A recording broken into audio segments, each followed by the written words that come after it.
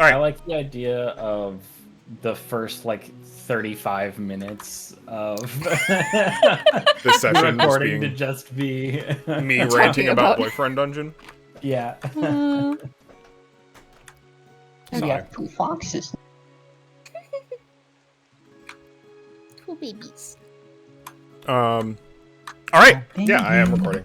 Welcome back to We D&D. It's been a minute. Gaiul : Rackentha.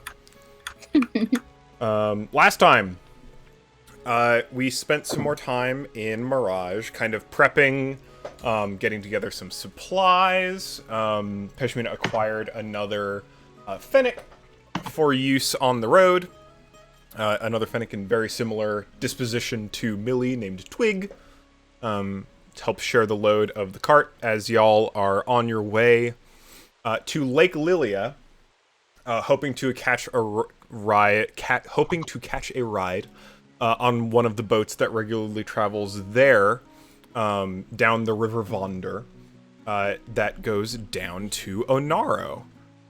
You've also got a stop you are interested in making along the way, in a forest on the outskirts of Dermund, that was noted on your map of various energy spikes as having a very strong spike of negative energy in particular. And after gathering your supplies and having some conversations, you all left Mirage on the road to Lake Lilia. You've traveled about half a day. You're a little under halfway. You've got about another day's travel to go. And it is that morning. You have woken up, maybe had some meals and whatnot. Peshmina received a letter early this morning regarding with a curious family seal on it. And the foxes are kind of reclining in the grass, in kind of the lightly wooded plains along the road between Mirage and Lake Lilia. How are you all doing this morning? What's going on?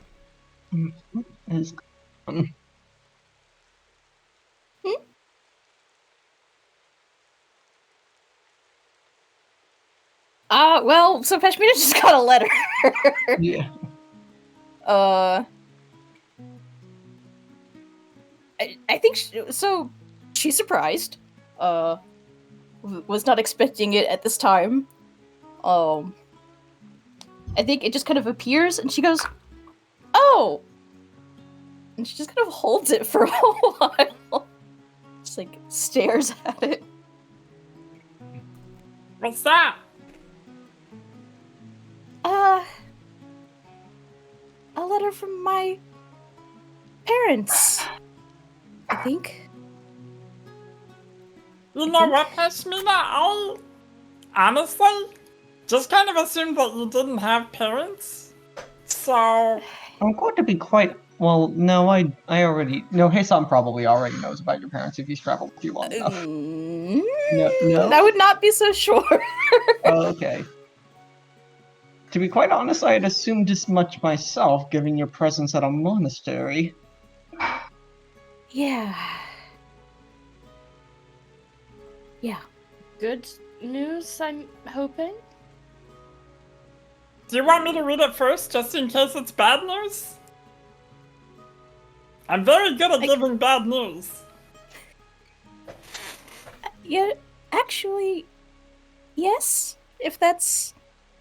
It might be a bit awkward, but... Oh dear. Here, Oh boy, and I'll send it here to we you. go. Where is it? There it is. Oh, so you, the player, have already read this. I've already read it, Ah, okay. but we had a lot of time, so... Alright, what do we got here? Should I read this in Loca voice? If you really want to, I will not... You do not have to, by Okay. any means. Are they reading it out loud? Yeah, fuck it. Oh, hell yeah. Give me 1 second. God. Okay. Because it's been a while since I've talked to Zloka. Mhm. I gotta get back into it. It's been a hot minute. Okay, here we go. Okay, so, dear Pasmina, firstly, a wholehearted apology of our own. It's been an inexcusably long time since we've last written you. And that alone has eaten us like a worm through the vine. I don't even know what that means. Okay. We imagine it must be the same thing. Much the same for you, the way it sounded in your letter. We're sorry we lost track of you, and of everything. So you sent them a letter before? Okay. I did. Okay. So it feels like as much as you have changed, we have stayed the same. While you've grown and blossomed, we've lived our lives the same as they've ever been. What the hell is that word? Anyways, with some occasional small struggle and an empty place in our home and hearts where you used to be. Oh, empty nesters, that's so sad. Your time away seems to have been so eventful, though perhaps not always in a good way. We hope. Oh god. I'm so sorry, Matt. Excuse me. I've presented you a challenge. No, it's fine. I love this. It's gonna get me right back into it. Yeah. We hope that. Oh god. We hope that when we might finally see each other again, that you would allow us to watch you dance. Right now, there's nothing we would like more. That's really sweet. You have nothing. This is a long letter, by the way. You have nothing to worry about with the monastery. We wouldn't say anything even if we had the chance. The last time we saw one, I believe your mother gave them quite the earful. I wish we'd have done a little bit more than that, even. Hearing from you now. We haven't seen anyone from the order for long enough that it's hard to remember when one of the monks most recently came down from the mountains into town. There's been a little bit of drama going on in Matla as a whole in the last few months. Lots of people around the province are being asked by the arbiters, the heck is that, to meet together and discuss some of the referendum. Okay, I really don't know what that's all about, but the estate received a letter about it recently and we're considering attending ourselves to see what the hubbub is. Please do keep in touch. It's taken your father a bit of time to figure out the whole of Carthax's magical messengers thing, but I believe we've gotten the hang of it. With love, no matter how far, Mama and Papa. Oh, that's so nice. Okay, so that wasn't a bad letter, aside from the arbiters and referendum nonsense. That's a bit concerning, yeah. Do you know what that means?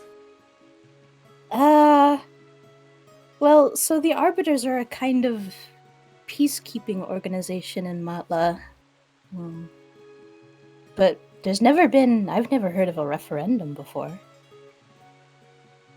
There is no sort of legislature or council within the Matla at all, is there? So no, there's no hard and fast law or government per se, not in the same way as other places. So something like that is pretty unprecedented.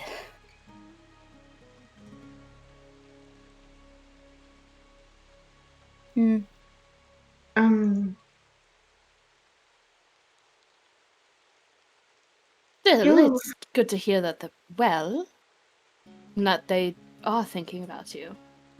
Yeah, that could have been mostly so a much good worse. thing. Okay. This is a good thing.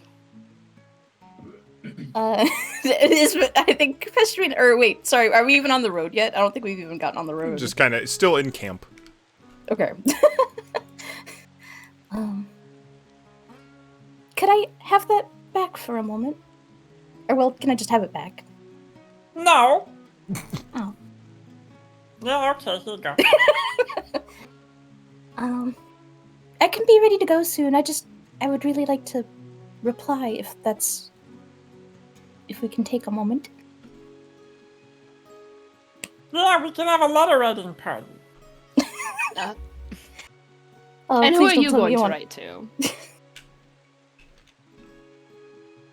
We're not all writing to my parents. Oh, okay.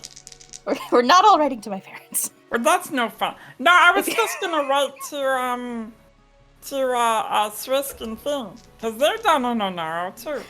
Oh, right. You should ask what part of Onaro, because I mean, Onaro, it's all quite large. It's many places. Well, we'll find out. Yeah. Okay. Vestra's gonna start immediately writing her reply to her parents. Same. Absolutely. Loka is also going to start writing a reply to your parents.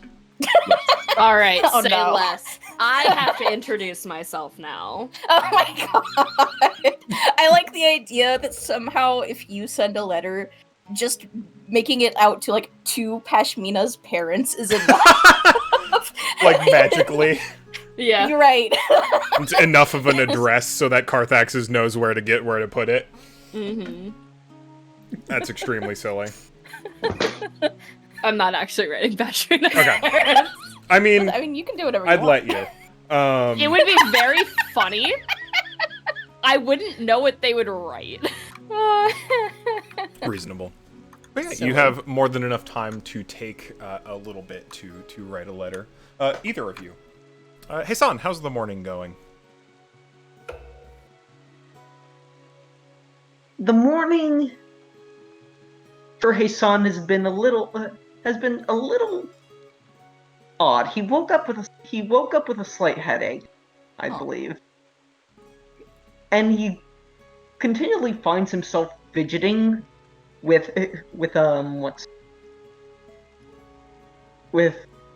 Ignith's journal, almost like itching to read it, but for some reason as if he's instinctively sort of drawn to it somehow. Mm-hmm. But that's mostly... he's mostly distracted from it. When the letter from Pashmina's parents comes up. And he sort of just... he's not going to bring it up, but he's mostly wondering... Well, I guess Hassan would bring it up. If they've been contacted by the monastery,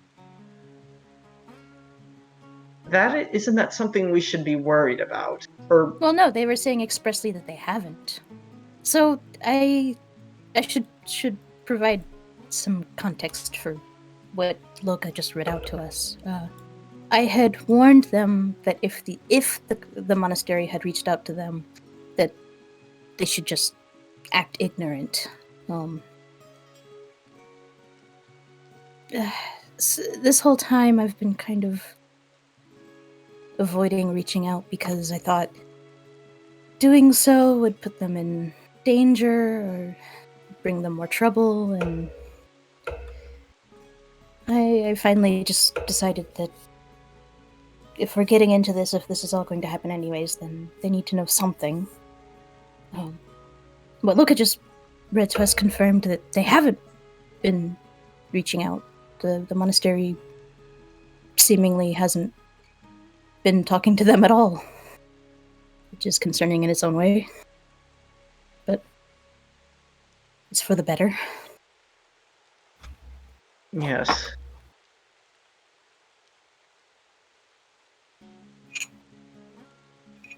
So, oh, sorry, apologies. I just can't quite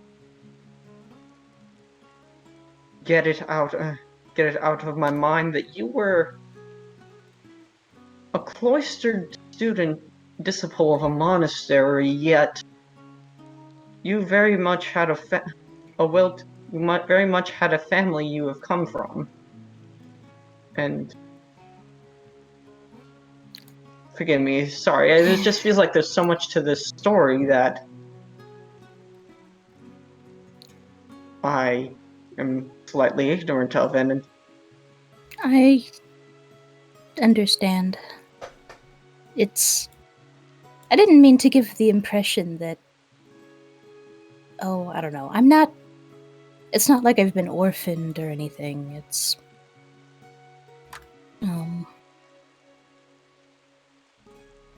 a bit complicated. I've gone through a lot of phases trying to understand it all myself. There was a long time where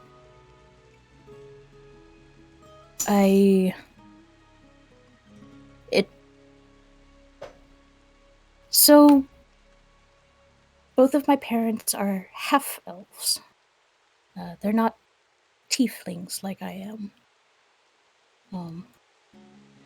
And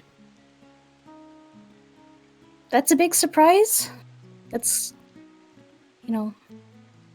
it's not something that I think happens very often. It seems like they weren't even sure that could happen in the first place, but it did. And then I could do things that other children couldn't do, and they had a lot on their plates in a lot of different ways. It's a long story, to be frank, and I don't know how much time I want to spend telling it right now. very well. Though I do expect to hear it some. It sounds far too fascinating to simply let slide. Well, I feel a little better telling it now than I did before. To be honest, I just wasn't sure where I stood with them, but...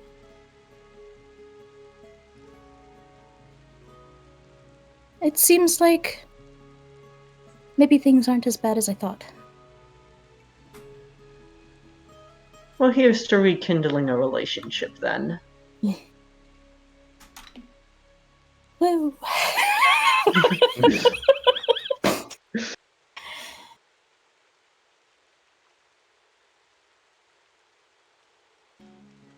I mean, Trisk and Finn and I, met back up and that went okay. That went pretty good, actually, so I think this should go just as well, right? I'd like to think so. I hope so. I hadn't really considered it before, but... Well, we're headed back to my side of the continent, and we're gonna be going north anyways, maybe... I don't know. We'll figure some things out. A lot of things depend on just getting to Inaro in the first place.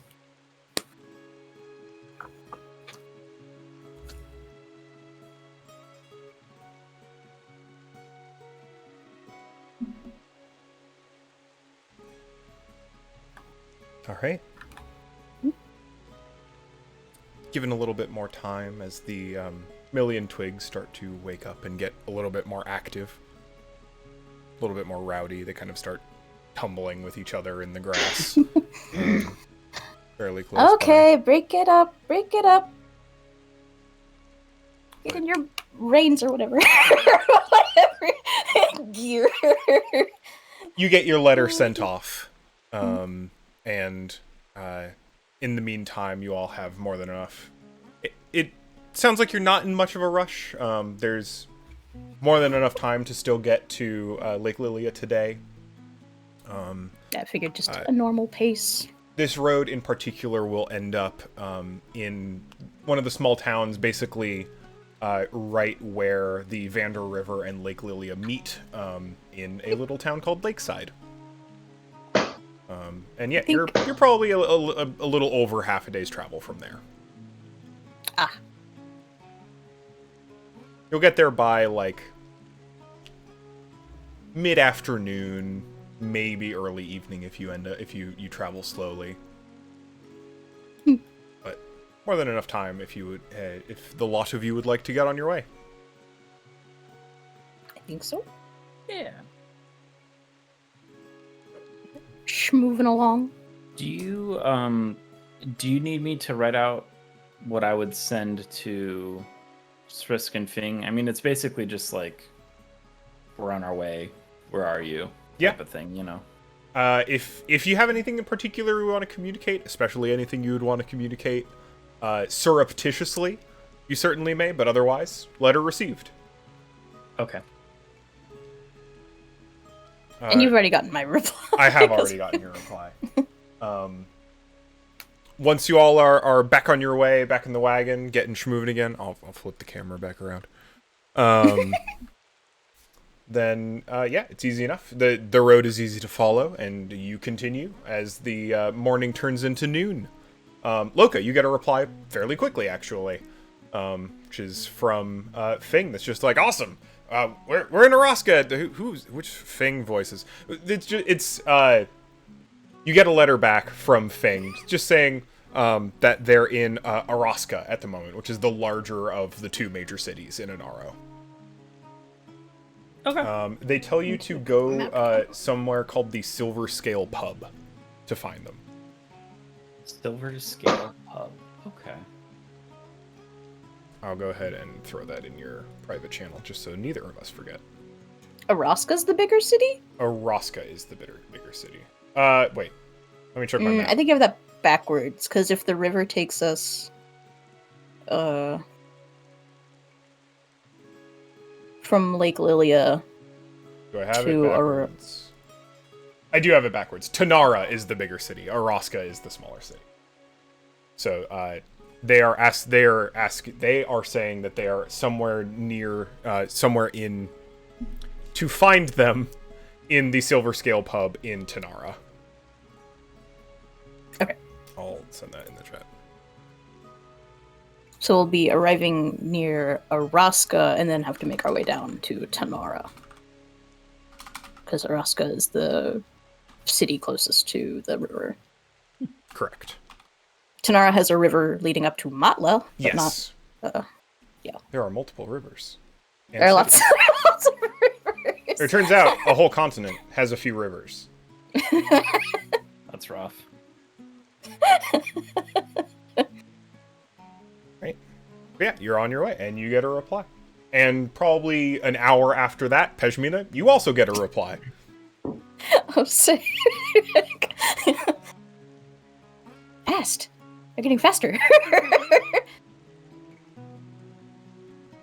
Zoran, now that we're not under the same kind of time pressure, last time we were practically sprinting through the countryside on the way to Fear.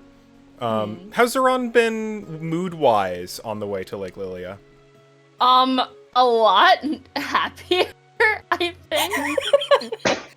I think they're genuinely just happy to look around and, like, actually take some time to appreciate everything around them. There are pressing things to do, and they understand that, but they're not on the time crunch of, like, 48 hours, which is so much nicer. It's one of the things about travel in general, right? You've got things to do, but, I mean, you're doing them right now, which is getting there. So there's not a lot to be done in the meantime, necessarily. I think that they're just kind of, like, watching. Just kind of in the similar manner, where they're just kind of, like, leaned up, like, kind of, like, arms hanging off the cart. They're just, like, watching the road behind them. Absolutely. Just, like, observing. Millie and Twig are taking you at a pretty reasonable pace. A little faster than Millie had been taking you all on her own, but obviously nowhere near the breakneck pace of Ruli's ladies. Which also means you're not scaring off the wildlife. as much as you would be otherwise. You're currently, like I said, in the loosely forested plains between the Phasia and the Fear region, the Verdant Valley. So there's kind of all manner of little woodland creatures. You see, kind of like Millie, but not quite, several like little red foxes, lots of squirrels, a good chunk of like deer, maybe some elk, but a pretty wide variety of otherwise uncommon to you plains creatures. Maybe a small family of groundhogs near the road. It's a relatively good time. Hey, son, anything you're up to in the half day of travel between your campsite and Lakeside? Well, if we're all sending out letters, I think Kaison's probably just going to send out another, I guess just another sort of miscellaneous letter to Toshi, although maybe I should write that out fully. If you'd like to. Yeah. But yeah, absolutely you may. Yeah. I'm gonna go ahead and do that. For sure. But let me write it out first, if that's okay. Yeah. Local Pulse totally takes a nap. Yeah. Although, Oh, I think if we start getting closer into like recognizable area for Pashmina, she goes, "Hey, Loka, Yeah. remember how we first met?"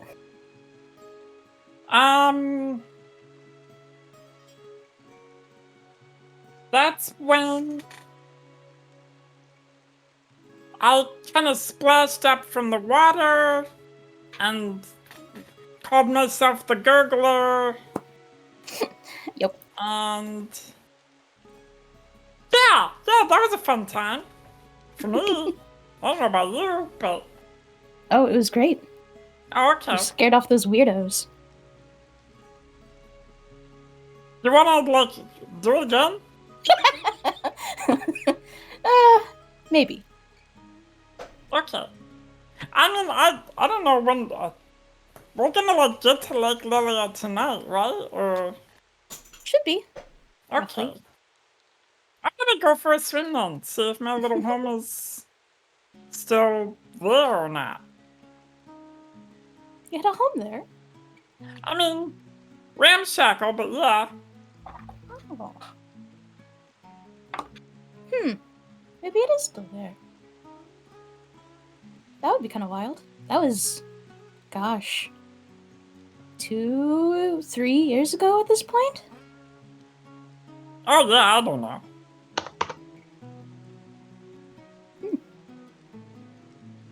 I guess if you find it, cool.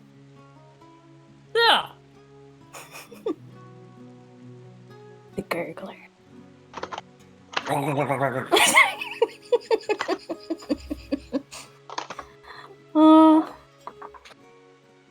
It's so funny that that's like the only noise that you have to do, and humans just go running off. They're like, oh god, what's that noise? It must be a big monster. It's gonna eat me. Yeah, all the splashing and the teeth and the commotion. It was kind of dark. I can kind of see. But, Are my teeth really that big? I didn't think so.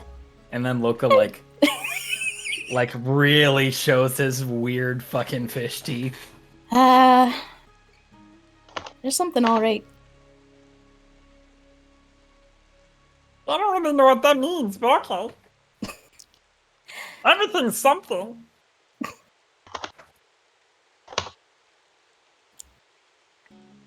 You know what? You're right. They're weenies. I have weenie teeth. No, I'm saying the people are big babies. Okay. I was gonna say the weenie teeth would not be very scary. No.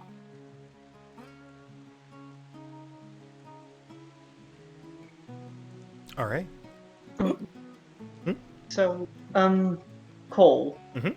you know how I was going on about, like, linguist and cipher, and the fact that Hasan can write ciphers? Yeah. Would it be alright if Hasan sort of wrote a slightly encoded message to Toshi? Absolutely. Okay. Then, I guess I like to imagine with them, it's hidden. You know how within the. It's sort of. It's disguised, I like to think of as a bibliography or a works cited page. Sure. Like that leads to specific little sources, and that directs to specific different words to just, I guess, format their message. And it's just going to form the words. It feels like it's been weeks since I've heard from you. How is home and how are you? It seems as though my only source of communication my only source of communication has been from this irritating owl on my shoulder and another mysterious benefactor. What is happening and are you alright? Yeah. You write that. Yeah, You're not getting an sorry. immediate response. Okay. After 5-6 hours of travel, having left in the morning, making your way down the road, the feeling in the air and the temperature kind of shifts a bit. You can feel that you are closer to a major body of water, and just over the next hill, you spot the town of Lakeside. It's compact for its position, placed basically right on the intersection of the Vonda River and Lake Lilia. A little location that is basically two parts. There's the docks, where everyone works and everyone takes advantage of the fact that they live right next to a major body of water. And there's the little buildings of the town right next to it that are stacked higher than you would expect for a town as small as it. But looks fairly homely beside. It's, let's say, mid to late afternoon. The sun is just starting to set as you begin your approach. This is probably the first time most of you have been in Lakeside or near it, depending on how much time you spent near other folks around Lake Lilia versus around the nature of Lake Lilia. It is a fairly large lake. I'd say not quite like Lake Michigan size, but like big enough that you can only just see the land and any settlements on the other part of the horizon. Is big.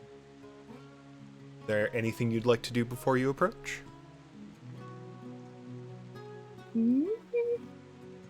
Nothing looks significantly different from the last time Pashmina was here. Nope. Everything looks pretty much the same. You think you remember, if not specific locales, at least where the docks are. Pretty hard to miss. Then rolling right on in. Absolutely. Board switch. Ooh. Chord switch. Yep.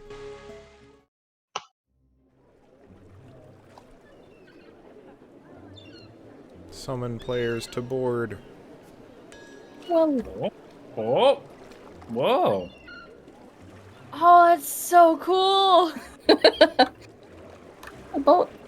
I can't zoom out anymore. This is so sad. Oh, You can Oh, raise your camera if you want Yeah. to, which can help a little bit, can but kinda- not too yeah. much. It does help quite a bit. oh, it loads. Whoa. Oh, it's chunky loading. It's a Holy very shit. detailed little hamlet. The boat all the way out there. Oh, shit, this that is is- so cool. Oh, that's a This is very cool. that's a like a This is that's a really that's a houseboat. pagoda boda. Pagoda Boda. Houseboat. Oh man. But you make it. You roll your carts with Millie and Twig down the roads of Lakeside. While it's kind of lightly enshrouded by the fog that rolls in off the banks of the lake. It's a fairly homely town. Folks seem friendly enough and pretty wildly varied. It's clear that kind of by the musculature and demeanor of the vast majority of folks in town that most people out here make their money on the lake, either fishing, getting shells, otherwise running establishments for the people fishing and making shells, and finding shells, making various jewelry. There's a little bit of like dockside tourism trap stuff, like people with like rugs with various like bits and bobs. And several ships, some out on the water, some now docked in the bay. Several establishments along the river. What are y'all looking for?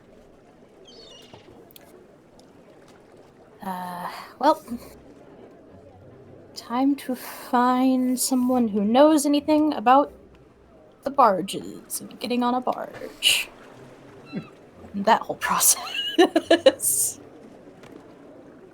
Yeah, for sure. What's the plan?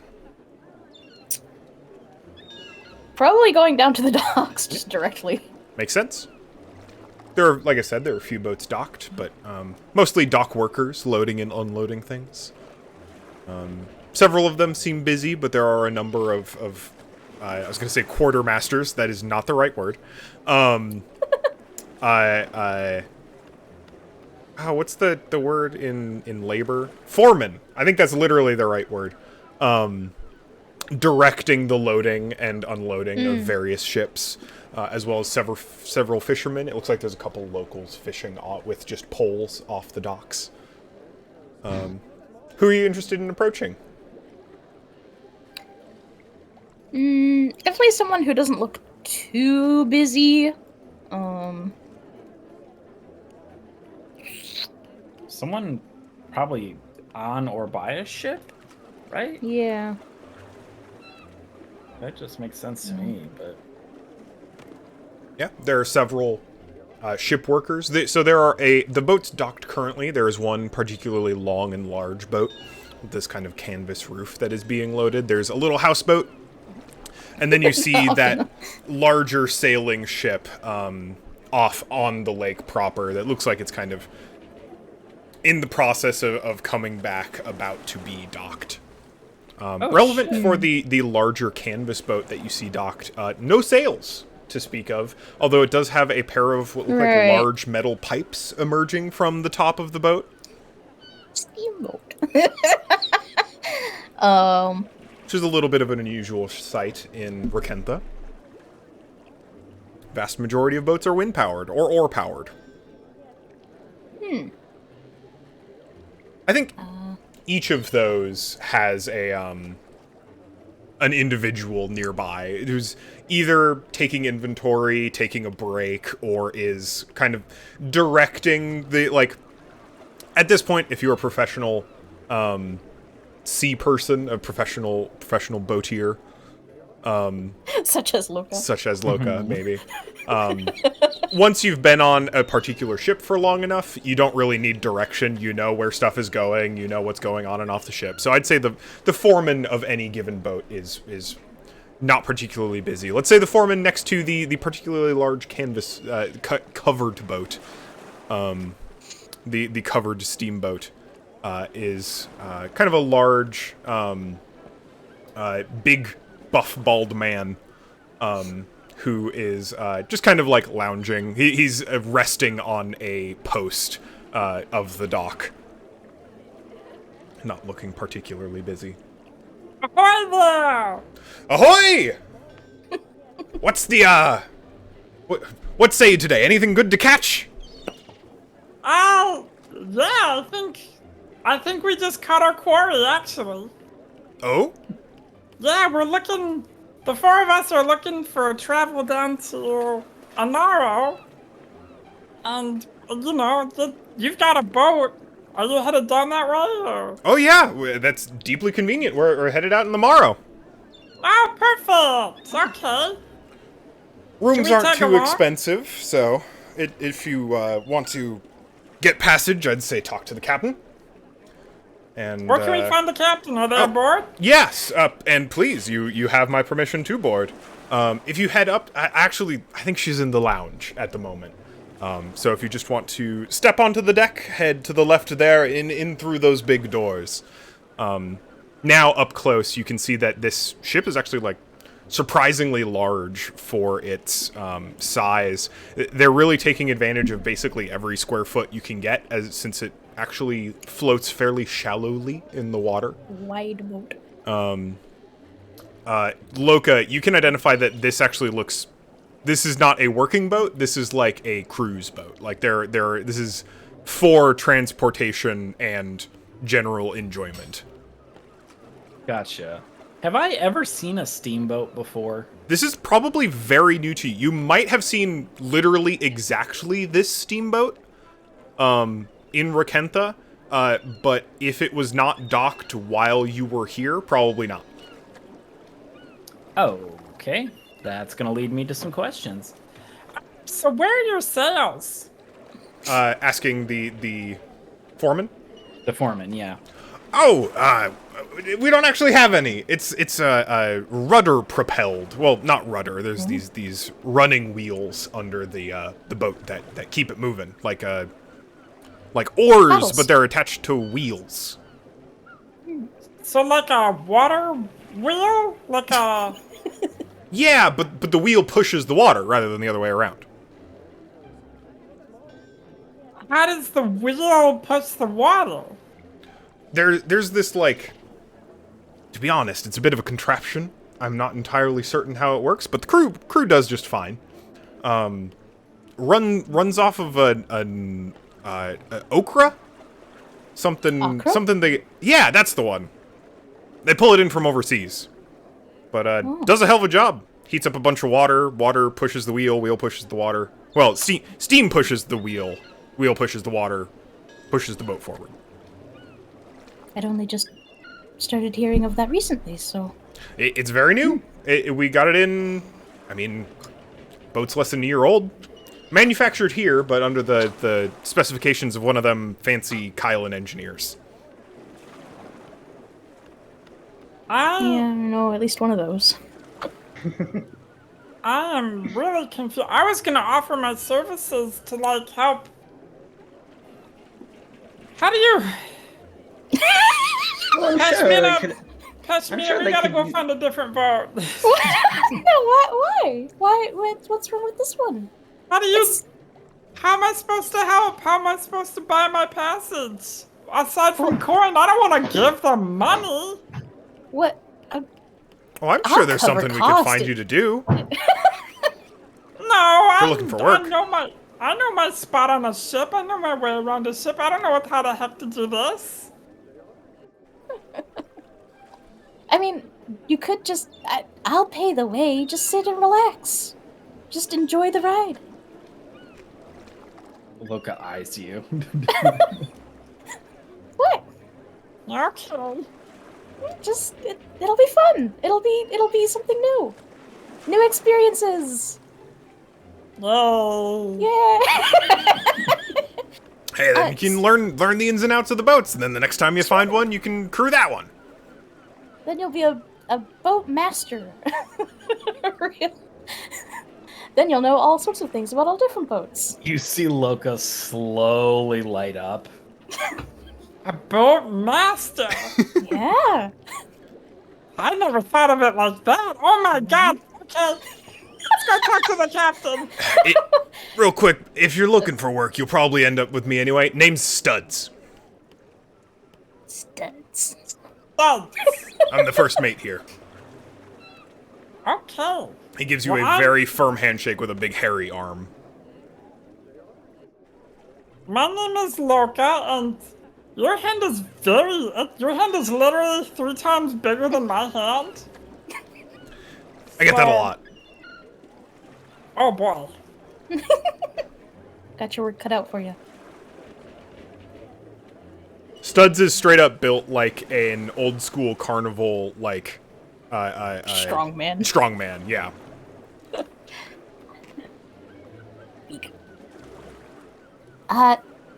Sorry, just to also be sure so that we're not wasting anybody's time.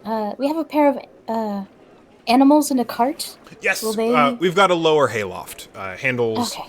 carts, animals, what have you. We've actually got some merchants that are headed down to Anaro from Althra on board already that have their animals down below as well.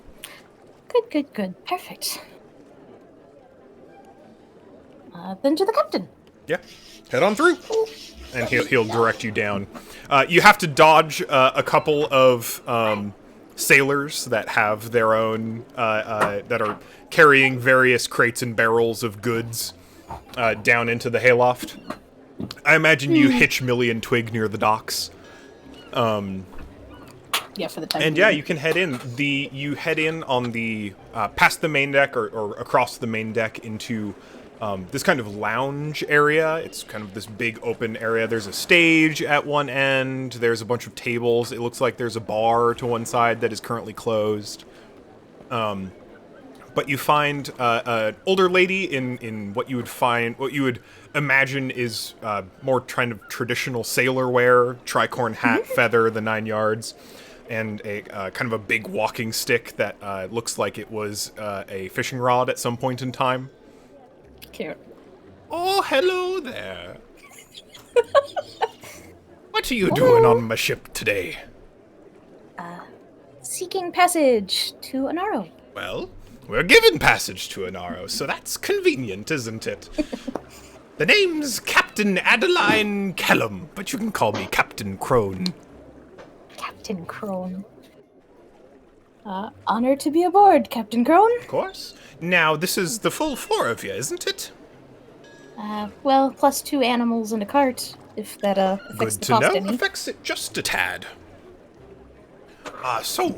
Are you interested in rooms then? And how many? Typically, they seat up to 2. We don't have that many people on board this trip, so if you're interested in getting some individually, you can. Or if you're interested in packing them all together, I won't stop you. It's, How long of a trip is it? Well, we're headed all the way down the Vonda River, so we'll be popping out into the eastern sea, just a little north of Araska. Most folks get off at the port there, because they're headed to Araska proper. But the trip in total will take just under 7 days, and we'll be taking a stop in the middle, right where the 2 rivers meet, to let all the animals off, clean out the lower hayloft before it gets too rank, and just kind of do some general checkup and maintenance. That'll be about halfway through the trip. Probably split into pairs then. Sure. How much are rooms? For the whole trip, we're looking at about 20 gold per room. Per room? Okay. What if I offer my services as a...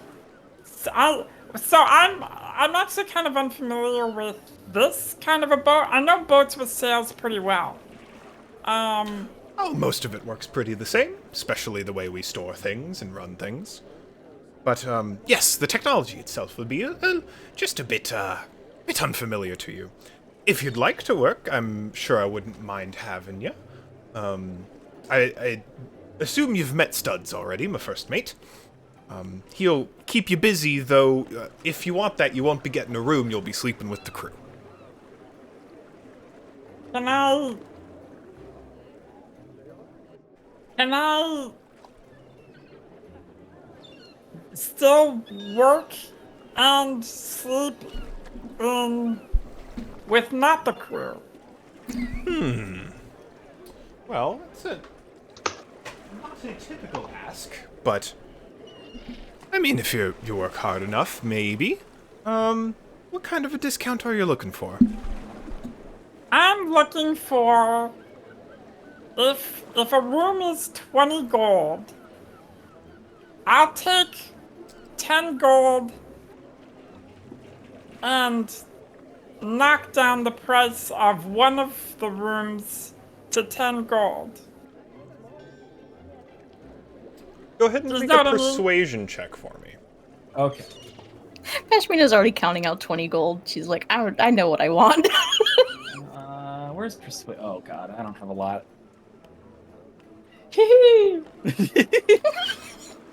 10. Because you are a sailor, 10 is exactly what I was looking for. Damn. You know what? Could use another good pair of strong arms on the crew, and you look like you're He is strong. He is small enough strong. that you might be able to wiggle into some of the smaller places my other crew couldn't. So, you know what? I think this'll do just fine. I am very wiggly too, so. Excellent. And then you fit the job description precisely. So, that'll Incredible. be, let's say, 2 rooms between the two of you, split among yourselves. I won't ask who's going where. So that'll be, let's see, 20 in the tent, so 30 gold. You know what? I'll just cover it. Why not? 30 gold. All right. Thank you, dearie. Of Thanks for course. passing on that. Mm-hmm.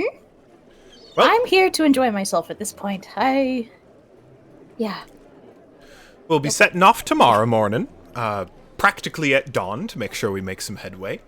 If you'd like a place to stay for the evening, there is a lovely little tavern on the river, just across the way, called the Foggy Tankard. They've got some rooms, if you'd like. It's a delightful couple that run the place. So if you're just looking for a place to rest, it's not too expensive. Sounds like a good deal to me. And try their tea. Surprisingly good. Hi, Bubby. Captain He Crumb wants to go also on a has boat. cat. Cole, Okay. Yeah. There are a couple names that I forgot, right? Or well, what was the name of the person in the Black Town? Or I keep calling them the Black Towns. You're right. Lichbane? It's the Talons. Lichbane.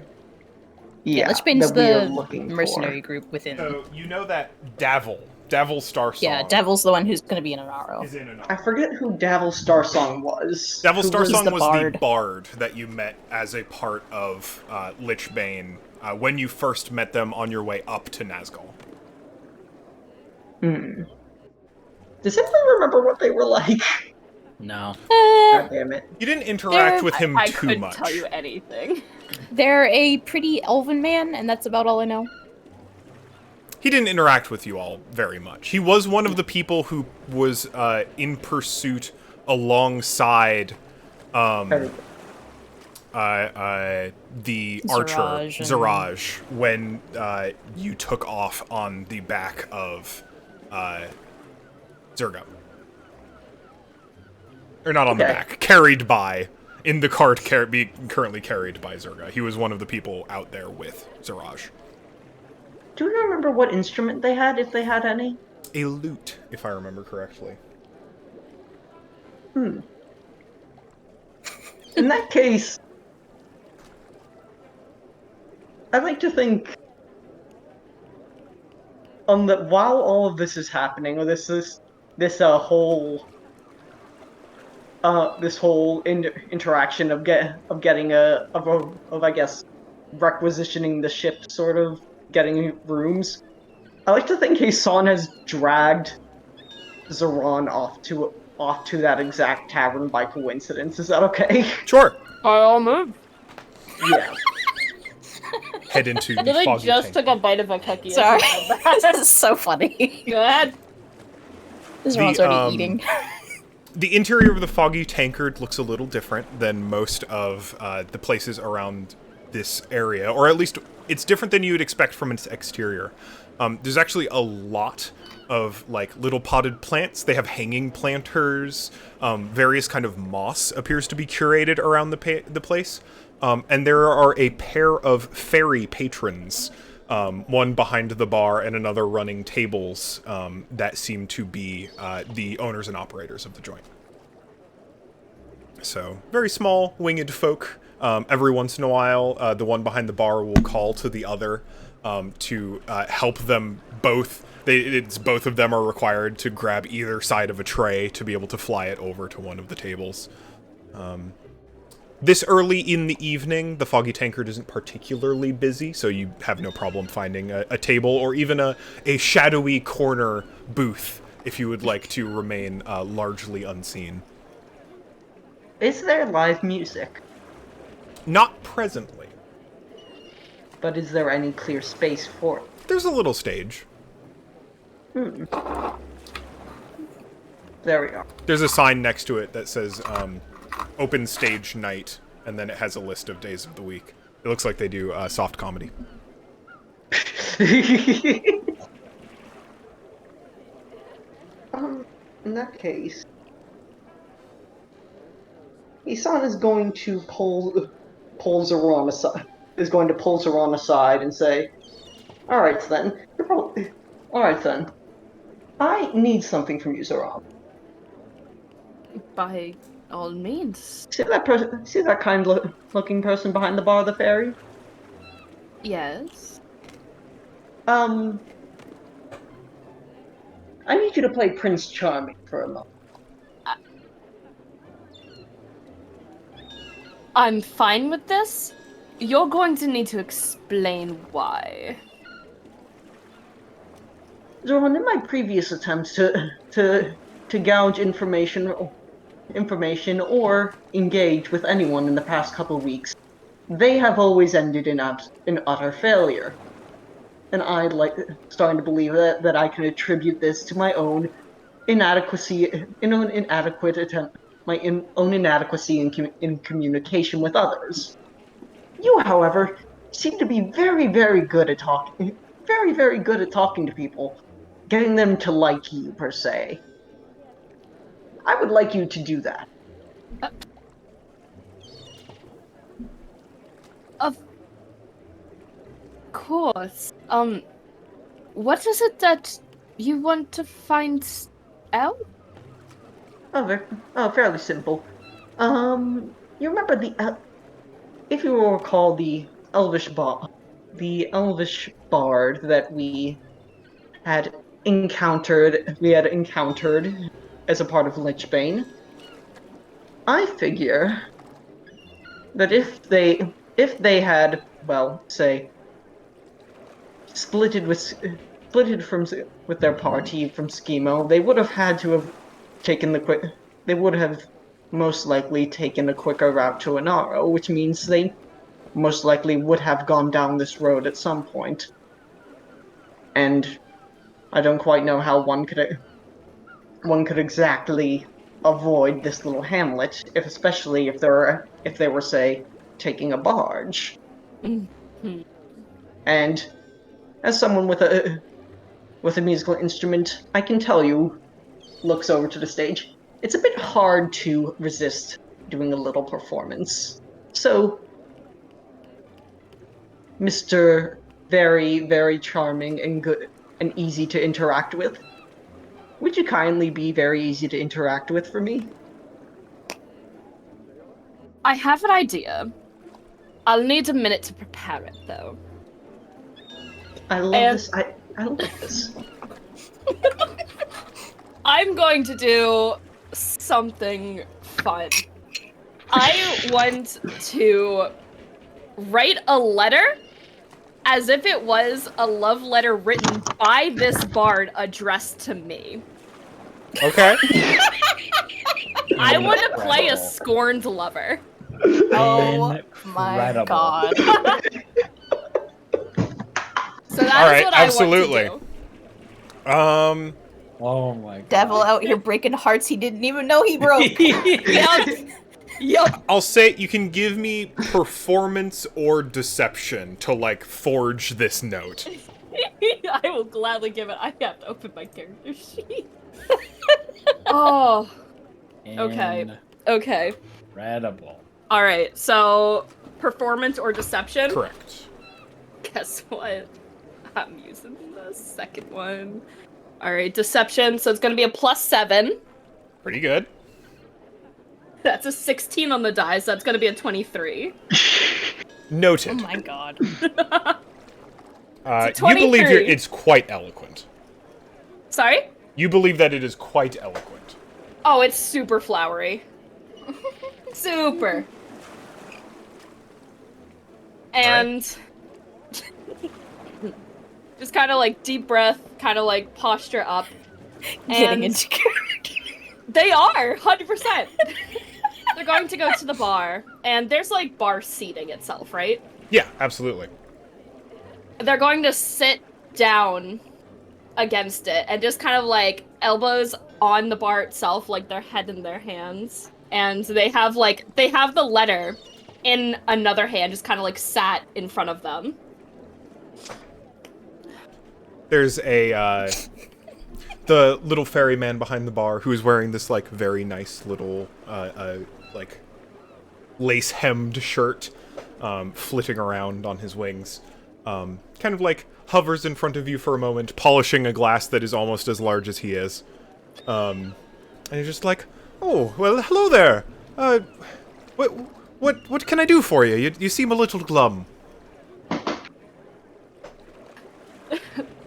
Excuse me, it's been... Give me a glass of the strongest thing you have, please. Well, all right. I warn you, it's pretty strong. I'll take it, please. It's been... Ron gets Understood. drunk again. Understood. And we'll get like a like wide, shallow glass, big like cube chunk of ice, and pour just like a little bit of this like bright red liquid into it that actually like looks like it bubbles a little bit in the bottom of the glass. It's not like it's hot, but it almost looks like it's boiling. It is cold to the touch, but physically it looks like it is boiling. Thank you so much. Takes a sip. I'd like you to make a Constitution save. Of course I can. Of course I can. That is a 14.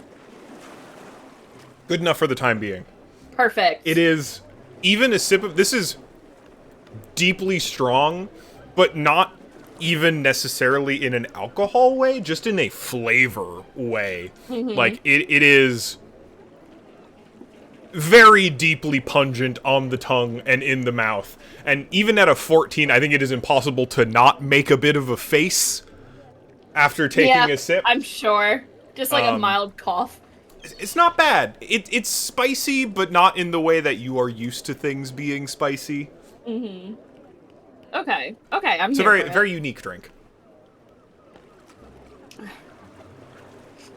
Thank you. Thank you. I appreciate it. Well, what seems to be the matter? And like the fake tears are there. It's 100% crocodile tears because gotta play it up. I was told by someone I hold very, very dear that he would be here. And I've searched the entire town for him, and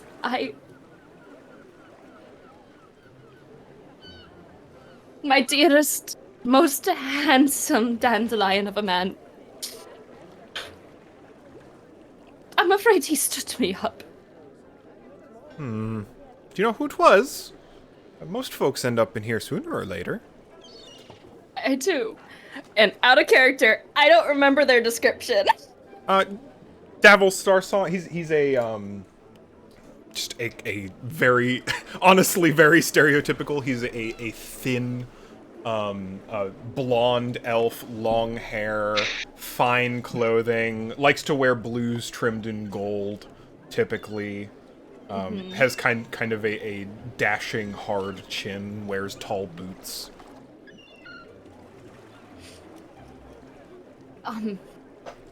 He goes by the name Davil Starsong. Long, beautiful golden hair. Dressed as if he came from the heavens above. Voice of an angel himself.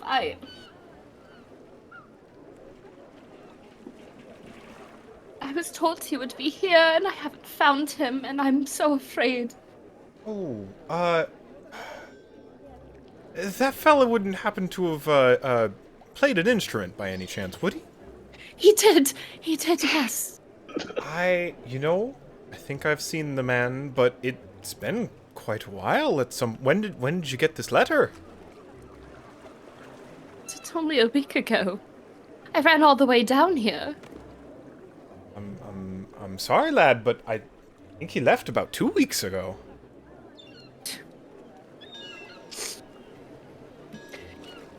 Another big sip of the drink.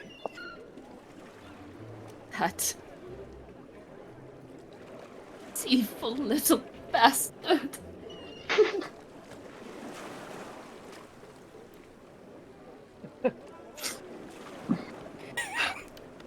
Are you sure it's been 2 weeks?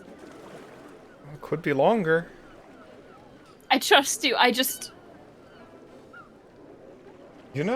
him. Well, it's a bit odd. I'm not sure if it's any consolation. And he kind of sets the glass down and kind of like flies over to one side of the bar and disappears underneath the bar. You can hear like some soft rummaging. And he comes back and he actually has like a little like woodblock print of Davil Starsong that appears to have been signed by Davil. Oh my god. And he's just like, the lad, we didn't ask for it. In fact, we kind of told him we didn't want it, but he gave us this when he left. I don't know if it's something you'd want or something that you might have already, but if it was that deep in the bar, I think it was at least 2 weeks ago, if not closer to 3 or 4. Are you sure? It's a very precious gift if they're giving it out. I assure you, it would do better in any hands other than mine. You can tell that it has, like, a very obvious, like, stain from where, like, a wet bottle has been placed directly on top of it. 100%. It's, like, a little Dust. rumpled. Zron dug themselves into this grave. They're gonna hold out their hand.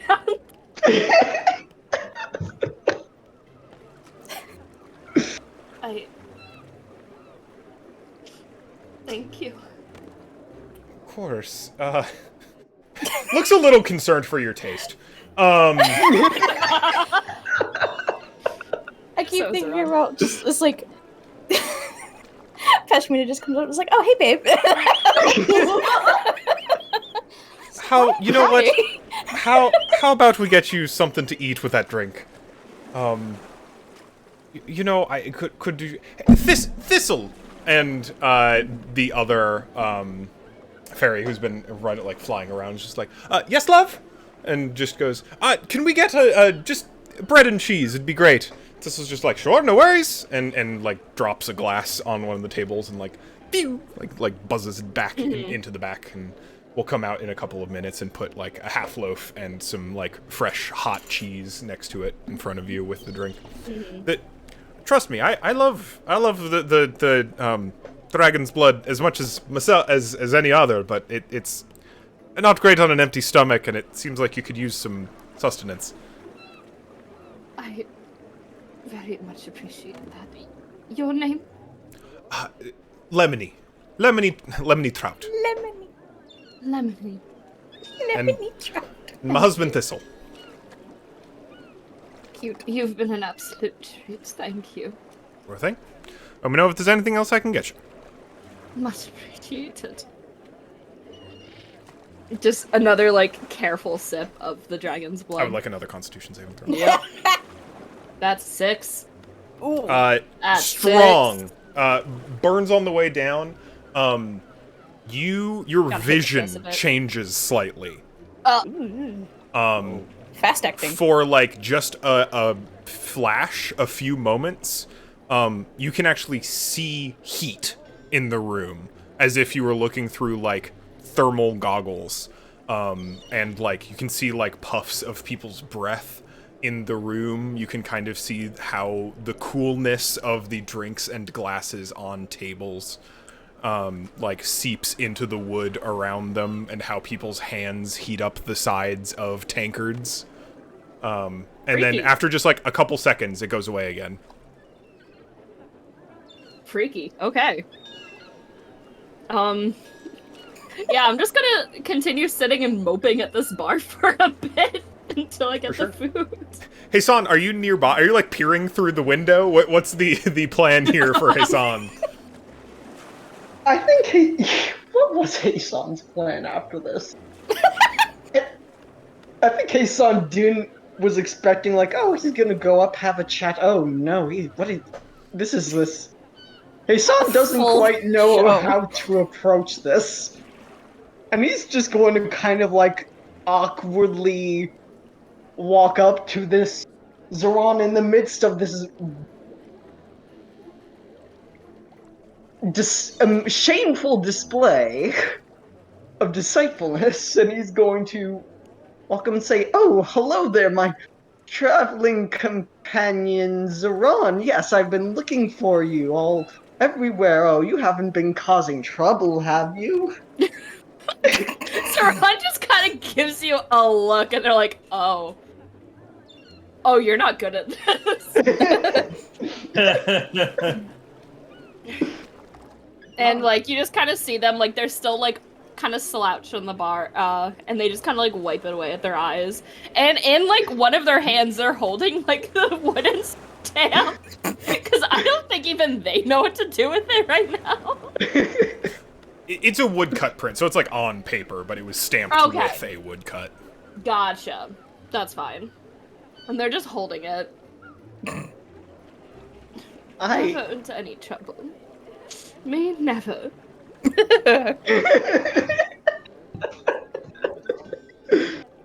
Oh, I've told you before and again, you shouldn't be hung up on that gallivanting lallywag. What is the word? Scallywag. Yes, scallywag. Scoundrel. Scoundrel. Fighting the urge to say, but I love him, father. Fighting the urge right now. You're right, and I'm a fool, and yet... I don't want to talk about it. I think about He's not now is here. when, if you would like to, Peshmina and Loka can arrive at the I was tavern if they would saying, like to. If there is one thing Over I the may sending. do before... If I may... Go. Sorry. You go ahead. Yeah. I guess, or maybe as they're walking in, Hassan would like to, like, ask one of the... ask a lemon trout? Lemony trout and thistle trout. Lemony trout. I guess he'd, like, call over one of them, if that's okay. Yeah. I do just want to quickly say Loka would not be there with them. Gotcha. Oh, okay. I guess Prashmi can walk in on this whenever she wants. Hello, forgive me. I'm that man over there's traveling companion, and forgive me, I know they're... Good that he's got friends. Yes, thankfully I'm one Seems of to the be in a bad few. way. Yes. That one has been trying non-stop and look. I understand that they trying to get over their friend. Do you know where they went? This friend of theirs, so I can perhaps find them and just give them a piece of my mind, perhaps. Only that they got on a ship. We're here just long enough to have a drink, sing a song, stay in a room, and catch a boat.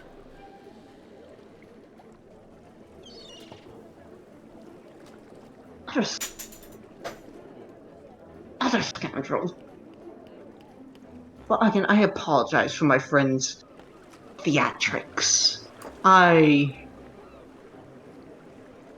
deeply apologize, and I thank you for being so considerate of them. trust me, with a community of sailors and fishermen, the woes are... I'm used to it by now. Okay. Thank Comes you with the territory. Anyway, the drink's about 5 gold, and the food's about yes. 2 copper, if you wouldn't mind. I will cover. Appreciate His son just like pulls out a bit of gold and Yeah. just hands it to them. It's a very expensive drink, but food's reasonable. Well. And his son will travel, I guess, go back to Zoran. There's nothing to be gained here, I guess. Now you hear over the sending stones. Hey, where'd you guys go? We were told to come to the inn, and then walks into the inn. It's like, oh, Oh god.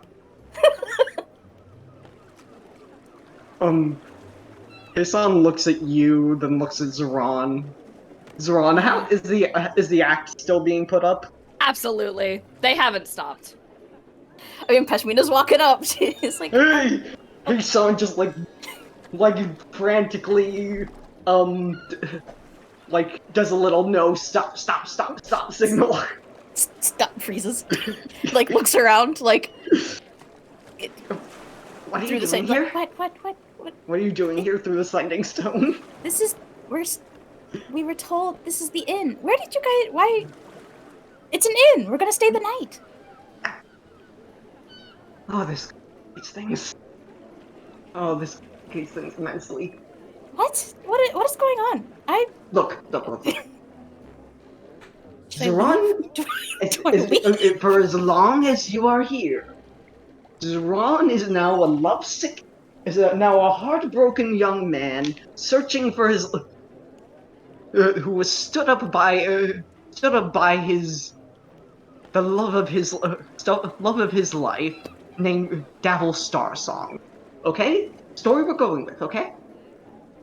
Oh, jeez. You know I can hear all of you through the sending stone, correct? Shut up. Yeah, I'm kind of glad I'm not there. This sounds like a fucking hot mess. Remind me what you're doing again.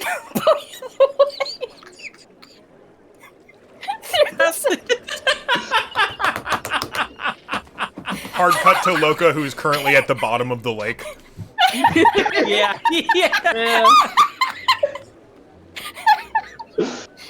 I told you, Pachimina, before I left, I was gonna go try and find my old home. Oh. And... Right, I forgot. Okay, just keeping track. All right, have fun. Be safe. Yeah, you all too. Try not to fuck everything up too bad. Okay, so you're lovesick over Davil. What should I do about that? Are we getting a room? Are we getting rooms? Yes. Although, Uh, do we have to keep this protected facade now? Okay. So, as long as you are not in private, just remember when we're interacting. Oh, fuck that! Pashmina walks up and like sits next to Zoran and just like holds out a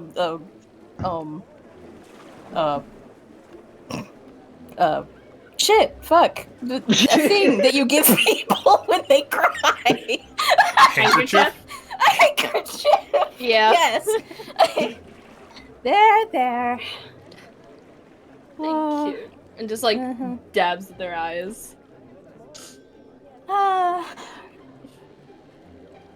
You all told me he was an evil bastard. You're right, and I hate to believe it because of... Well, good thing I'm here now. It's a very good thing that you're here. Stop. All right. The hot cheese and bread in front of you are starting to cool down. You should Takes one, kind of slides the plate a little closer to Pashmina if she wants some. takes a nibble and is like, where are the proprietors? We have Lemony over there, and Thistle is around as well.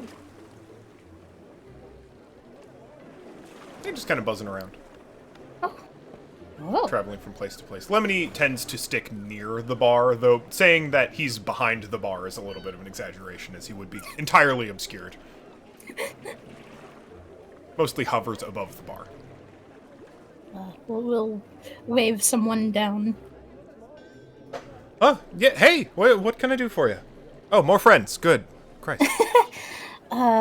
Right. We could use a room or two. Oh, sure, Or- we've got pretty much only big rooms here, so... Okay. Sleeps Maybe just 4, the 2 one. beds and a couch, sleeps 5. Ah, perfect. Then just one. Sure thing. Got 5 silver? Sure do. Alright. We'll take your silver in, like, 2 arms and, like, fly it around back, and then comes out, like, dragging a key through the air behind him and drops it on the bar. 4 silver? 5 silver. 5 silver. 5 silver. Okay. Sure thing. Oh, they Be gave me sure to give it hiccups. back in the morning. Can do.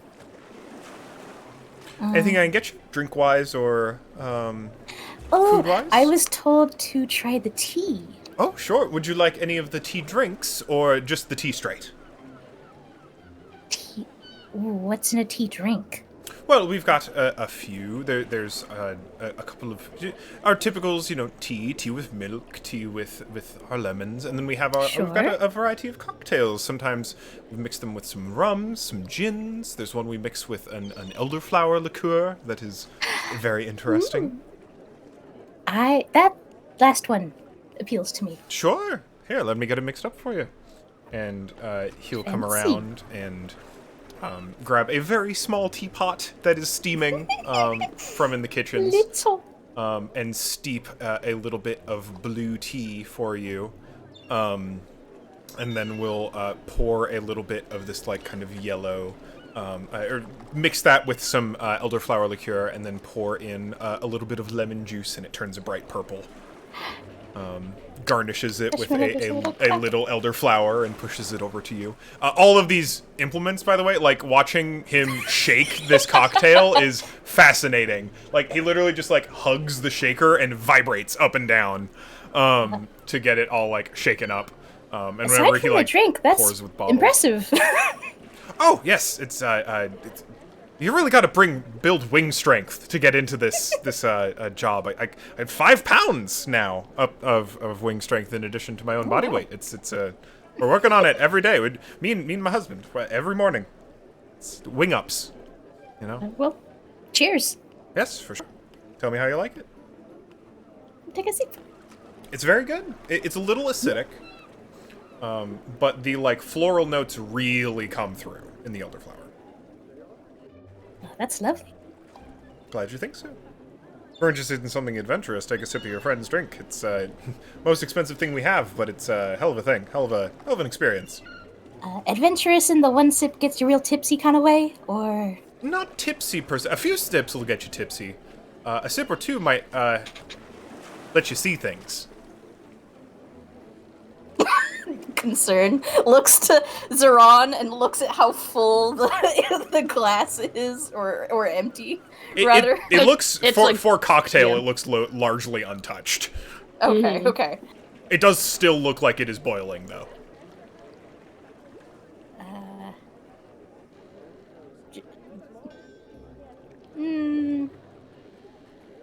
May I? To Zeron. Just like slides the glass over. Takes a They're sip. very like purposely eyeing you though. Go ahead and make a Constitution save for me. Oh. I actually forgot. On save. Oh, that was loud. 16. 16. Again, pretty good. It's a strong drink, very loud in flavors. On this sip in particular, you feel like you get almost like a coppery tone off of it. Kind of weird and very loud in the flavor department. Yeah, I don't know about that one. That's got some... Ugh. A bit too, well, I don't necessarily want to say exotic, but... unusual. For sure. Are you supposed to see things, or is that just kind of a If you drink enough of it, individual. it'll happen. Oh. It happens. It Oh. happens. Did you? Yes. Oh. What did you see? Mm. I don't know how to describe it other than I could see temperatures and like the changes around. In describing it, Zoran, it occurs to you that what you are describing is very similar to what you have read in books about dragon biology on how they can choose to see if they want to. Mm-hmm. What is in this drink? Oh, it's a mix handed down by a few proprietors before me.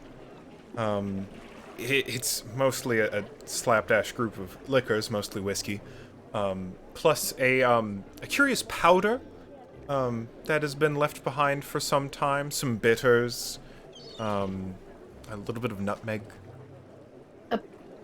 Powder. Yes.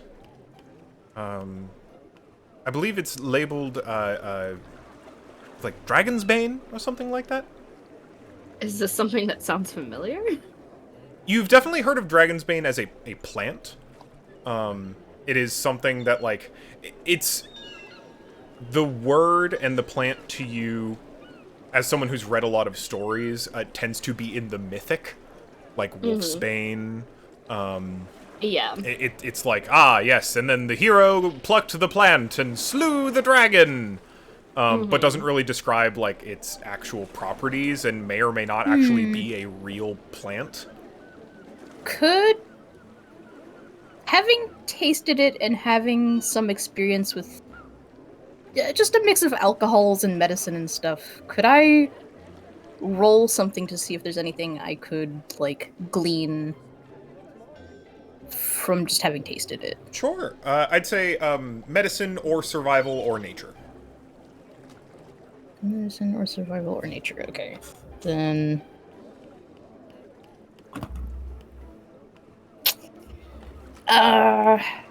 I'll say 15 medicine. Okay. Survival would have also been a 15. Sure, but you're picking medicine. Sure, yeah.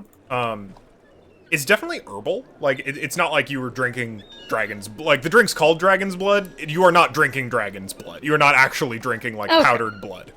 Okay. This is definitely, like... Honestly, it's probably actually a like, psychoactive effect. But also might be mildly enchanted. Hard to tell.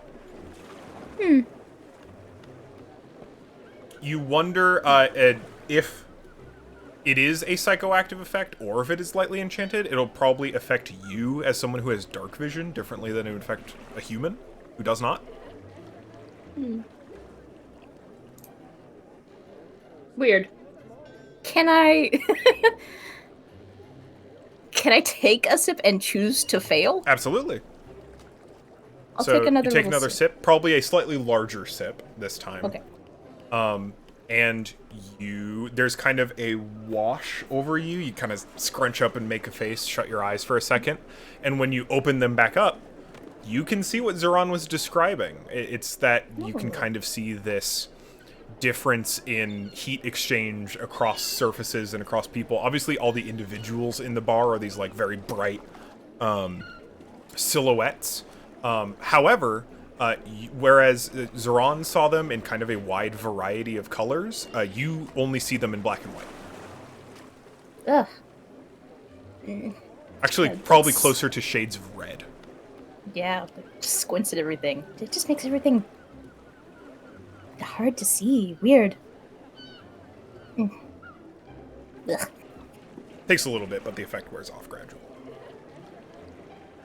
Yeah, nope, not for me. That's a little odd.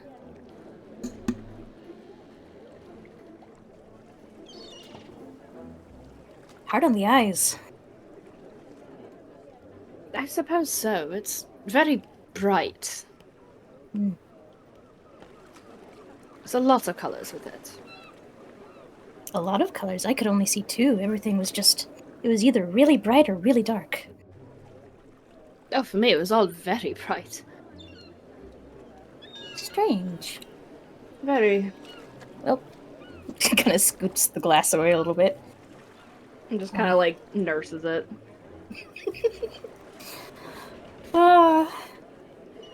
What time of day is it? At this point, it is probably late afternoon, probably getting into the twilight hours. Okay. The sun is probably starting to set over the horizon of the lake. You get that like long reflection over the unstill waters. Loco, what are you up to? Yeah, I think as said, Loka's just trying to see if his little home is still there, you know? Yeah, for sure. Do you think you would remember where it is? Lake Lily is pretty big. I think he does not fully remember. All right, then how about you go ahead and make a nature or survival check for me to see if you can remember where it is. All right.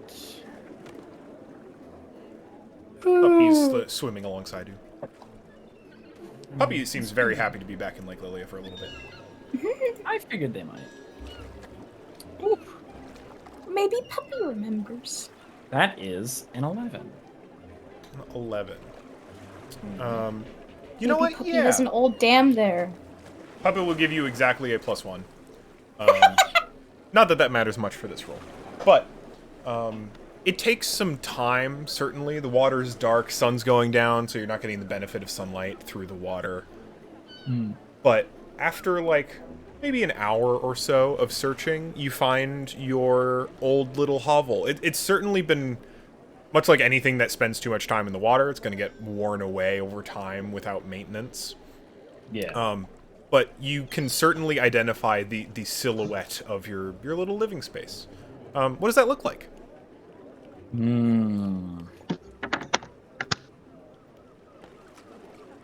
know how, like, in The Little Mermaid, she has this, like, vertical thing? Mm-hmm. I think it's that, but horizontal. It's, like, dug into the earth of the... Maybe possibly, like, even it used to be something else's home, but it wasn't there for a long time, and so Loco's just like, okay, that's mine now. So Kind it's of just this like underwater construct. yeah, just kind of like a hole in the wall, essentially, that has been kind of. I think at one point there was probably some sort of like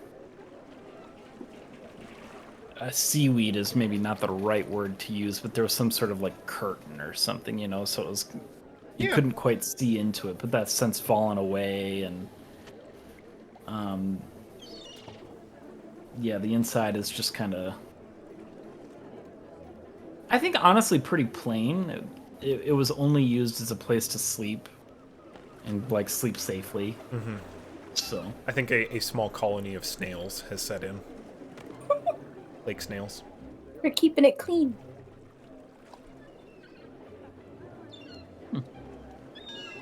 But yeah. Is there anything you'd like to like? Is there anything there that would be worth like retrieving for you? Anything you left behind?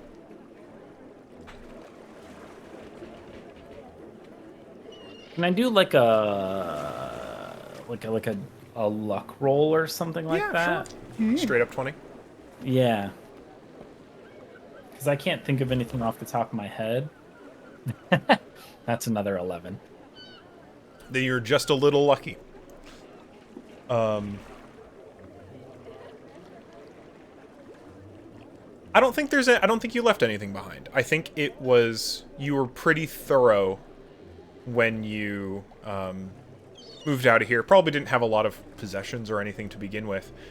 But it is satisfying to see, even though time has worn away at this little living space, that there are others, even these, like, I mean, ecologically insignificant creatures like these snails are making use of it, are actually, like, picking up where you left off, effectively, and are, in their own way, maintaining it and shaping it to their survival and use.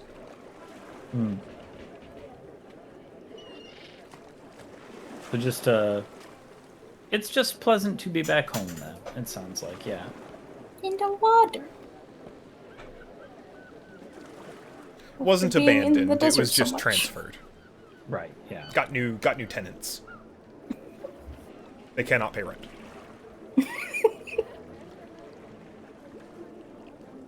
It's a pleasant time. And you know that all of your party mates are getting up to some nonsense at a nearby tavern whenever you would like to attend. Other than mayhaps getting food and the like, you all may spend as much time as you would like in the tavern area of the Foggy Tankard and may go up to your room whenever you want. You've been told that you're leaving at dawn, so probably best not to stay up too late or get too rowdy to make sure you don't leave the boat. Don't miss the boat, but it's up to you what you'd like to do for the rest of the evening. I think. I imagine you've hitched Millie and Twig up in front of the tavern. Oh yes, we would have made sure that they are safe and secure where they are supposed to be. And there's a trough for feeding too, so they're not wanting for sustenance. Good. Would have messaged Loka once upon getting the rooms, like, well, we've got a room situated for the night if you want to come back. Up to you. Yeah, I'll be there eventually. Not too long. Just kind of, checking things out, revisiting places, Might as well enjoy the lake while we've got it. Exactly.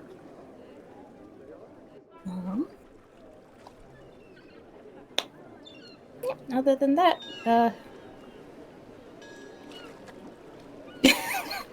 eventually, pets, Zeron on the shoulder, just all right, scorned lover, we should rest. We have an early morning. Very well. Thank you for your time, Lemony.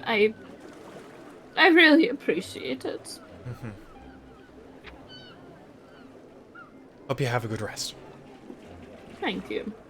He gets up, starts skulking over to the staircase because they're just upstairs. Yeah, yeah. Gonna start going upstairs. Dramatic. And they're gonna go upstairs, and as soon as they're out of earshot, they're gonna rip the letter in half. Oh, you even made a prop and everything. I'm good at what I do.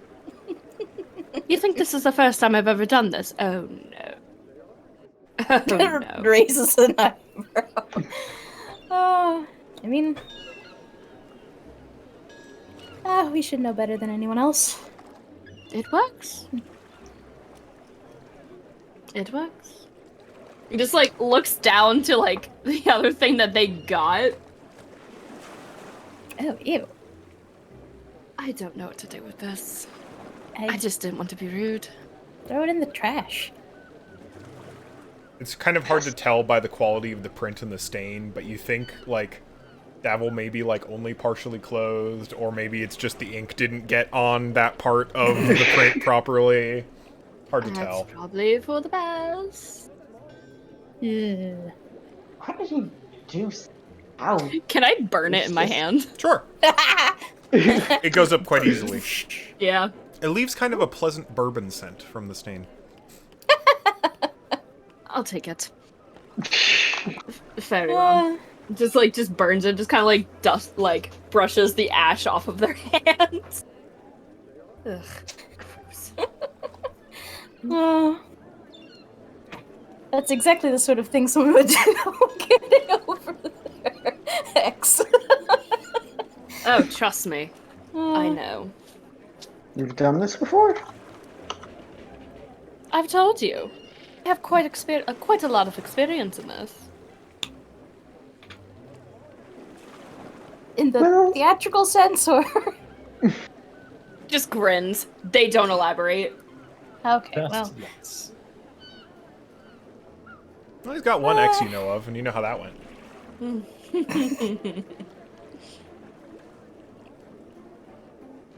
You make it to your room. It's a cozy little bedroom. Unsurprisingly, maybe a little derivative, very nautical theme. You got an anchor on the wall. You got kind of a life preserver to one side. Just like Otherwise, a big, yeah. like, sort of. You got 2 wide beds and a big couch. Sleeps 5. Feel free to arrange yourselves as you desire. Is there anything else? Anything anyone else would like to do before tucking in for the night? Nope. I don't think Happily so. gets settled. Okay, then yeah. Yeah. You all have a fine enough night's sleep. No performances scheduled tonight, so you are not kept up by the sounds of amateur comedy in the tavern below. Huzzah. And night rolls on. Those of you that may stay up a little later get the chance to see the reflections of the 2 moons shining off of the surface of Lake Lilia, and may get another opportunity in the morning. As I would like to, how are we rising before dawn? Who is doing so begrudgingly versus enthusiastically? Begrudgingly. Begrudgingly. I don't have to sleep, but I'm still gonna do it. I think Enthusiastically. Hashmina's been kind of like on the ball with like the cart stuff, so she's just kind of like, all right, we're getting stuff done. We're getting stuff done. We'll definitely get up. Just ready to keep getting stuff done. Sounds good. Yeah. Sounds like you might have to drag some folks out of bed yourself. Let's hope this place has maybe some coffee this early. Hey, Son, are you an early bird? He sounds an early bird. Convenient. Oh, yes. I think you actually might find him. Somehow up Already even at- earlier. Yeah, you'll actually probably find him at the cart, kind of bored. Just, I like to think that fennec foxes, whenever they're on Hearthstone, have to have their own little foot wraps or something like that, or maybe something like that. So he's just It like, is nice for them to have at least. Have the option, at least. yeah. And I think he's just trying to get a foot wrap on Millie. Millie's kind of- fussing a bit. Yeah. And Hason's never been good with Millie. Go ahead and so roll is me an it- animal handling check just for fun. Thank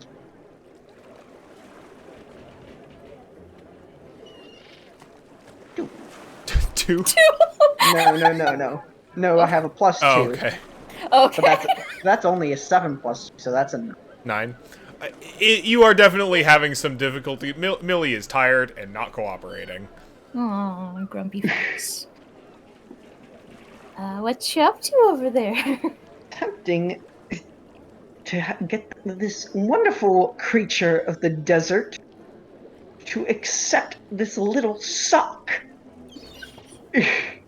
He was just like saying, "Come on, Millie, it'll be walking on the cobblestone will be much more comfortable with this on." And he just, do you know how to? You're good with Millie. I try. I can come over and assist. Try and coax Millie into wearing some little booties. Sure, go for it. You can roll with advantage. Since Hasan is helping you. Let me get my other die. There we go. Oh, with advantage, thank fucking God. Millie's just not having it today. That's not... With advantage is 4 total. The two, I think you, this early in the morning, the voice of 2 of you accidentally riles up Twig, too. Oh no. So they're now, gonna get okay. both of them are like excited, and Millie's kind of like kicking around, and it is just like okay. a kind of a nightmare. Don't get too excited. You're gonna be on a boat anyways. I don't worry too much about it, Heisan. They have like special fur on their feet that protects them. Well, if it becomes a problem, we'll worry about it then. For now, stuck on a boat. So You can see that there's now a very small procession of people beginning to board the riverboat, which now from here you can see painted across the side is the Swift Cuttle. Swift Cuttle. Boat that we should be getting on. Alright, let's try and get everyone together. And I could start going gathering everyone. Get on the fucking road. Mm-hmm. Yeah. On the boat.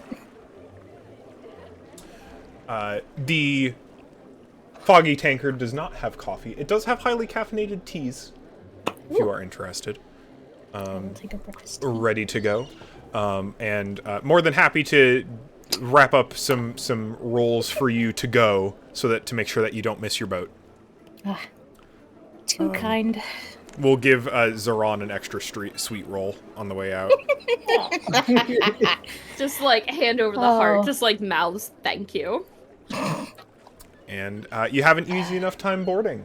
Upon boarding, Studs gives you because you went for 2 rooms, right? Yes. So gives you Pashmina a pair of keys, and directs you to there. All the rooms are on the upper deck, so feel free to go drop off your stuff, have a look around. You got animals and carts. I can guide you to the lower hayloft, where everyone's going to be going. Can give you just kind of a once around on. You'll feel free to explore and kind of get a sense of the ship and where it's going. Holds one of the keys out to either Heisan or Loka, whoever snatches it first. His son will take the key. For sure. Then we'll go and get Million Twig settled. Yeah, absolutely. You get a sense in boarding. You all get kind of a sense of the layout of the ship as a whole. You are introduced very quickly to the lower hayloft, where you have Millie and Twig stowed, as well as the carts. It looks like there have been a few other carts, including one from Althra that you've seen before, which means there's also another couple of Fennecs down here. A cart that we've seen before, or one like what we've seen Like what you've seen before. You have seen a similar cart from Althra. Okay. In fact, Kind of, very similar before, because it has the marking of the Gem Cutter Society on the side of it. Ooh. Granted, the last time you saw a cart like this was in much worse condition. Yeah. But this one does not appear to be buried partially in sand. Maybe. It's more than fine to be sitting around, and it, like I said, a couple other Fennecs. It looks like the space is it's a spacious area. You note that it actually sits like a little below the water, as far as like the elevation of the ship as a whole, much like the hold of most traditional ships. But even though there is a lot of open space, that space is at a premium. So they are packing in these carts very tightly. They have a separate little stable section for any work animals that are coming with them. But it looks like they're like foxes have no problem settling in. Right. It's not like they're squished. No. But They've I think got room. Pashmina still feels a little bad. It's just like, oh, you're going to be stuck down here. There's for a few couple days. little portholes. There's not a lot of sunlight. You'll get a break soon. You are getting a. They noted that they are planning on breaking about halfway through the trip, to having a stop one day to clean out the ship and let the animals get on their legs. Consider it. Additionally, Loka, you are introduced to simply the below decks section of the ship. There's a large engine that runs. It's kind of baffling to you. It's this huge piece of metal machinery that they've got like a couple of honest-to-God engineers packed around that are kind of like monitoring gauges and running it, and they've got various dials and levers and whatnot. But the rest of the below decks is very familiar. You've got your like actual barracks, you've got your kitchens, there's the general like storage areas, where you've got all your supplies. The way that all those supplies are stored is very familiar to you. Other than the fact that it doesn't have a mast, the ship isn't too hard to get your sea legs on quickly. Okay. And honestly, like, you tell me, how quickly do you feel like you fit in with the culture of the other ship workers? That's a good question. How ridiculous are these people? Honestly, medium ridiculous. The fact that this is clearly, like, a pleasure cruise ship, like, they're all a little wacky. None of them are, like, really dark and serious sailor types. A pretty wide variety of folks. Like, there's, like, vibe, so. Tritons and another couple merfolk, some normal humans, half elves, folks from around the docks. There's a tabaxi. Like, it's a pretty wide variety of folks. I mean, it takes a pretty wide variety. It's the same, like, personality-wise, it's the same kind of people who would honestly be like, either working at, like, airports or on planes, like stewardesses and whatnot, because they're traveling all the time. So generally personable people in general, but yeah, also definitely a little weird. I think Loco would fit in pretty quickly then. Good. You Yeah, need a I little think- cap. Studs is more than willing to help get you introduced and definitely puts you to work right away helping folks carry stuff in and pack the hayloft. Yeah.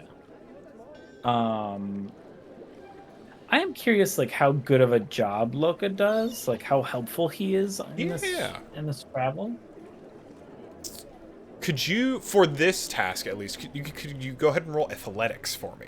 Because a lot of this is just straight up hard labor. Come on, baby, anything above a 10. All right, not above a 10. 16? 16's still good. You definitely carry your weight. I think people are Studs even is maybe a little reserved at your stature, but you're just immediately just like, all right, I got this, and just like pull a whole cart by yourself.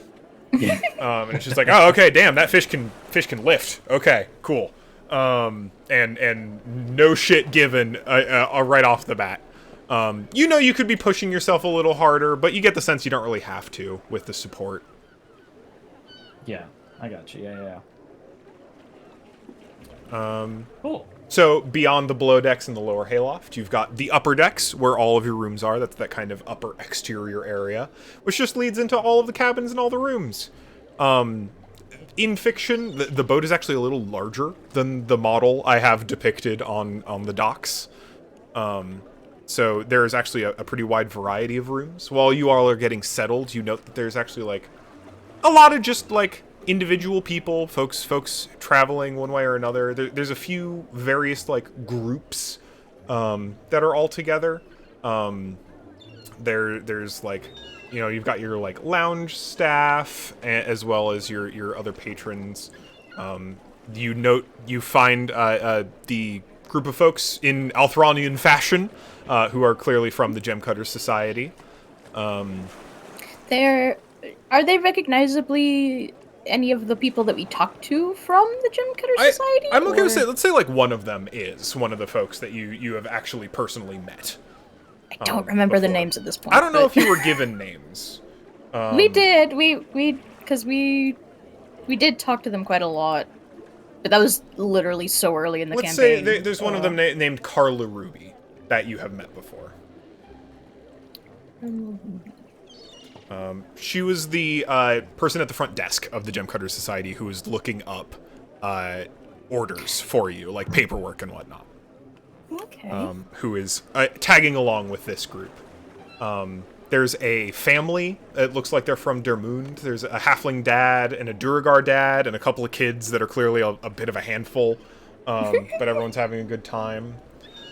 There's a clearly like a ladies' club that are easily the loudest people on the boat, just having a real hoot of a time. You catch some snippets of their conversation. It sounds like they actually came up from Anaro and are on the way back now. Did like the full up and back to Lake Lilia. Oh, I see. And then there are a lot of folks like y'all. You are also probably one of the larger groups. Most of the cabins are occupied by single people or pairs of people. And then you've got the main deck, so the kind of large surrounding area, the majority of the boat itself.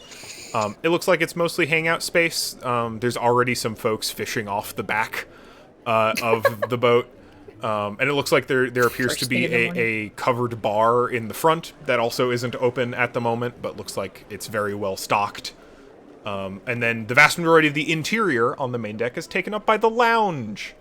So it's where you visited Captain Cuddle before. Or sorry, Captain Crone. There's a large number of big round tables. There's a little stage. It's been cleaned up a little bit since you were in here last night. And there's a lot of folks. The vast majority of folks, after going to the room, are just hanging out in here. So yeah, you may distribute yourselves as you wish for the time being. You've got maybe a good 15-30 minutes before they cast off.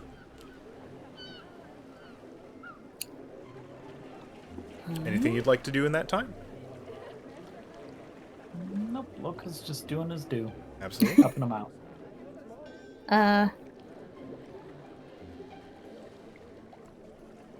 No, I think, you know what?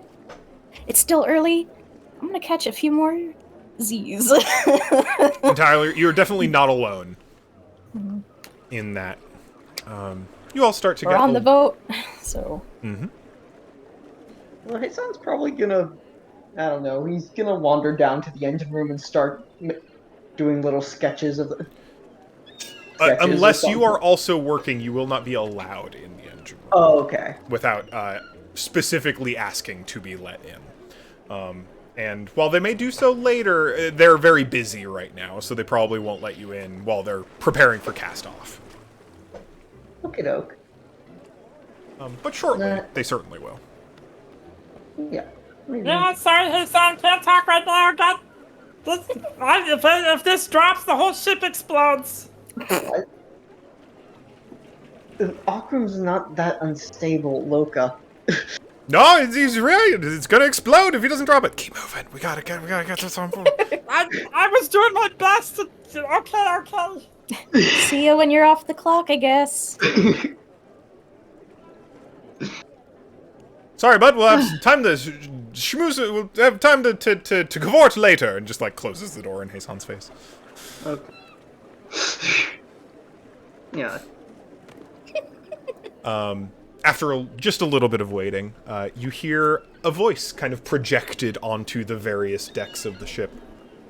Well, all right there, passengers. Welcome to you all for boarding the Swift Cuddle today. We'll be casting off just shortly, but I hope you all have a delightful ride. Remember that with admission for your rooms, the lounge is open, and any meals and drinks you would like to acquire are included in the price of admission. So feel free to sit back and relax, do a bit of fishing as we head our way down the Vonda River. Just a reminder that in sometime around the third or fourth day, once we reach the crossroads of the Vonda River, we'll be taking a brief stop to stretch our legs and the legs of our animals, and we'll be, after departing, we'll be boarding and leaving again the following morning, so prepare for that. You'll be reminded of that when we're coming up on it, as we're not quite sure how fast the currents will be taking us today.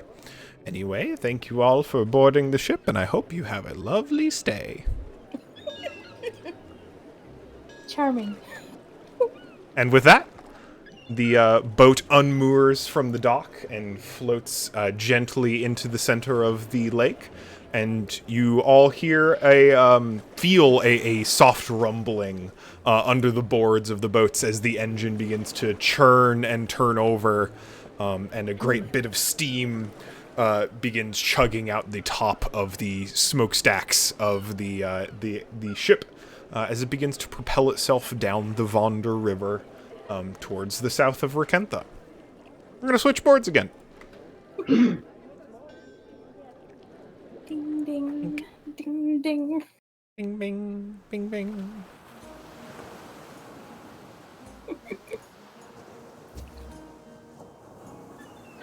Yeah. Oh yeah, is there supposed to be music? There is.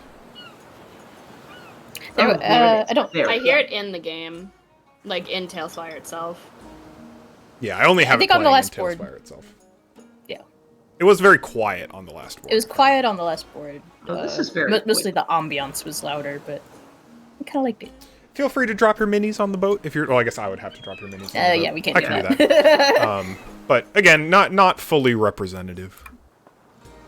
I can drop everyone on the various decks if they would like to. So yeah, you all have. There's a few things that kind of are scheduled to go on. There's a show on the evening of the second night scheduled. There's actually a magic show scheduled on the second night. In addition to some just like there's a house band of bards, as well as the kind of mirrored. Oh wait, I have Hassan's new mini, I believe, as well.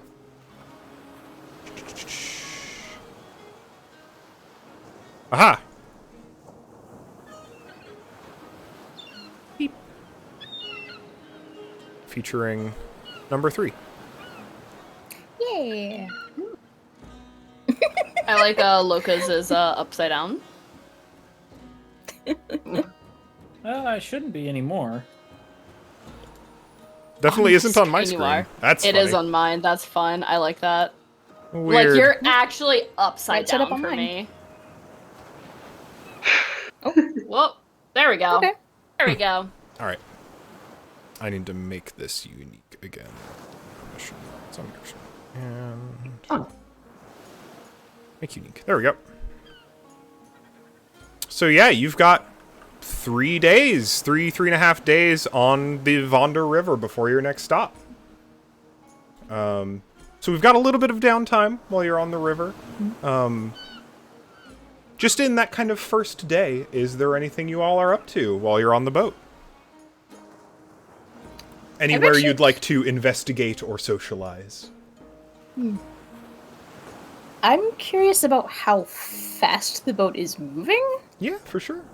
So you're moving about the same pace as, like, I don't know how many ships you've been on in general. But from what you've seen, it's a little harder to tell velocity when you're actually on a boat as opposed to watching it. Yeah. You would guess slower than most sailing ships.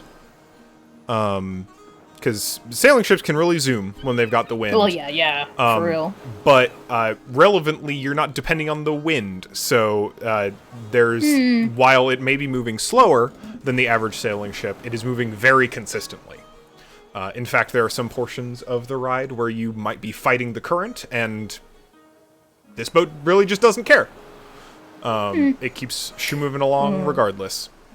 So it's not like you could just jump off for a swim and then probably catch up and jump back on?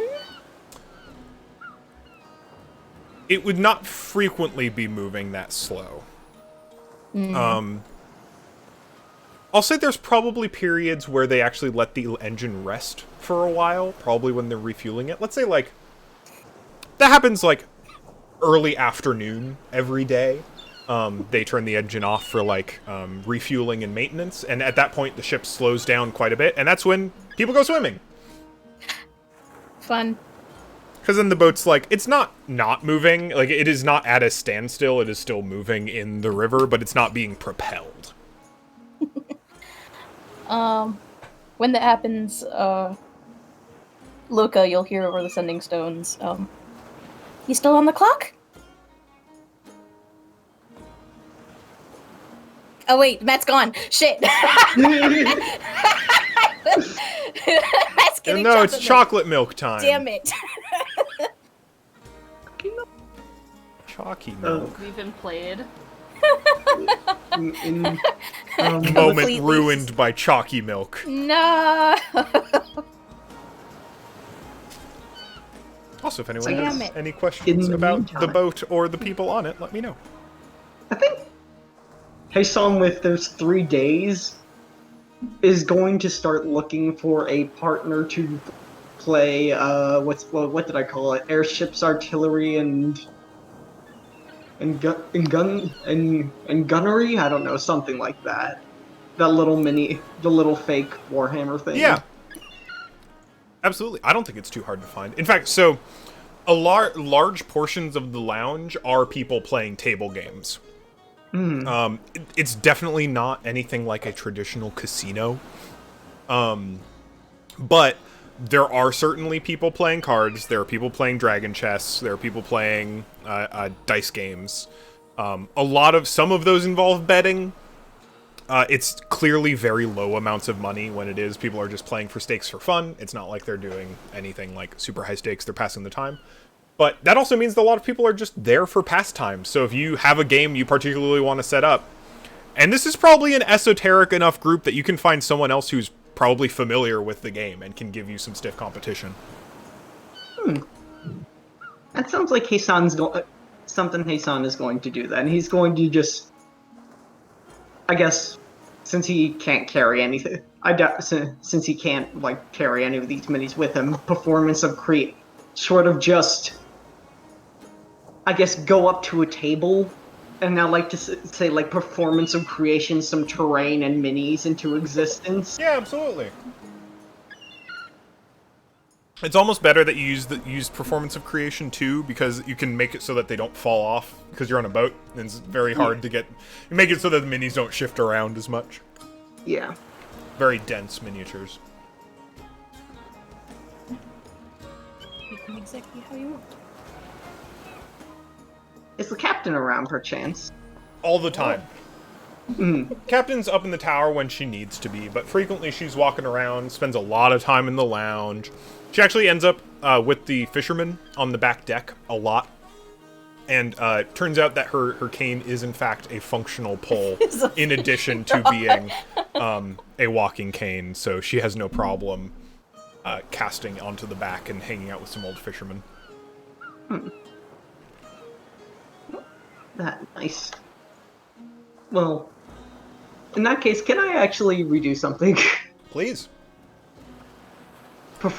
Instead of doing that, his performance of creation, can he like make performance of creation a fishing rod in and? Absolutely. I mean, there are some spares available too, if you would like. I think Heisan wants his own. Wants his own? Absolutely. Wants his own. Bespoke. Yeah. He's seen like diagrams of different types of fishing rods and at some point, and I guess through one of his many like random read-throughs of random trivia books, found like, oh, this design is really nice, and just conjures it into existence. Sure. And walks to the back and says, "Oh, forgive me, may I join you?" Oh, sure. Pull up a chair. Cast your rod. It's a wonderful day. Yes. Like, everyone is drinking a beer. Oh. Not like literally everyone, but most folks. Sipping on some summer lager. Yeah. And I guess he's just going to he'll cast out his rod. Absolutely. And I guess just sort of start mentioning to the captain. Out of curiosity, Captain, how often do you make this trip? Oh, just about as frequently as I can. It's it takes about a week up, week back, spend a few days off in town whenever I end up down in Onaro, so probably 3, sometimes 4 times a month. Often frequent. How frequent? Hey, it's what makes me money. Plus, folks need up and down, so. Out of curiosity, then.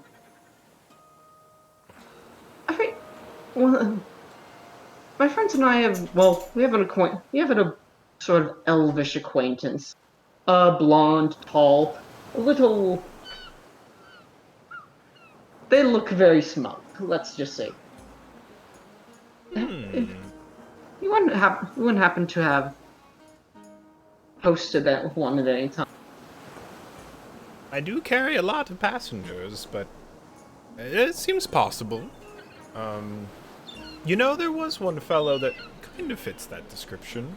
Although I didn't see him much on the ride down. Spent a lot of time in his cabin.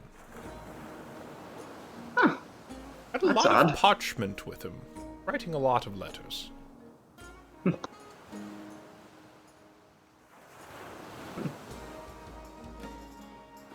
How do I...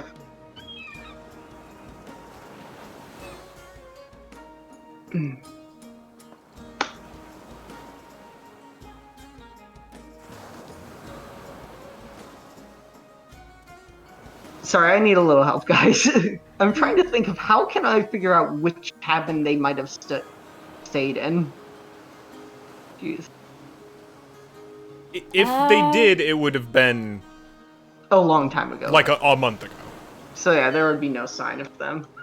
Assuming they cleaned the cabins, which Yeah, Loka can tell I was you gonna they did. say, That would be I my don't think guess you're gonna is- get much from that. Yeah. I like what you're thinking. I don't think you're gonna get a lot from it. Okay.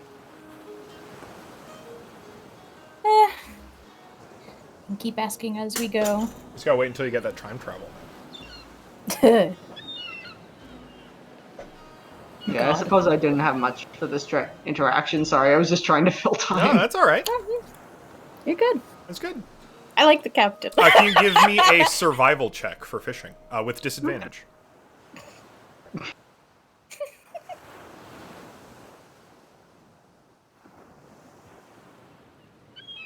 Fishing minigame.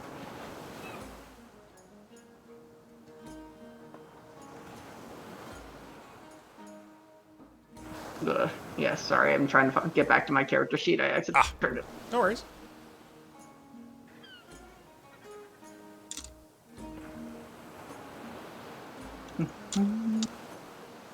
Also, the fucking timber shod dice are loud as fuck, I realized. Oh. They make a lot of noise. Oh think god. I changed it. Yeah, they sure do. That's not good. A 5. 5. No bites. Okay. You're out there for I don't know, a few hours. Just straight up no bites. So, Matt,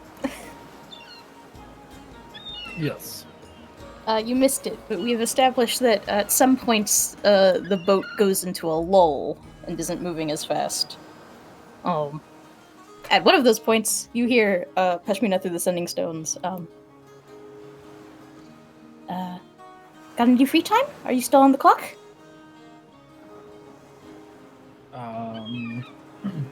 Well, if it goes into a lull, do I have free time? Absolutely.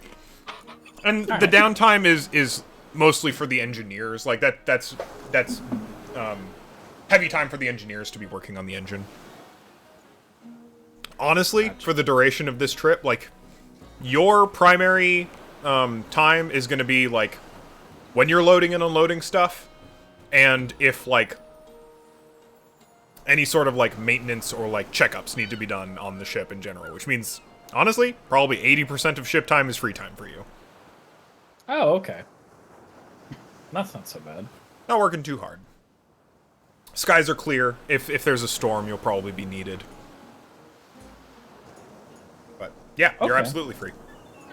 Yeah, then Local will hit you back up and go, Yeah, I'm free. What's up? Want to go for a swim? Absolutely, I do. If Zeron is around. They're at the back of the boat. Yeah, they're just literally fascinated watching like the little waves that the boat's making. Do you know how to swim?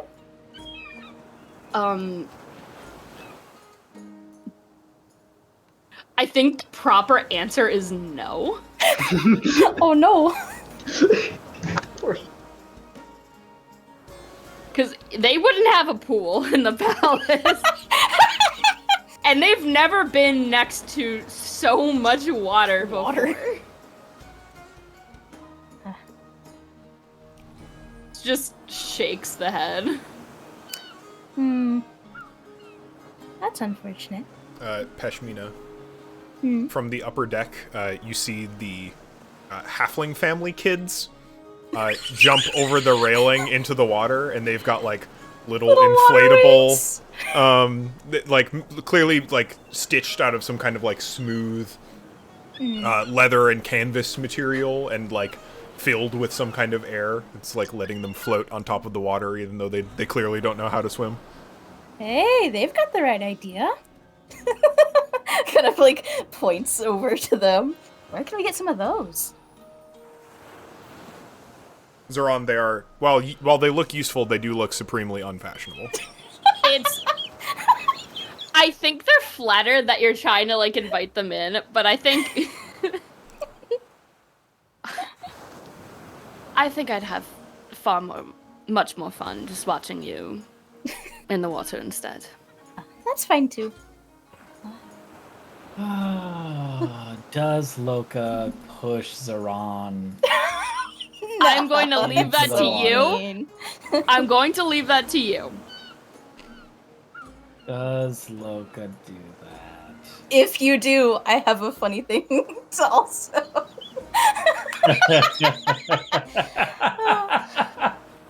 Oh no, it'll be cute.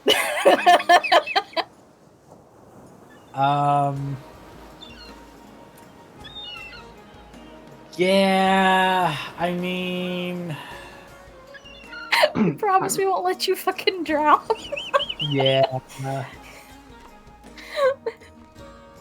Thank God. Oh, man. Just, if you're gonna do it, just Roll do it. for They're it. gonna be miserable, but just do it. Alright, well, so... You're just kind of standing up. They're kind of like leaning over the edge, like just kind of like their arms rested on like the railing itself. Bar's also open at this point, so if anyone wants like pina coladas or whatever, you can just get them. Pina colada.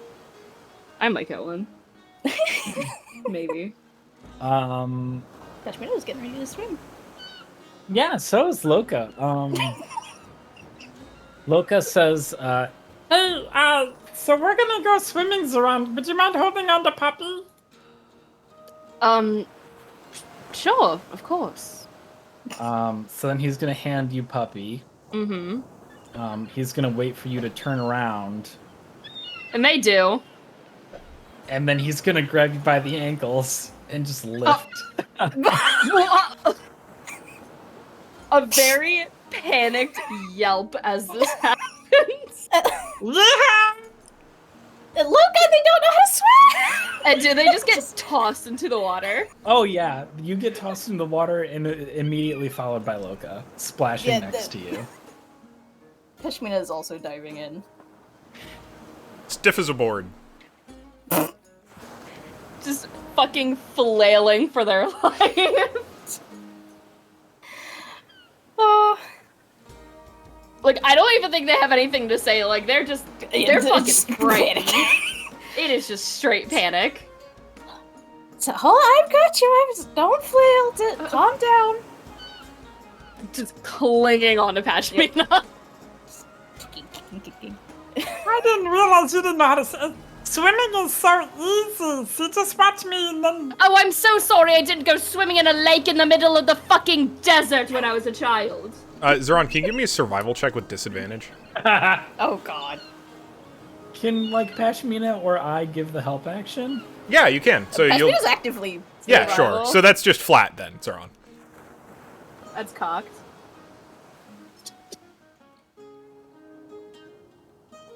That's a crit fail. No. You're Oh not in my any God. danger because Peshmina Is there and two? Okay, I was Loka. like, You're not in any danger because Peshmina and Loka are around you. But like, step one of learning how to swim is just learning how to float. You are fully failing at that. Oh, great. Awesome. Like, you haven't figured out the like air in your lungs, buoyancy. You're covered in wet fur, and for as sheer and thin as it is, you tend to wear a lot of fabric. So that is also all very wet and kind of heavy. I have a vulnerability to cold, so this doesn't help. No, you're not. I mean, it's mildly refreshing, but like, Also shocking. but you are though. you are definitely not Pushed staying in. up by your own volition. The only reason you are above water is because Pejmina and Loka are here with you.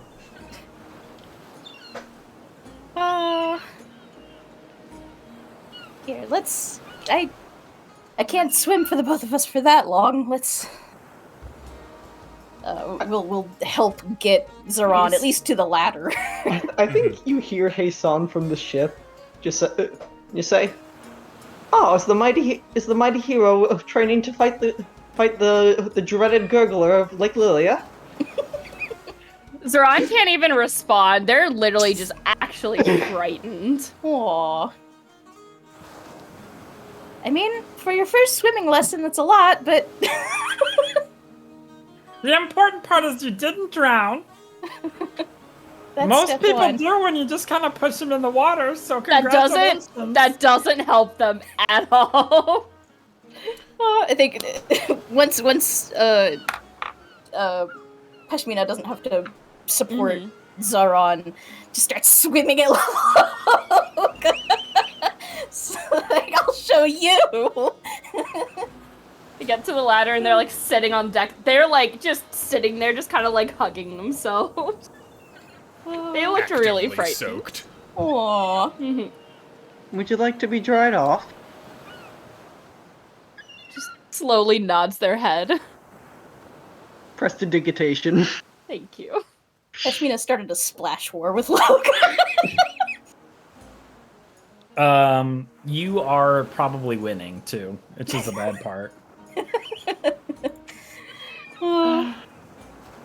Heisan says to Zoran, "Zoran, have you heard of the legend of the gurgler?" No. They say it is a small beast but ravenous that lives in the depths of Lake Lilia.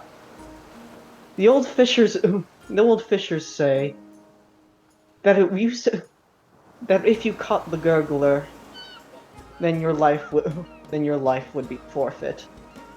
It bites onto your fishing rod and drags you into the sea, where it swallows the lake water itself and pulls you and drowns you in and pulls you into its massive maw. There are many several depictions.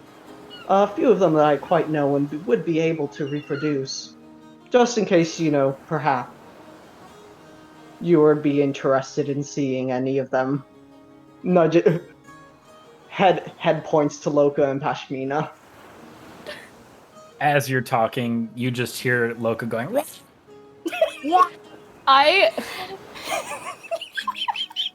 Alright, wait, hold on. What's Zoran's intelligence score? Okay, it's actually decently high. I was gonna say, like, what if they were just, like, dumb enough to not realize what the gurgler was, and that they're just fucking terrified at this story? I mean, we Go were down the talking. river? We were Yeah. talking about it earlier on the cart too. So Mhm. when Pashmina was talking to Loka, I think they're just so confused.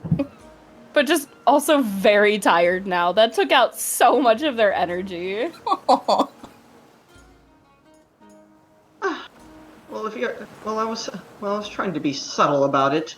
Do you want a bit of revenge? Revenge? Oh, come on, oh, come on, work with me here, Zoran. Give me an excuse here. I'm trying to give me an excuse. You know what? No, I'm doing it without you.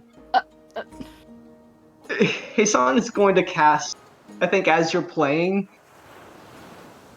he's gonna cast a greater illusion. And slowly out of the corner of your eye, Pashmina or Loka, you're just gonna see the dorsal fins of something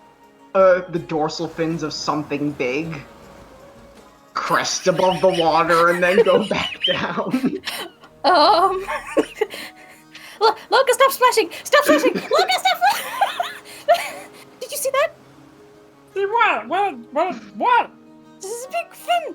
A huge... Can something that big even be in the river? Oh my god.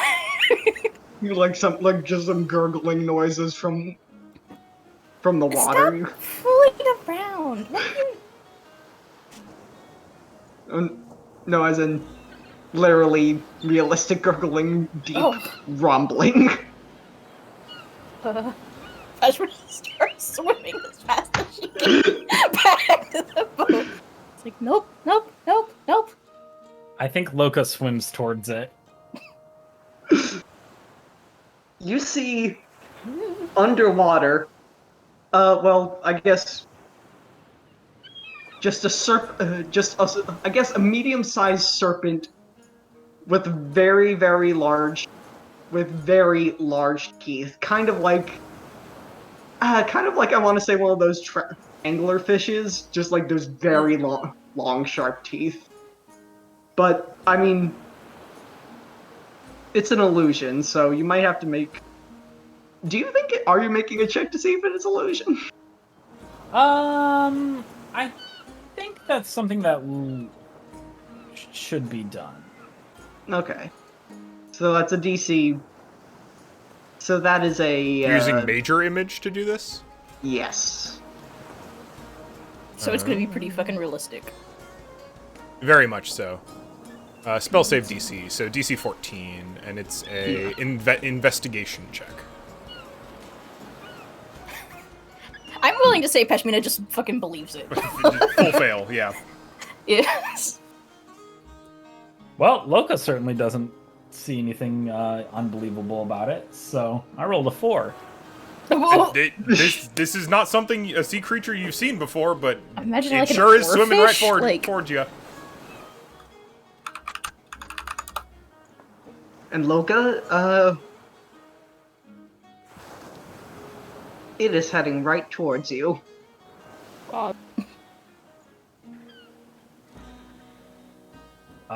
Loka screams to the boat. Like, get everybody inside! We're all gonna die! And then it just Send it off as I can! It opens its gaping maw. Come here, you son of a bitch! And then as it chomps down on you, you realize nothing's there. There is a small commotion on deck as people rush to the side of the deck to see what's going on. Just watch me tussle with Nothing. nothing. Yes. Oh, well, that was a dirty trick. Hasan is saying nothing and scribbling in his journal. You see Studs slowly put away a crossbow. Two can play at that game. Peshmina's gonna cast Disguise Self to make herself look like a mermaid, and she's jumping right back in. I'm not letting this day go to waste. You continue to swim around as a mermaid. After being briefly scared out of the water, the halfling kids look more enthused to jump back into the river. I think Peshmina will swim some circles around them. They're very enthused.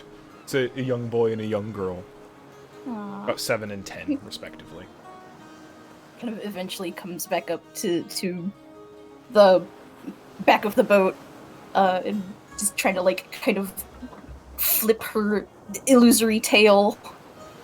Kind of looking up to Zoran.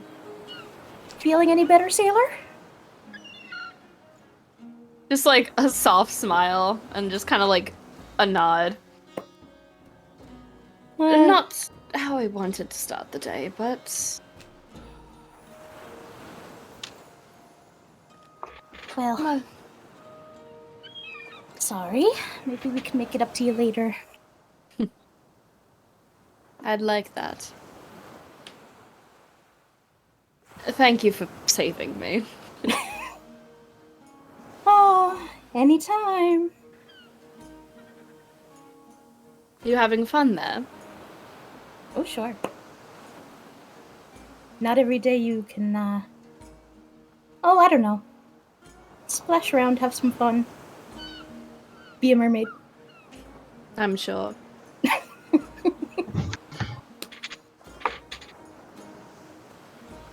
Oh.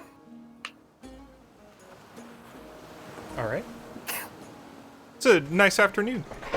There is a performance scheduled in the lounge on the first night by an Jaxius the Mysterious. Sorry, I need to hear that name one more time. Jaxius the Mysterious. Jaxius, the Mysterious. There's an X in there. Jaxius, the Mysterious? No. Or, okay, In Jaxius. There's not an X in Mysterious. Okay. Mysterious. Jaxius, the Mysterious. He'll consider adding it to his act. Funny. If you are interested in attending. Otherwise, you can, spend the trip for as much as you would like. Kashmina's definitely curious. It's like, I think I want to see the show if anyone else does. I think Loco will tag along. As he can. For sure. I'd like to see it too. Hell yeah. Isan, are you joining? Yes. Awesome. The, as before, meals and drinks included. Oh, yeah. A lot of meals are buffet style, not all of them. But the vast majority are. And as kind of folks are settling down with food and plates, a scrawny little human man with a very large black top hat and kind of this black cape with like red lining with a table and a briefcase gets up to the front of the stage. Adorable. It's all right. Tonight I will show you magic inexplicable and unobservable. It will be an astounding sight. I have several tricks and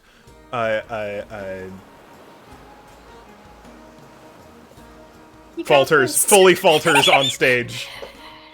You're doing good.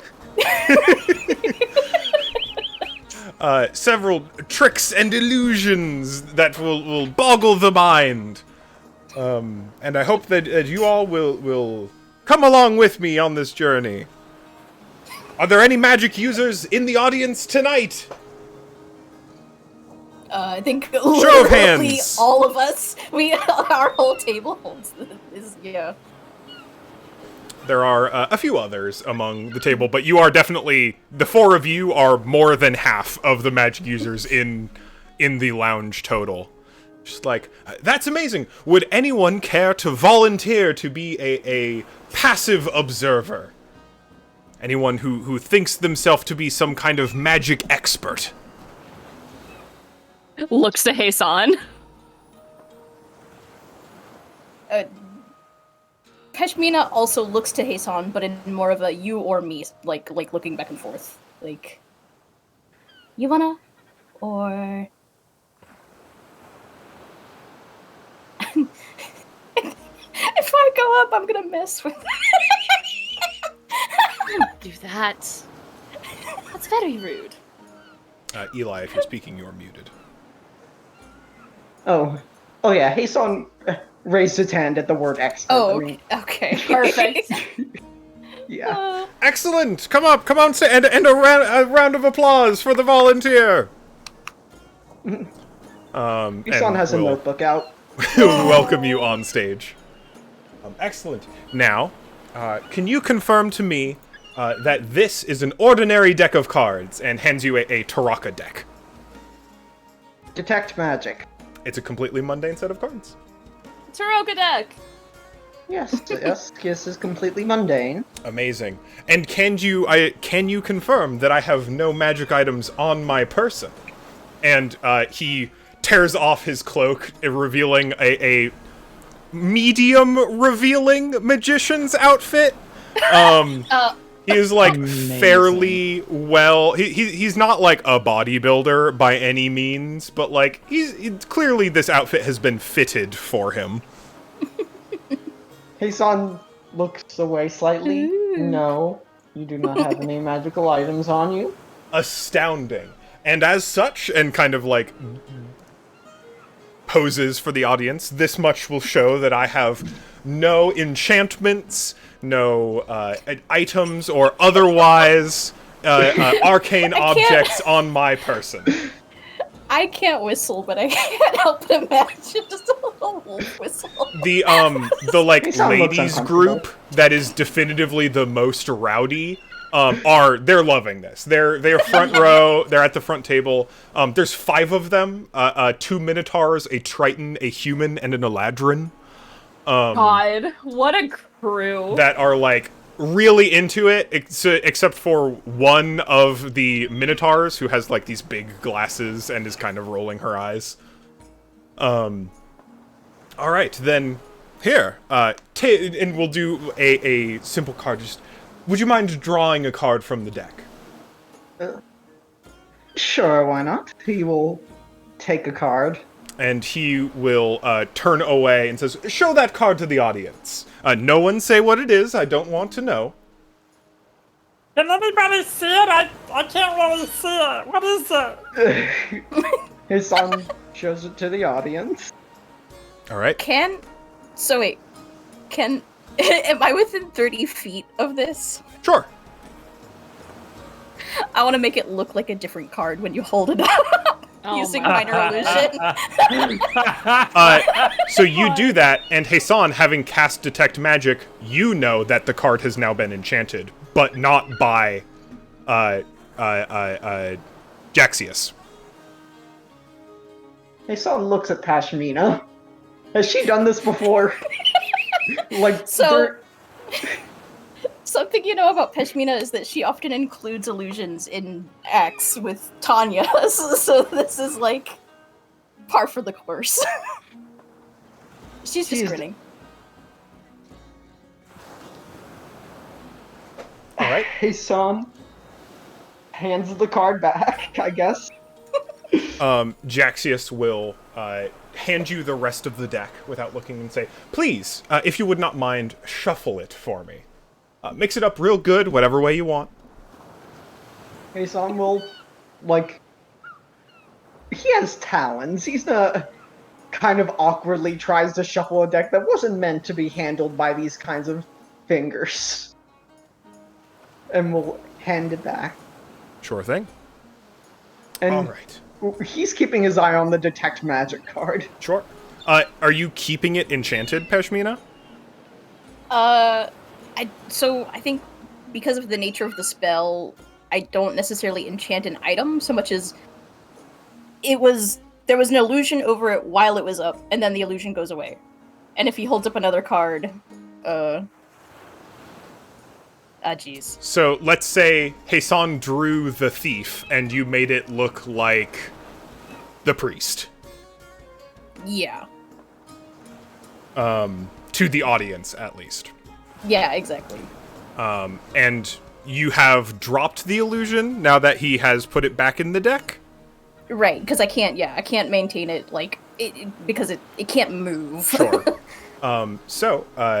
Jaxius will take the card, take the shuffled deck, we'll shuffle it even further, do some kind of fancy shuffling, where it's very visually impressive. The front row is loving it.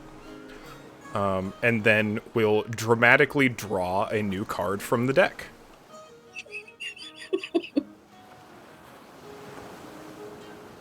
Okay. So, having shuffled very closely, he will give an eye to the audience and draw a new card and show it to Heisan and say, "Is this the card that you drew?"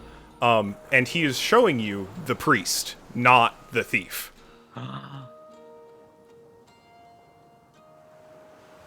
Heisan looks over to Pashmina. Is she still smiling? Pashmina looks impressed because that was Oh. he saw through the illusion. He pulled the correct card. Yes, it is, sir. He's bearing a little smug look toward the crowd No one in particular, but just toward the crowd as a whole. And can you confirm that you did not detect any magic of what happened here by your expertise? None from you, sir. None from me. Do we have some sort of scoundrel in the audience tonight? Oh, well, now I'm blushing. There, from the ladies group in front, there's a resounding ooh. Loka joins in. Then, What a as terrible person they would be if they did. Truly terrible. then as a magical expert, would you mind explaining how this was accomplished? Well, you see, the minor illusion spell can briefly, if not perfect, if imperfectly, present a flat image upon an object. While it cannot necessarily enchant an object, it can create something over it, just to say fool an audience looking at it from one direction, and then drop immediately as it is placed back into a deck. I think he meant the actual, illusion, not Oh. through the sending stone. Sorry. Oh. He meant his trick. Oh, that. Oh, no. Well, I sir. appreciate the lesson. No, sir. No, sir, I cannot. Then you'd say this magic is outside of your scope, beyond the ability of an arcanist? His son twitches slightly. Oh no. Through the sending stone, just quickly don't take it personally, don't take it personally, don't take it personally. Yes. I suppose I am unfamiliar with this form of magic. Ah, then it is a brand new field, then, for all of you to enjoy. Hashmina, just the wiggly non-committal hand. He will go ahead and perform several magic tricks. Kind of the whole 9 yards. We've got lots of card tricks. We've got cups and balls. We've got, a rabbit out of a hat. Just, running all the classics. After almost every one of them, we'll ask you, Hassan, if you can explain how he did it. Let's see how in Hassan's investigation is. Insight, not investigation. Oh, sorry. Insight. And we'll see how he rolls. He does have a very good bonus to this. That's an 8. Alright. You are currently fighting a 32, a 30, a 25, Oh my god. and Yeah, okay, this is definitely what he does for a living. a 37. By the end of the show, just fully baffled. What he is doing is clearly impossible because it is breaking the laws of physics, but he's not doing any magic. Hassan knows in his heart of hearts that all of this is a ruse. That all of it is fake, but the fact that he can't explain it, you see, That's the fun Pashmina, part. it's like a little. There's a Hassan stressometer, and it has been slowly rising to the red, where you can see him. I think by about halfway through the act, he will thank you kindly, and actually just give you a free deck of cards, and will send you back to your seat. I think every so often, you just hear, calm down, in your head. Calm down. Calm down. Hassan hands it to Zoran. Kindly burn this when you can, please. Oh, I'm keeping this. Wait. The Joker show has over? Jaxie's face on it. Oh, this is perfect. Yeah, keep that. That's cute. But Hassan yeah, shakes his head. after not too long, probably under an hour, honestly, he's out of material, and will finish the performance and kind of start casually schmoozing with the ladies group. Oh. Not intensely. He's just kind of hanging out around the lounge Okay, because it's it's I I mean, don't he's wanna- on a boat. There's nowhere else he's gonna be. I don't want to curb his game. No. It doesn't look like he's not trying to make any moves. Okay. Especially when I wants to talk to him. She kind of comes up, says, good show! Oh, thank you very much. It was a pretty good one. Pretty standard. People seemed into it. I haven't done a boat before. This is interesting. Oh, where do you usually perform? Had a circus for a while, did taverns and bars. The tricks work either better or much, much worse when the patrons are drunk, so it's hard to gauge. Yeah, crowds are tricky. Performer yourself? I don't know if you'd be familiar with Tanya's traveling tale tellers. It rings Different a kind of- bell, though I don't think I've seen them myself. Different kind of performance. Not really quite so. Not in the circusy style of things. More song and dance type. Sure, yes. It sounds delightful. I've effectively niched myself into the cheap tricks department, and well, tell you what, it pays pretty well, and I'm having a lot of fun. Listen, don't ever discredit yourself.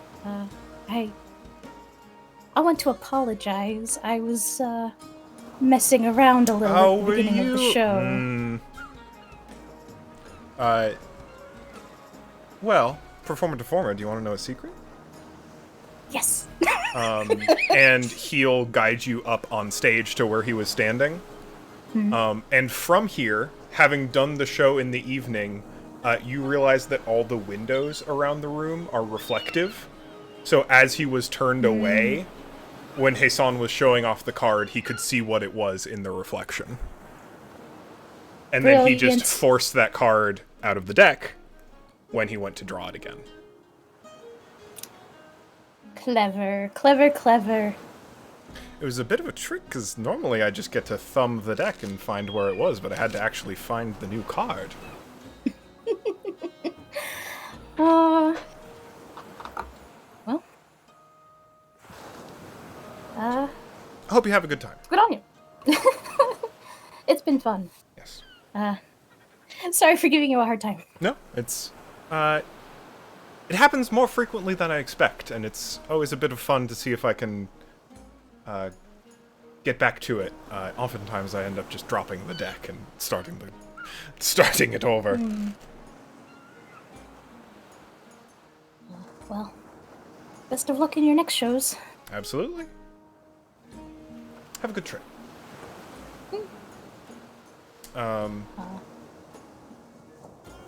Hey, San, you had your journal and were kind of out among a lot of this. Were you taking notes while on stage? Yes, he was trying to decipher it, like... Trying to figure it out? Yes. Writing bits about what he's doing, trying to write down his every little detail, every little move. After the show ends and you're all just kind of like in the lounge for a while, the Minotaur with the large glasses has been giving you looks.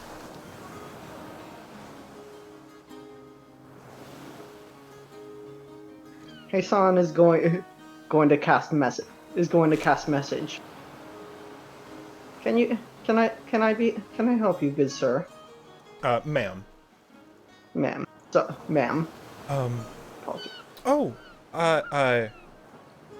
This makes sense. You're the magician. The real magician, I mean. Not the word I would use, but I do use arcanist. magic, yes. I'm just a student from Tanara, and I thought your presence on stage was very funny, but not in a it's an unfortunate position to put a real caster in. Yes, well, I'm happy we agree on something. What'd you say you were from? You're from Tanara? Yes, heading back. Could I get you a drink? Oh, sure. I would enjoy one. I would love one. she'll break off from the rest of the ladies group, and the other Minotaur, who is clearly the loudest in the group, will give her like a slap on the shoulder. And the large glasses wearing Minotaur will like deep blush and just be like, it's not like that. And then go over to the bar and grab a couple of drinks. She gets a nice wine and a couple of glasses, and kind of comes over to your table. And was, you can see that her outfit's a little bit more academic in general. She has a like very tightly tailored kind of a leather coat sporting some kind of label on like the left breast of it, as well as kind of a large messenger bag slung across her back. And just after putting the glasses down, it's just like, Zatanna. Oh. Hey, Son, it's quite nice to meet you. Nice to meet you too. And hey, Son, does Hey, Son know of like arcane schools in Onaro? There are not many. There are a few. If you'd like to go ahead and just like roll history to try and figure out what this insignia means. It is very simply a scroll with a quill on top of it. 21.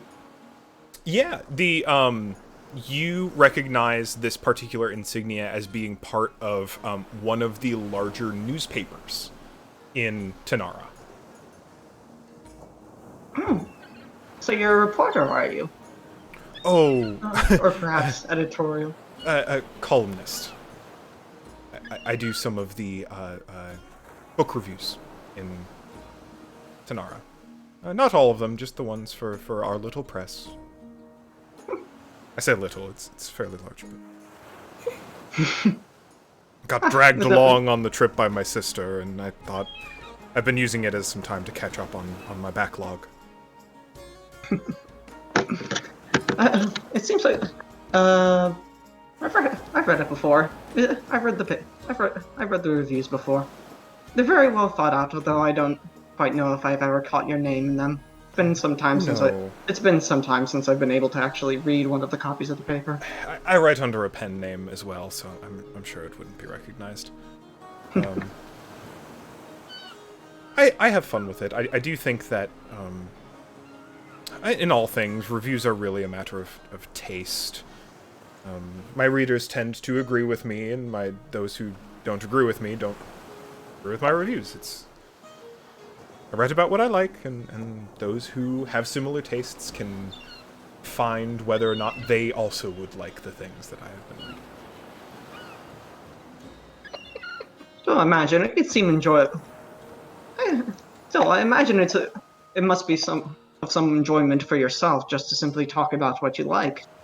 Oh, certainly. I mean, it's been a bit of a dream come true to write for the paper, but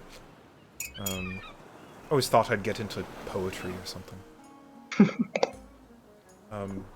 I was curious. You had a very nice journal, and she pulls out a journal of her own. Like, would you mind? Do you know who crafts your journals? I'm really looking for like maybe quills I could acquire. I'm always interested in like, imports and new sellers, craftsmen. Oh, this one. He I guess he pulls out the journal he was writing in. Oh, I'm afraid this one is not one you could find anywhere particularly easily. This is one that we make back at, well, home, I suppose. This one was actually given to me by my brother. Very precious. Are you from Lilia Dermund? Oh no, I'm just from a small cloister up in the Phage. Ah, pretty far. Oh, yeah. Far, yes. Something quite funny now that you think of it. Now that I think of it, I am very far from home. Funny. I never thought I'd actually come this far away. Apologies. Sorry, distracted for a moment. What brings you this far out? Oh, well, them among other things. He'll gesture to his companion, to everybody else.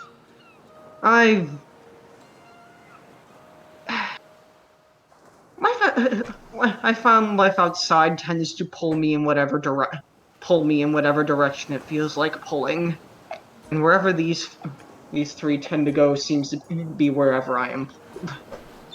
She, like, makes a note of that line. Like, getting...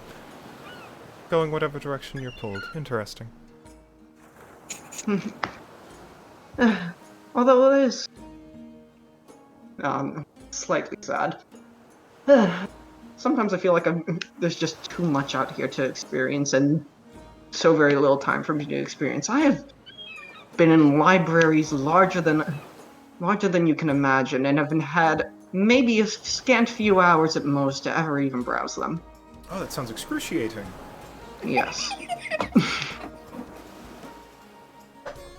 Although, again, sorry, I'm rambling about myself. No, I'm interested in you talking about yourself. Would you like a glass? And she's taking a couple sips of the wine.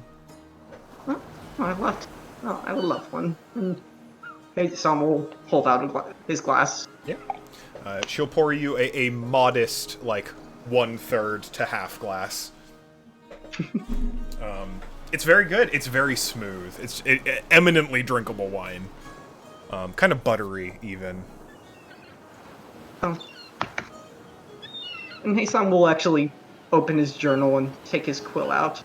Yeah, as for the quills, they're actually my own they're not my own feathers. It's complicated. Feathers we craft from each other. Huh. It's very curious. It seems very intimate. Some find it that way. Some find it a bit more utilitarian. This one is just... I never even knew who this one came from. We produced so many of them.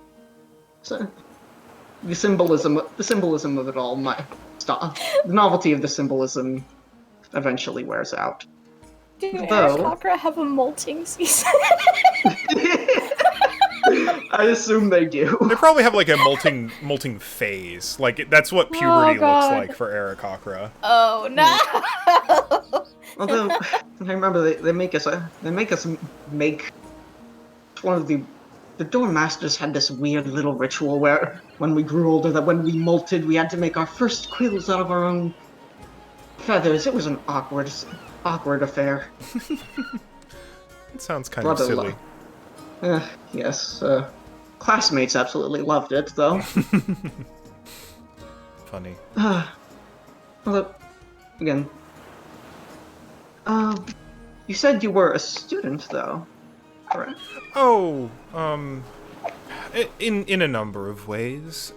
I take some playwriting classes in Onaro, in addition to my additional columns. I write a lot of reviews, but I'd really love to get into fiction. Out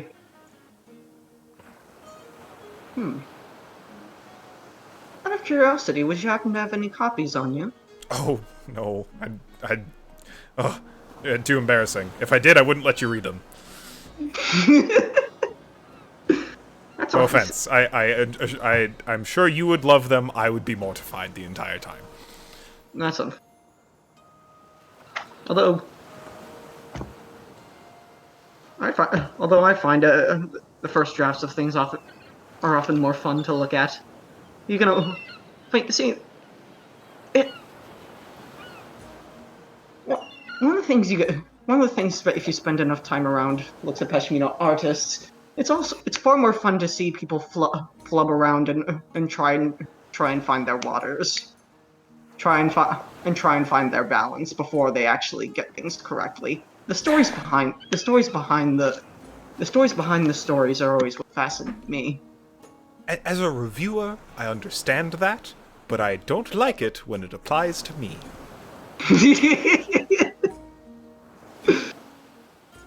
Trying to think of the.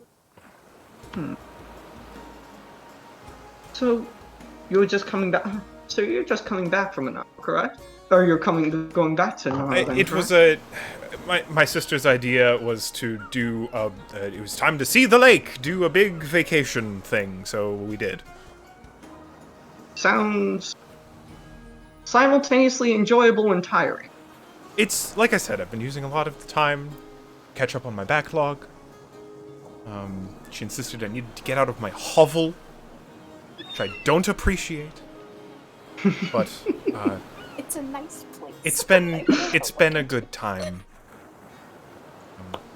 Anyhow, thank you very much for the conversation. I be on the same boat. I'm in 13A if you ever want to swing by and chat. I'm sure I will. It was very nice meeting you. What was her name again? Checks notes. Zatanna, with an X. It was very nice meeting you, Zatan. I'm sure we'll chat again. Of course. And she'll leave the wine with you, and will head like out and up to your room and up to her room and a little bit past the ladies group, and the other Minotaur group like gives a wide grin and a thumbs up. And they go back to their Adorable. own individual chatter. Adorable. And I guess that just kind of happened in front of everyone else if you all stayed at the table. Oh, I've been watching the entire Just time. Like, so every time, like, Hasan looks back at us, Peshmina is also looking at Hasan and does a little finger wag. She's making. Wait, where's the face? Where's the face? Oh god, I have an image. Where is it? She's making.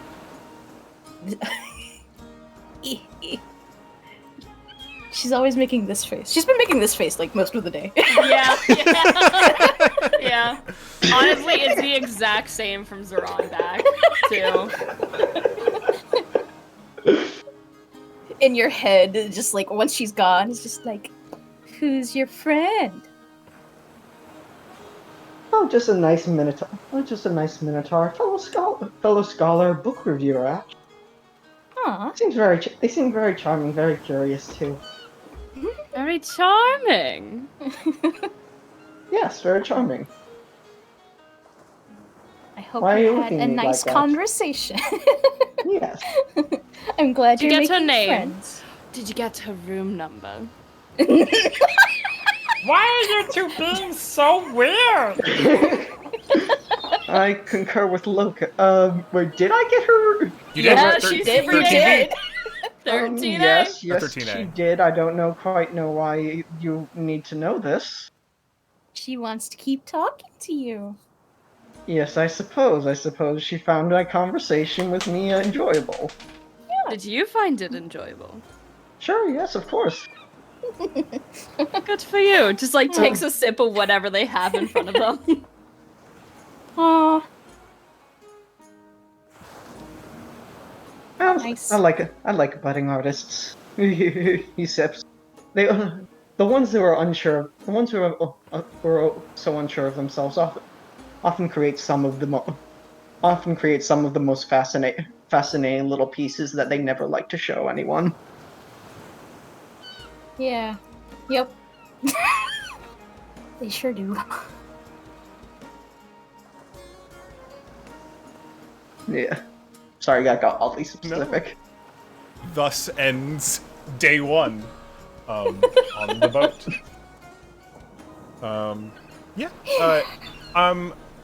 Feel like I'm fully. I think it'd be reasonable to treat the rest of the next about 2.5 days before your landing halfway through in downtime. If there's anything you would like to do, study, read, anyone you'd like to socialize with, tasks you'd like to get done, let me know. And I'm gonna say ponder on that while we take a I little was gonna break. say, can we take like a Yeah, Take a I little short break. Need to go to the bathroom. Yes. BRB. Let's go start making dinner. BRB. Yeah, let's 15? yeah, usual 15. Bet. See you in a bit. All right, we'll pause. Unpause. Okay. We're back. We're doing downtime things. Are you Yeah. also completely unmuted? And... I am. Okay. I guess. And also, quick question. Sorry, I was too busy focusing on the conversation to type notes. Zatanna was a Minotaur. student of a Minotaur. And a student of playwriting. Student of playwriting. Or rather, taking playwriting class. Oh, taking playwriting classes, employed as a columnist. Mm-hmm. And what did we name that already? What did we name their paper? You know which one it is. It'll have a name eventually. Okay. Columnist at brackets paper. Correct. Being...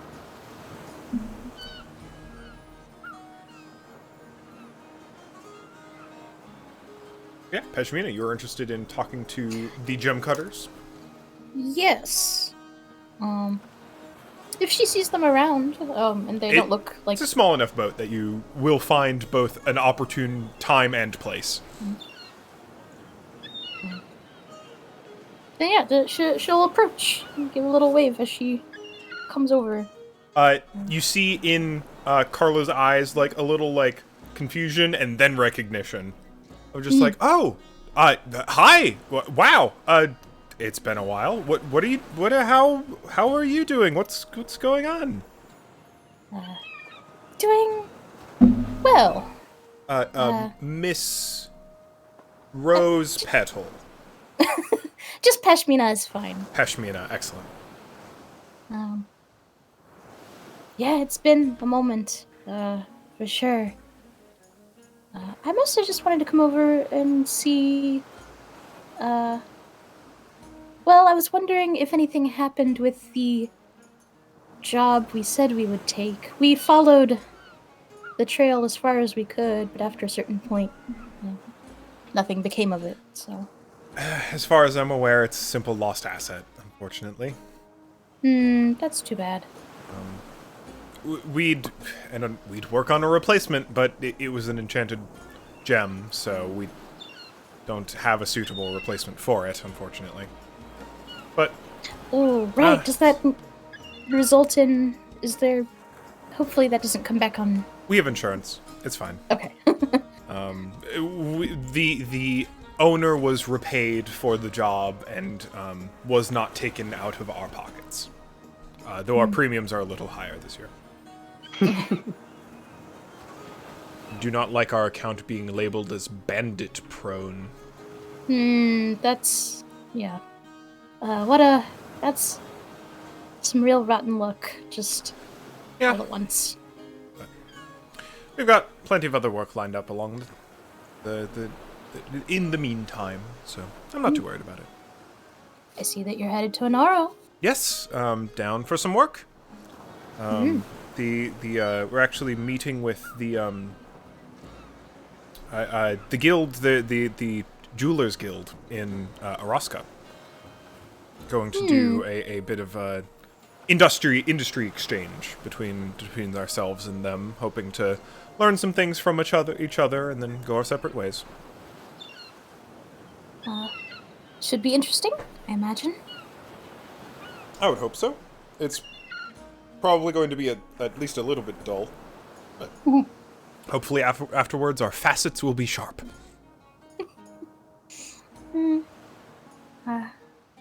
Well, I hope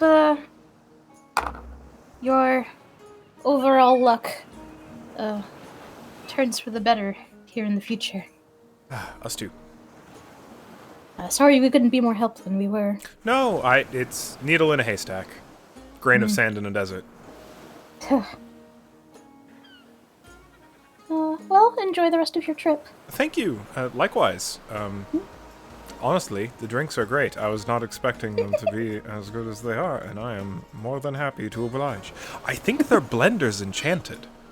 They make like I don't know how else they make frozen drinks on the river. It's fascinating. I intend to indulge. Maybe they'll tell you how they do it. On the Society's tab. Cheers. Cheers. Well, later. See ya. What's not what I do? Let's see. Hey, San. Yes. A pair of questions. Yes. Are you interested in having more conversations with Zatanna? And how bad's that itch about the tome? It is one, he is going to talk to Zatanna a little bit more, and two, yes, the itch is bad, and he wants to read it. Wants to indulge. Yeah. Which are you more inclined to do in the first leg of this travel? I think just talk to Zatanna, Gotcha. since that's on the mind. She's enthused to continue talking with you. Do you go to her room? Or do you find her when you're in public? Go to her room? Yeah, I think Hassan was given an open invitation. Yeah, absolutely. She is glad to have you and glad to invite you in. She has books everywhere in her little cabin. It turns out her own little satchel is also a bag of holding, and it is It's full of books. almost just a library, basically. She actually shows you that like the interior of her bag of holding has shelves in it and has been alphabetized. Oh my So that God. she can That like is- organize everything that she is reading and reviewing at any given point in time, and has all these like colored threads and tabs and things for like notes. That is Very organized. astoundingly inventive. How did you get the bookshelf? Well, so Sorry, this is... even though it's extra dimensional, it is technically a space with a rigid volume and dimension. Therefore, you can construct objects within it at that maximum dimension, thus shelves. So, you're saying you did not merely place it, you literally constructed one inside. Yes, there's a workshop near the paper. It's like a publicly available like space to make things. Tell me of this workshop. I want one of these. He takes out his notebook. What is this workshop? I'll give you the pattern. I'll send it to you. Would you mind? You said your name was Hassan? Hassan. Sure. Just Hassan. And she pulls a book from the bag of holding that is like an address book, and we'll write your name in it and do a quick test send via Carthaxes to make sure she can send things to you properly. Well, I also... Well, first of all, Pen pals. again, thank you for the drink last night. I do appreciate that. Of course. But also, furthermore, I just simply want to pass something brief along to you. He's going to write. Well, actually, can I preface this with one thing? He's going to between conversations. He's actually going to write to Zerga Okay. a little letter and say, I met a budding author on the ship to Onaro. They say they're very curious and very motivated. I was wondering if it would be fine if I gave her your contact information. Yeah, Zerga replies back with a by all means. Yeah. Send her my way. Well, first I just want to, I guess I can introduce you because they're not here, but at least provide you with, I suppose, the address of one of my companions, one of my, I guess, acquaintances named Zerga. They are a very learned artist, even though they are a bit eclectic, and they are dragonborn. They are dragonborn up in Mirage in the Fage. Wonderfully friendly. I believe you would. They would just adore talking to you. I figured if you, and I know she has dabbled in playwriting, so I'm sure she would be wonderful. She would be someone who you would could very easily send work to if you ever need perhaps eyes on work. Yeah, absolutely. I'd love a contemporary, someone to chat with. And of course my own. Feel free to send me any scripts. I always like. I'm always looking for new material. Traveling, traveling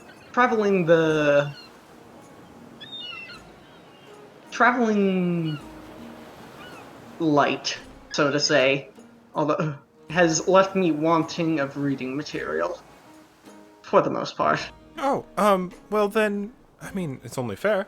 And she'll dig in her bag, and she's, it'll probably be a quick read, but, short stories I'm very fond of. This is a particular collection curated by an author that I like very much.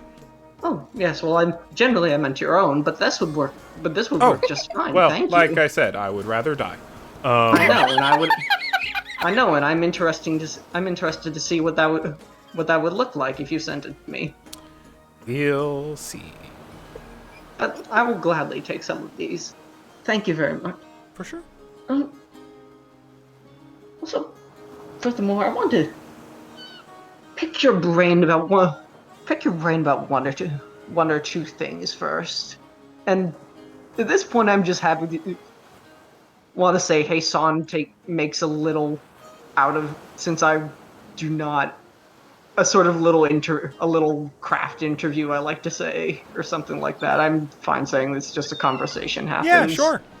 Although, after that, he'll briefly ask her, and one more thing before I go, one more thing before I go.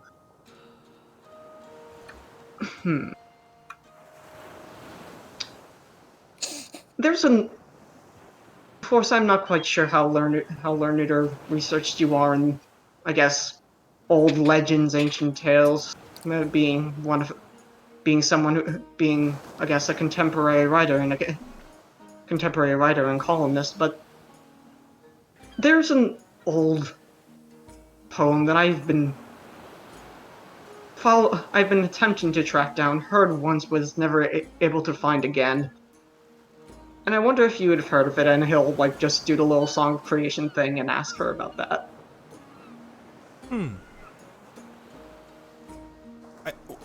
I must admit, I do consume almost exclusively new media. That is... something about it sounds familiar. I'll get back to you on that. Maybe if I find something in my readings, I'll send it your way. That'd be most appreciated. Thank you again, and don't be a stranger. Feel free to write with me. These conversations have been very enjoyable. Absolutely. Yes, I'd be more than welcome. Thank you, Hassan. You're welcome. And it will take his leave. Right before you go, she'll, hem and haw for a minute, and then, blow you a little kiss. Good for you. Hassan will just, Hassan will, give a smile, what did that mean? What is this? And then just kind of, trying to hide, the little bit of awkwardness, I don't know what you're doing. And then just... And he's not gonna do the awkward... Does he do the awkward... No, he doesn't do the awkward catching thing. He just walks out. I would cry. Oh, Hassan, I love you so much. Aww. Amazing. Yeah. She's so fucking cute. Love that. Alright. Anything else anyone would like to get up to before we arrive at our halfway point? I would like to have a very quick conversation with Zaron. For it. By all means, I am here. Yeah, kind of same thing. If she happens to see you, she'll kind of sidle over.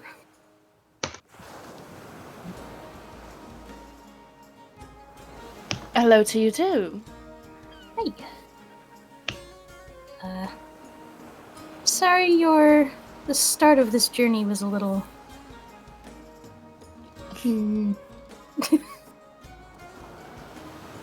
I'm fine. Thank you. Hmm.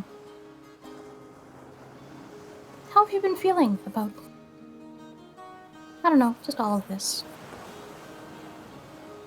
All of this meaning us on the road with the water, I suppose.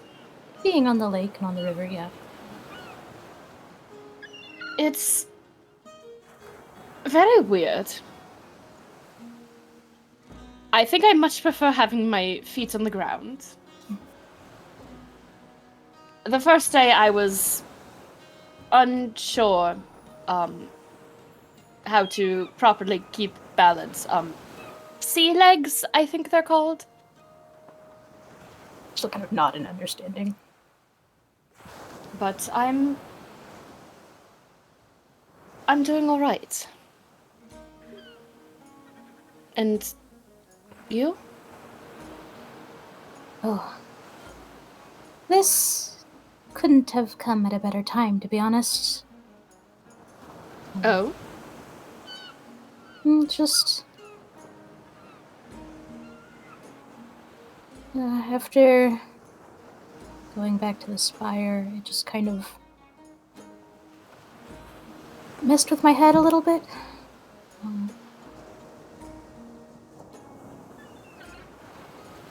Just been... Well, even before that, really, but that definitely didn't help. Just remembering a lot of things I didn't really want to remember, and... But this has been nice. It's been nice spending time with all of you. It has been nice. And I know I said it before, but you were very brave going back to the spire. I'm just sorry I wasn't there to be there for you.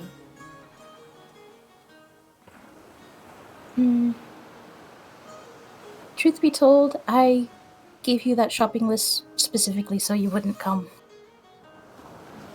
I figured. And that's fine. Just...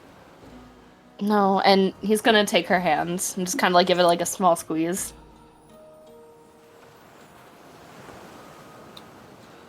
I'm here for you.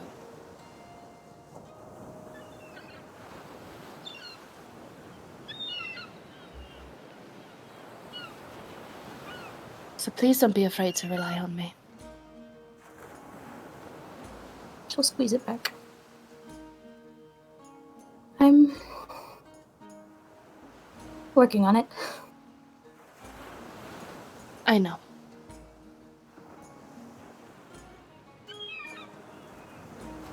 The same And goes for you.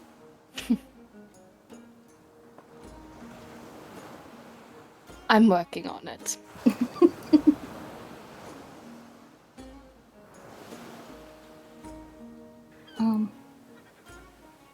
I'm thinking about taking everyone's advice to heart about just, I don't know, trying to enjoy ourselves a little bit more. Just, you know, there's a lot of, we have so much on our plate, and we're always trying to solve everyone else's problems, and there's urgency there, sure, but I was thinking, while we're in Anaro, maybe just for one evening, just one, you know, late afternoon, one night, whatever, doesn't matter. We find something that just us two can do. And they smile. I would love that. I don't know what yet, I don't know what's going to happen, but Neither do I.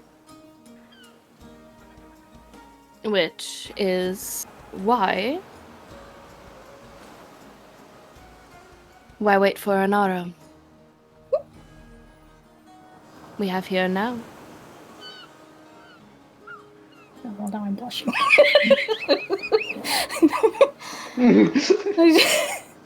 Well, They're smooth, okay? Leave them alone.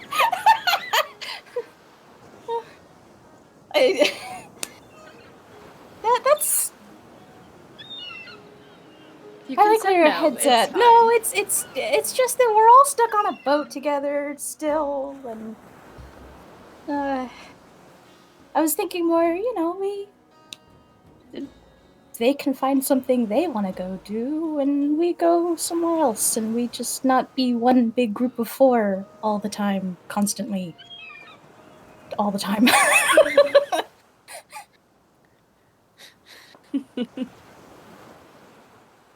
I quite like the sound of that. We'll find time. But just you and I. I'd like that. And it's a date. It's a date.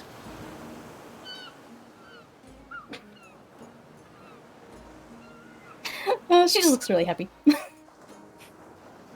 So does he. There's like a slight blush there.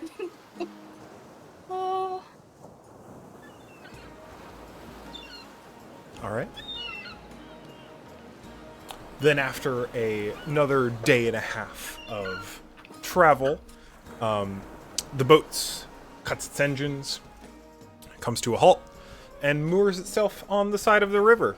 You are, in fact, as stated before, very close to the point at which the Vonder River meets another river coming down south from the same mountains, but from the other side. It's a place where, Right. because of where the... different mountains. From the other side of the Verdant Valley. Because of where the waters meet, it tends to be quite still, actually, so it's a pretty reasonable place to moor. It looks like there are some impromptu docks set up here to make that a little easier, probably set up by whatever boating company, or maybe even Captain Crone herself. But in any case, the boat moors itself at the side of the river. And there's, once again, a magically predicted voice around the ship. It just goes, "All right, passengers. Thank you very much for riding with us. Any of you who are getting off now, please do. We're going to spend some time to clear out the lower hayloft and allow the animals to stretch their legs. If you have pack animals down there, don't worry. We've got hands on hand to ensure that they are well taken care of. But otherwise, please stretch your legs, take a hike, enjoy the surrounding areas, and we'll be casting off tomorrow morning. Boat should be reconfigured and ready to redock in just a few hours, but please feel free to take as much time as you'd like to and enjoy your surroundings for the day." Pashmina, even with knowing that Twig and Millie are in capable hands, wants to just check up on them and Yeah, make sure they're absolutely. okay. They're excited to see you. Aw. They clearly haven't been bored. They've very obviously been socializing with the other Fennecs, and just doing a lot of playing. I think when you come see them, you get the sense by the way that the other deckhands are like around them, that they've been maybe a little bit of a handful. But not in, like, the negative way, just they've been very energetic and also cooped up on the inside of a boat for a week. Well, a few days at this point. So they are glad to be out and about on the shore, but there are definitely deckhands available to make sure they don't just, like, bolt into the forest. Very happy to see you. Very receptive to scritches and belly rubs. Good foxes. How long are we going to be docked for? Until the next dawn, and it is currently early morning. Oh. Yeah, so my question is I think we had briefly mentioned visiting a spot in the forest where Heisan had noticed some magical energy, notable polarity. Yeah, at the end of last session, you'd noted that your route down the river would take you very close to one of the noted spots of high negative energy, just on the western end of Dermund, west of Mundsfell, that Hassan pointed out on the map as being very close to your route, would like to take a detour.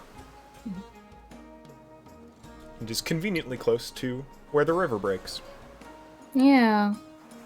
It's the one by Mundsfell, yeah? Correct. The one with the 2 rings? Okay.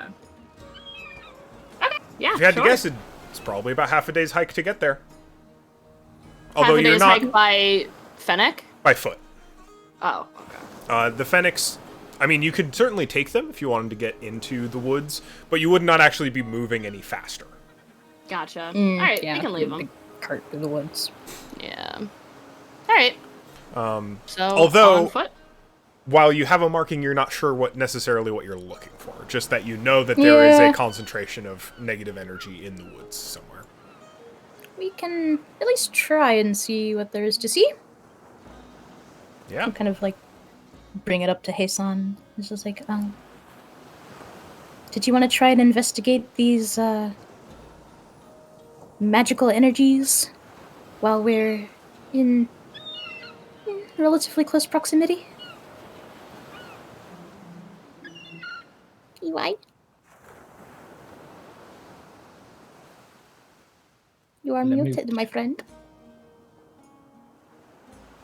Yep, You I'm are- muted oh. again, muted again. Fuck. Oops. I doubt we'll have enough time to do anything more than take a cursory glance, but if we have time for that, if you're willing to. Maybe we can at least identify the source. Hopefully it's nothing Terrible. concern-worthy. Yeah. Yeah.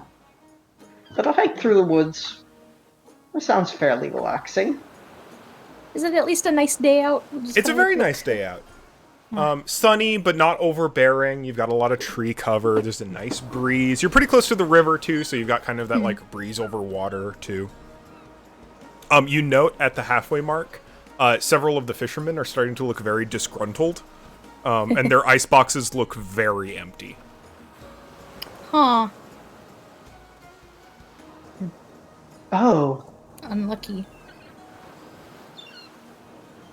Not like Hey, disgruntled. son. They're just a little, like, miffed, disappointed, discouraged, maybe. nothing has been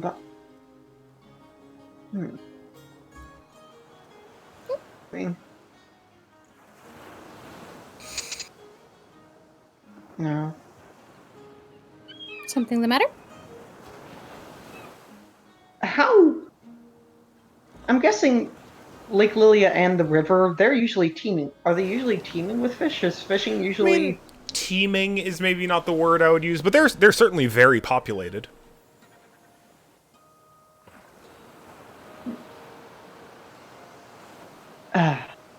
Is there a sort of check I could do to see if there's anything abnormal about this amount of bad luck? How Yeah, unlikely if you want to is it? roll, like, nature or survival for me, you could. Yes, thank you. Can I help? You may help, or you may roll with advantage. Oh shit! I think I'm more interested if Loka does this roll. You can both do the roll if you'd like to. No, I want to give Loka because I'm more interested. Reasonable.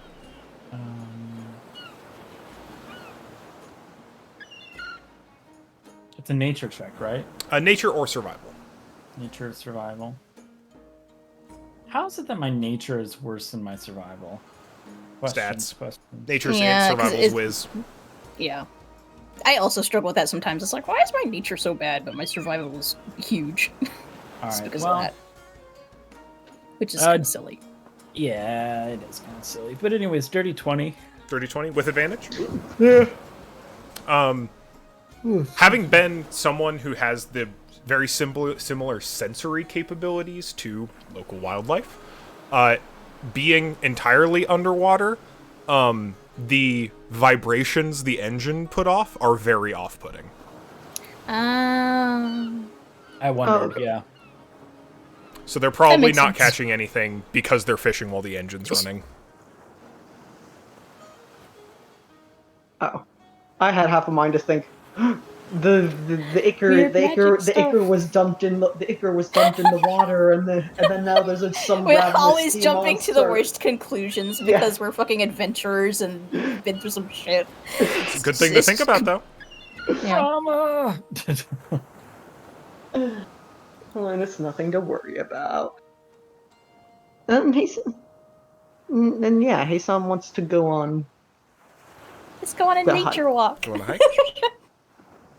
I All think right. Pashmina is jonesing to like do anything active at all. Yeah. Hike time, hike time.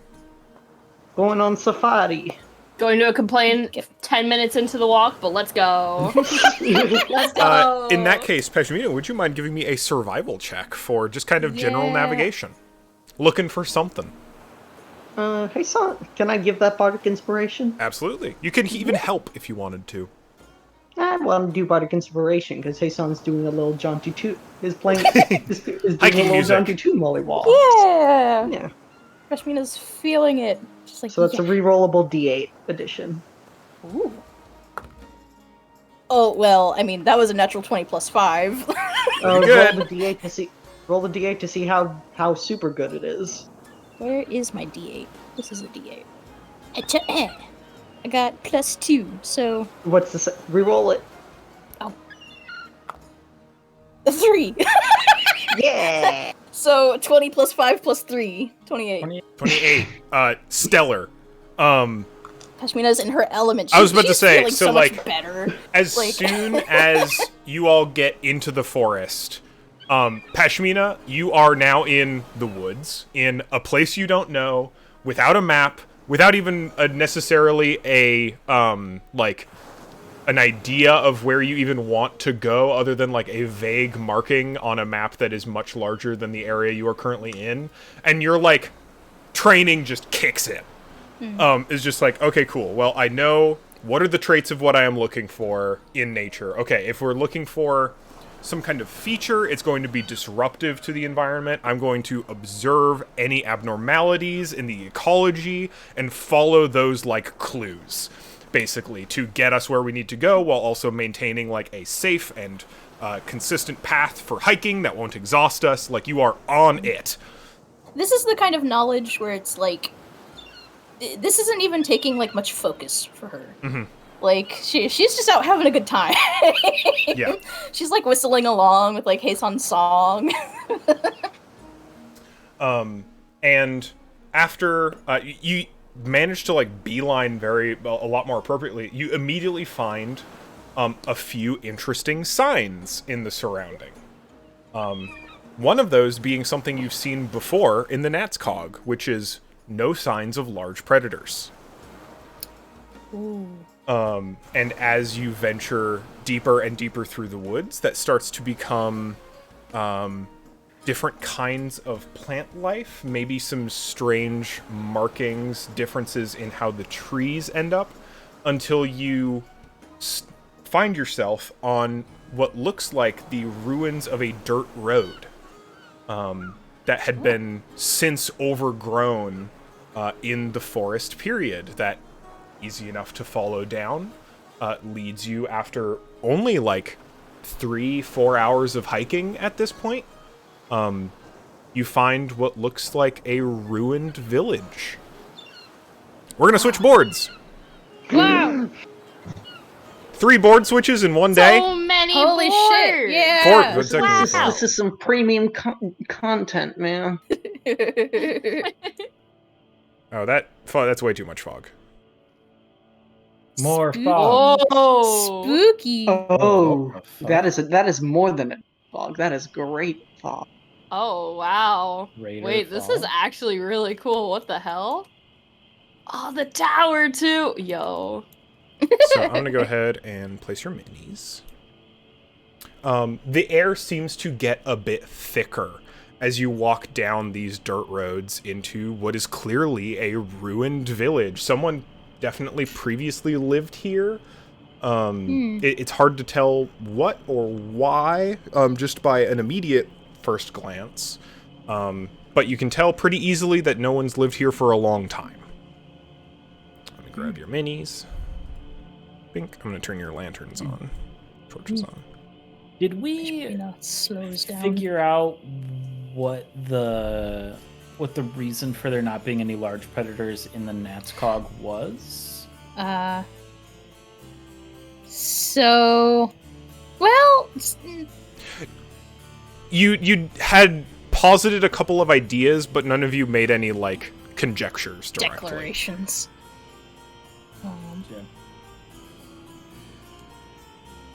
If you Well, want yeah, to, make a roll to investigate try and it. like think about the commonalities between here and there, you may. I would love to. Holy shit! I've just seen. I'd say insider nature. Oh, you go away. 15 on a nature. 15 on nature. So no large predators means that whatever was here before, was large enough to either scare them off, outcompete them, or eat them. The last time you saw this, you were near a dragon's lair.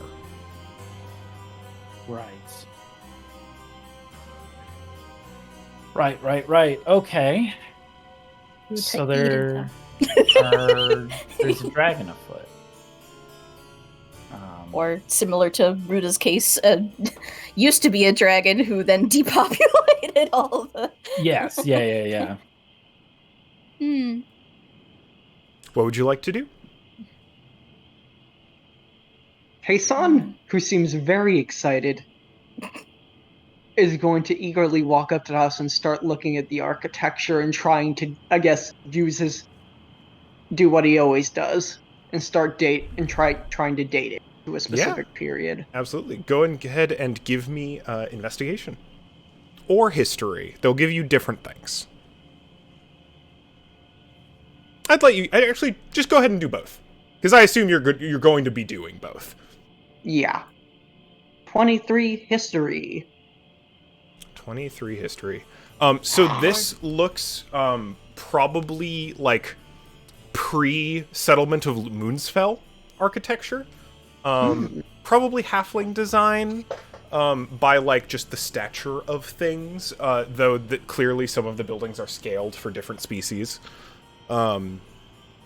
They're definitively old, like kind of vaguely of an era before like current era civilization. I would date them probably 300-400 years old. Managing to hold together by scraps and tatters, though clearly they were in repair until fairly recently.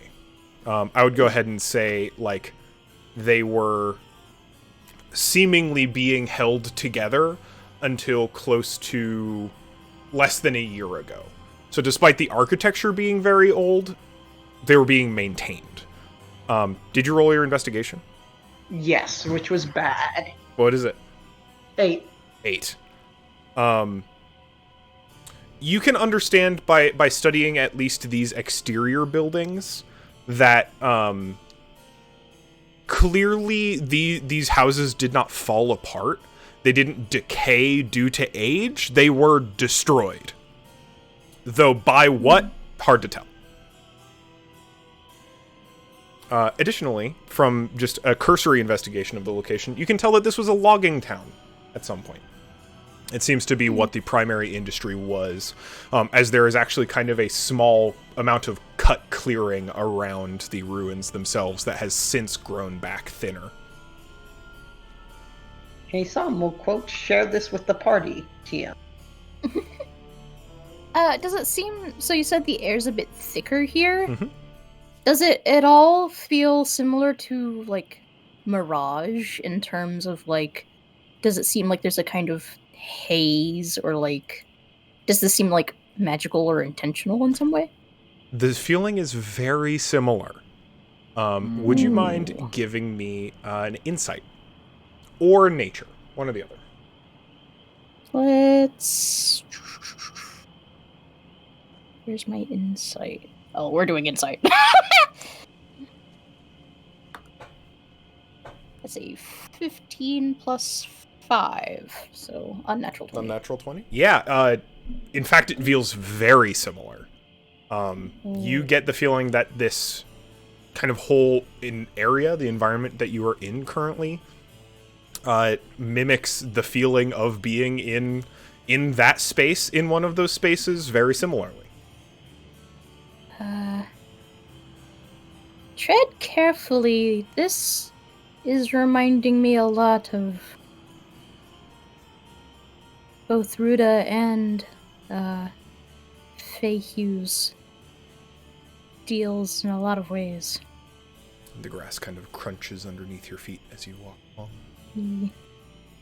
Well, yeah, I mean, last time when we were in the NASCAR, there were no big predators kind of like now. So stands to reason there's probably a dragon horde somewhere.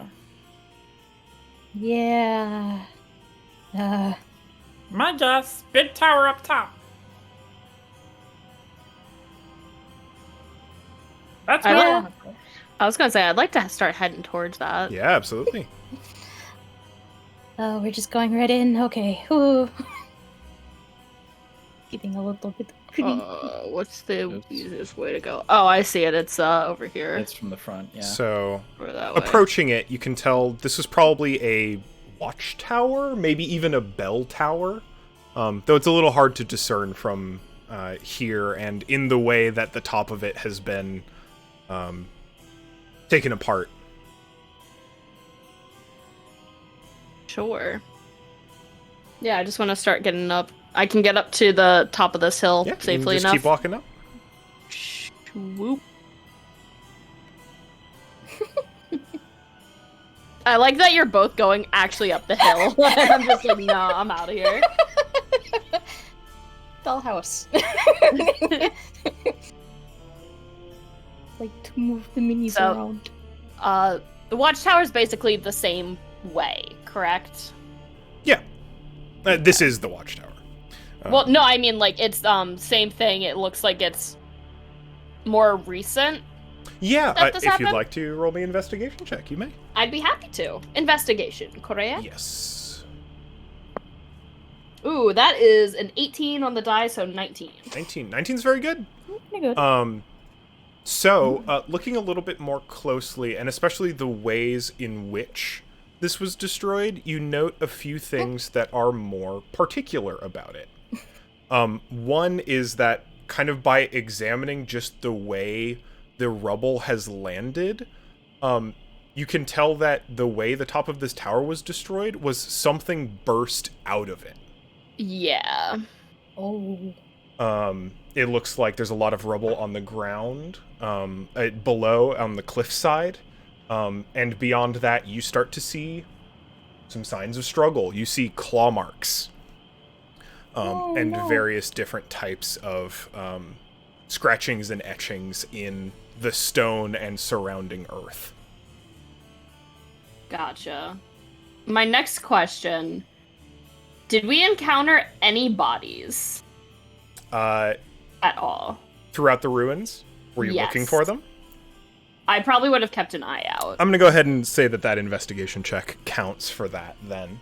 Okay. You have found several Okay. among the ruins, mostly halves of skeletons, Hats? either from the torso up or waist down. Oh, okay. I was thinking like straight down the middle. My bad.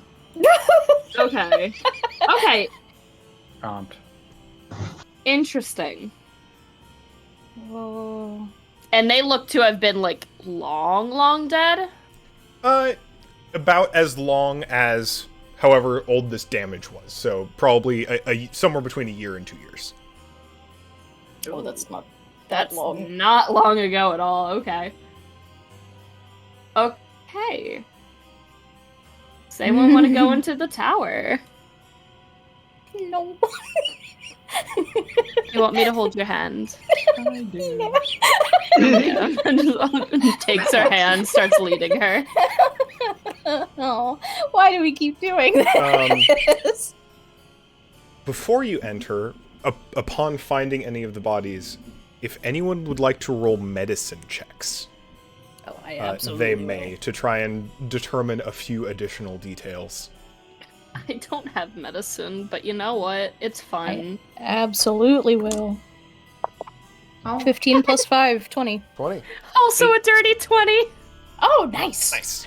Damn! The both of you look together. You find actually a small variety of bodies. Again, a mixture of species. It's hard to tell by the bones in particular, especially when you don't have all of them. But yes, peculiarly, almost all of them are in half. And with your medicine, you can definitely tell that they were bitten in half. Oh. Cool. Guys? Is oh god. yes. Wow! We're about to enter this. We're about to go into the tower. Something big ate these, something really big ate these people in half. I mean, Just probably a dragon, right? not that long ago. I mean, well, We're I mean- skeletons. these are not old skeletons, hey son. Oh, These are, maybe a year? Maybe? They're not... These haven't been there that long. maybe I should.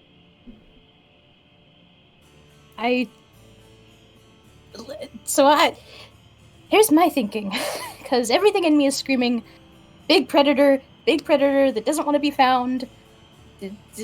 Thick fog, wants to be obscured. We should probably just let it be. Probably. Loka, would you mind rolling a nature check? No. And Zoran, would you mind rolling a Constitution saving throw? What? Sorry, Oh, no. Wisdom saving throw. Oh Sure. Yeah. 15 nature. 15 nature, good. 10. 10, good to know. Loka, hearing this, your mind runs through a couple of things at first. The biggest one being, while you can tell that they're, like, you were definitely spotting all these signs, and, like, especially Peshmina was spotting these signs as before, you note that there's no signs of anyone in the area now. If there was a creature more active in the area, there's wildlife here. There's small creatures, there's anything else. If this was the current lair of a large predator, they would not be anywhere near here. And there are. The other thing you note, seeing some of these small creatures, is that the grass and trees and bushes all around these ruins are wrong. They're waxy. You step on a little tuft of grass along the side of the road, and it doesn't bend, it snaps. Ew. Oh my god, we're getting like fucking House of Waxed. What? Huh. Waxy. Has this been true through the entire village? It looks Or like just up here? around up to where that original clear-cut line is. If you do kind of like walk around and take another investigative like look at the plants, upon further investigation, you can tell that they're not alive; they're preserved. Oh. What? So, Matt, Yeah. I know you're about to enter the door. Do you want to enter the door before I go through the door before I do something with the corpses? Because I know you've been waiting. No. You can go ahead and do whatever you need to do. Are you sure? Yeah. Alright. Well,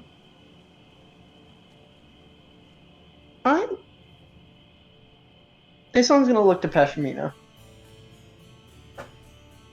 After observing our friend Taxel's little reanimation, per se,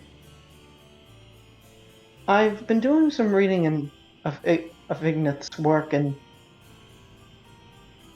I believe I could reproduce it, if you are comfortable with that.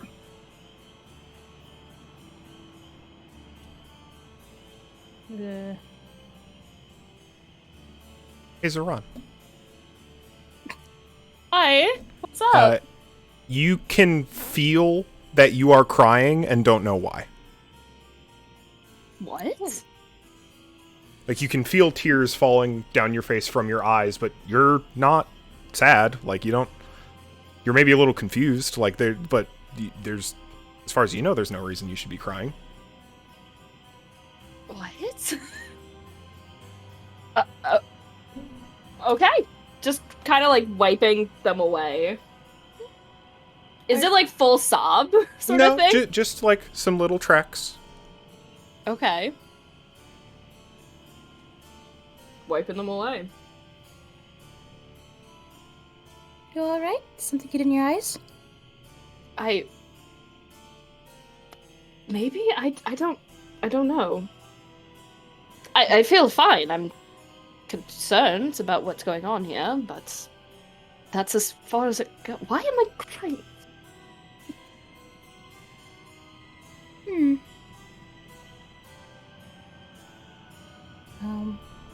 As far as the speak with dead stuff, I mean, I'm not thrilled about it, but I mean, it is a way to get answers, I suppose. In that case, Aeson will cast Speak with... Well... I don't want to look. I don't want to listen. Pashmina turns around and, like, closes, like, puts her hands over her eyes. Maybe that's... Yeah, Aeson will then cast Speak with Dead on one of the corpses. Sure. You've got half of it about. You find one that is the waist up. And it's just bones. There's like a very soft glow that comes into the eye sockets as it like inhales. And it looks around and it doesn't say anything immediately. What's your name? I don't remember. I'm sorry.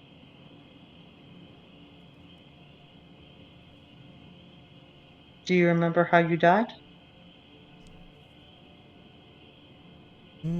No, I was in my house, and then there was a noise like a storm. Something hit up against the wall, and then nothing.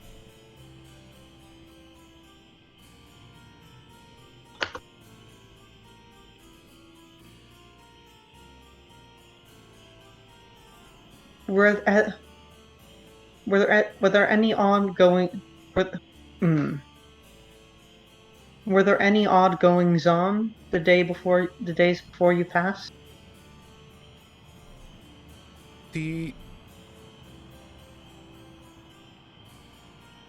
elder said he had an announcement, but I never heard it.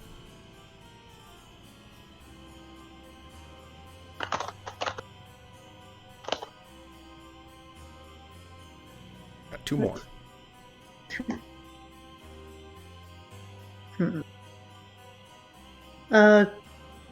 I'm mostly out of useful questions. Does anybody have one?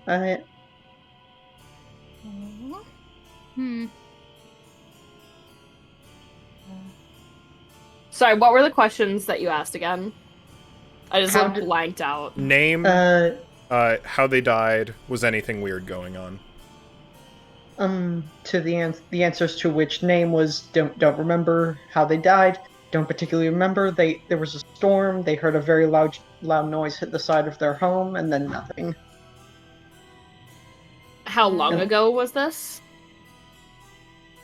Like we say, like the current year is this. What was the year?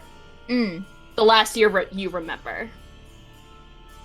When was the last year you remember?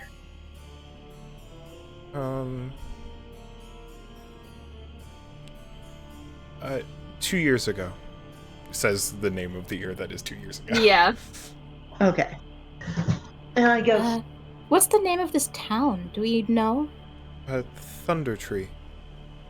Thunder Tree. And the light leaves their eyes and the corpse falls back. Never. Thunder Tree. Thunder Tree fell 2 years ago. There was a storm, and then nothing. The elder was Although you making know they them- were bitten in half. Well, that we know. It's kind of evident. Well, that didn't answer as much as I was hoping, but No. I mean, we know more than we did before. Hey, Son, give me a wisdom save. I have to go to the bathroom so badly. I'll be right back. Do it. 18. 18. You feel a tear well up into the corner of your eye and then go away. Odd. Zoran, you hear a whisper, which I will send to you. No. Okay. Anything up there, Loka?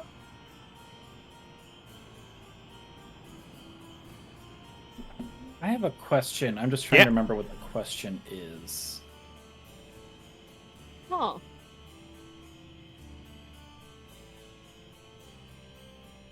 So, much like how there was this feeling of elemental... I can't remember exactly. Did I feel some sort of connection over by Ruta? Or how did that work precisely? At the shrine near Ruta's lair. Yeah. Are you asking, like, if you feel something similar here? Yes. No. In fact, you feel much the opposite. Something here is deeply wrong with the earth.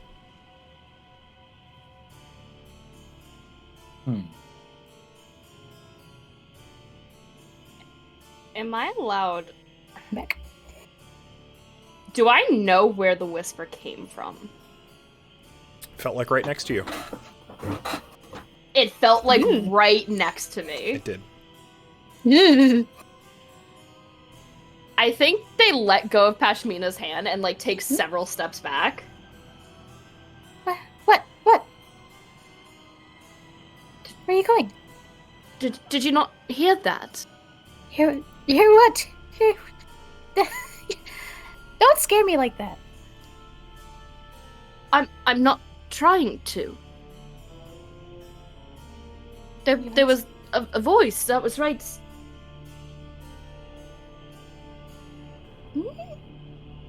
What did it say? I trusted him.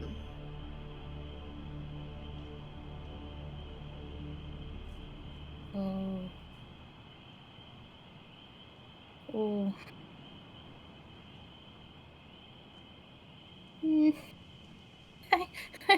I don't want to be here anymore. I don't know if I want to either. Oka, Hisan?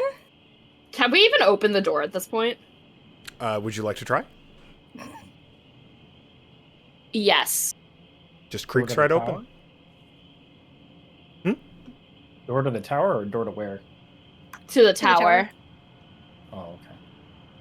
So I'd like to go in if you weren't going to. Yeah. I absolutely plan to, yeah. It just creaks Alright. right open. Interior is not representative on this map.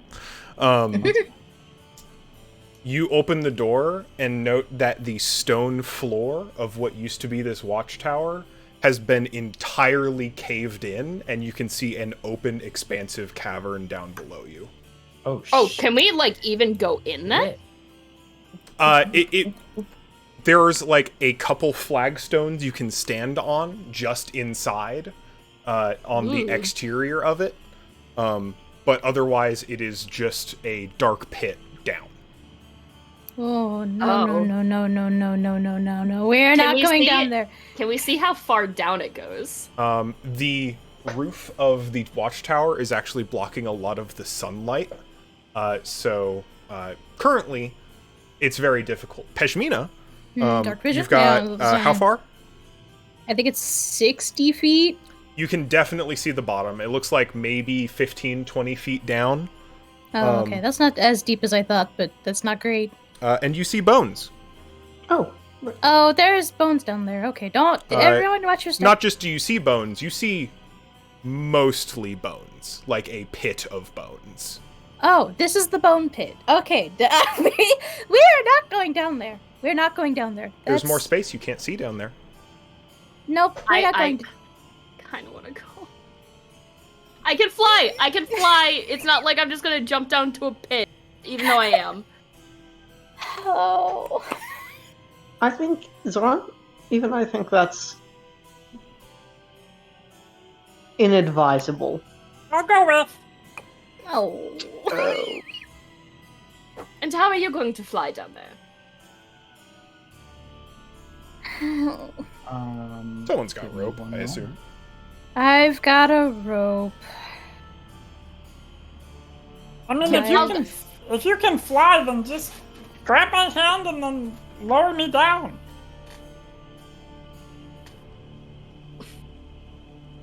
Looks at their strength score of 6. Mm-hmm. I can go invisible and float down. So if there is anything down there that tries to immediately attack me, they won't see me there.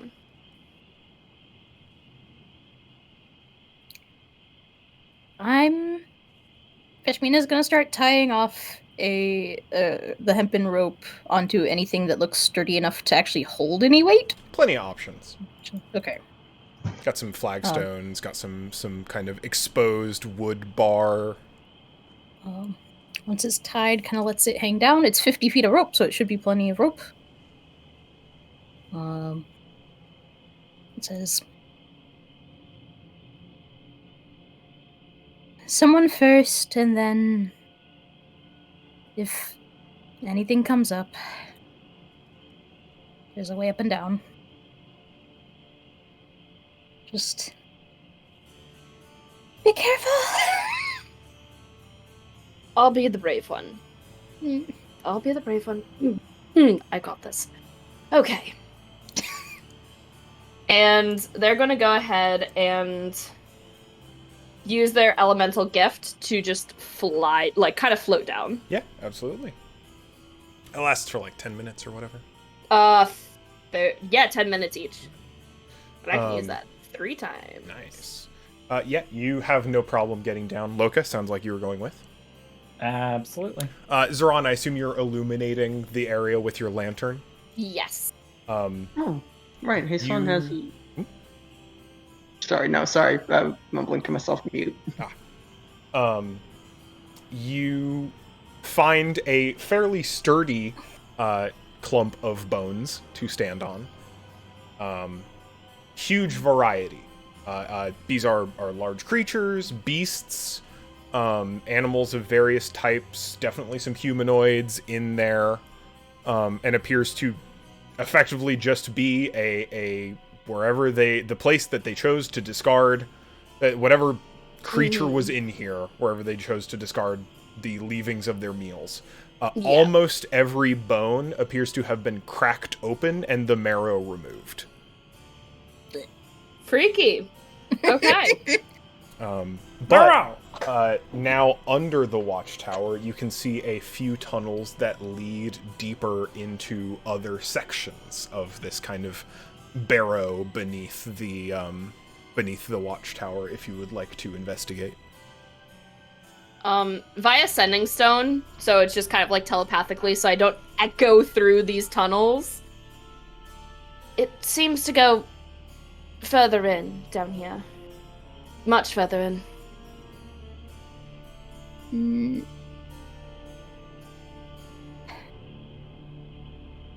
Do you want to keep going?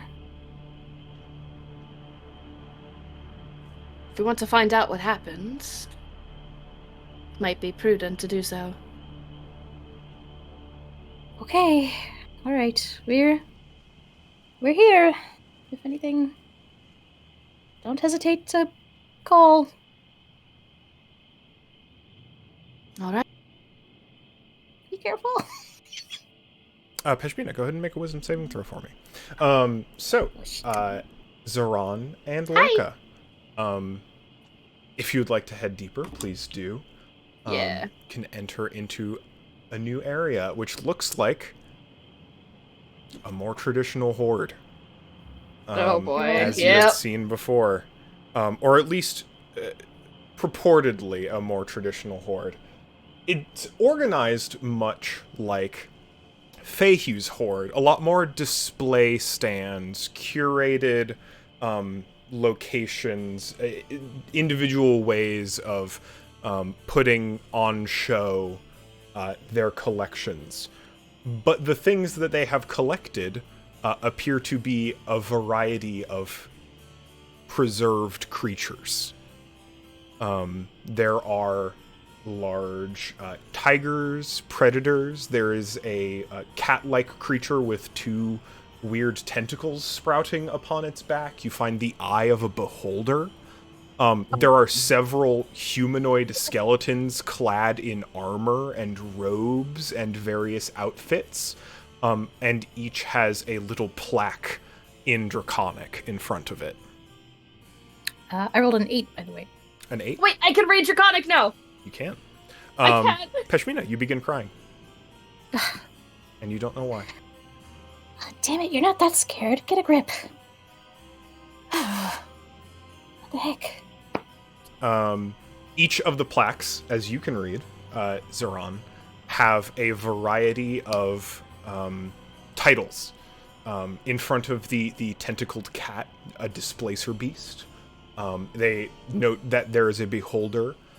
There's a variety of there's the names of each of the individuals who were clad in armor, and while it appears that their flesh and skin did not survive the same way other creatures did, whoever owned this horde seems to have claimed their own trophies of each of these conquests. If either of you would like to roll me insight or investigation checks, please do. I have insight. I would like to. You can roll separately if you'd like to, Loka. I Or would Matt. like to, yeah. Sure. I'm going for insight. I'll do investigation, and I got 13. Nice. Ooh, 13 on the die, so 17.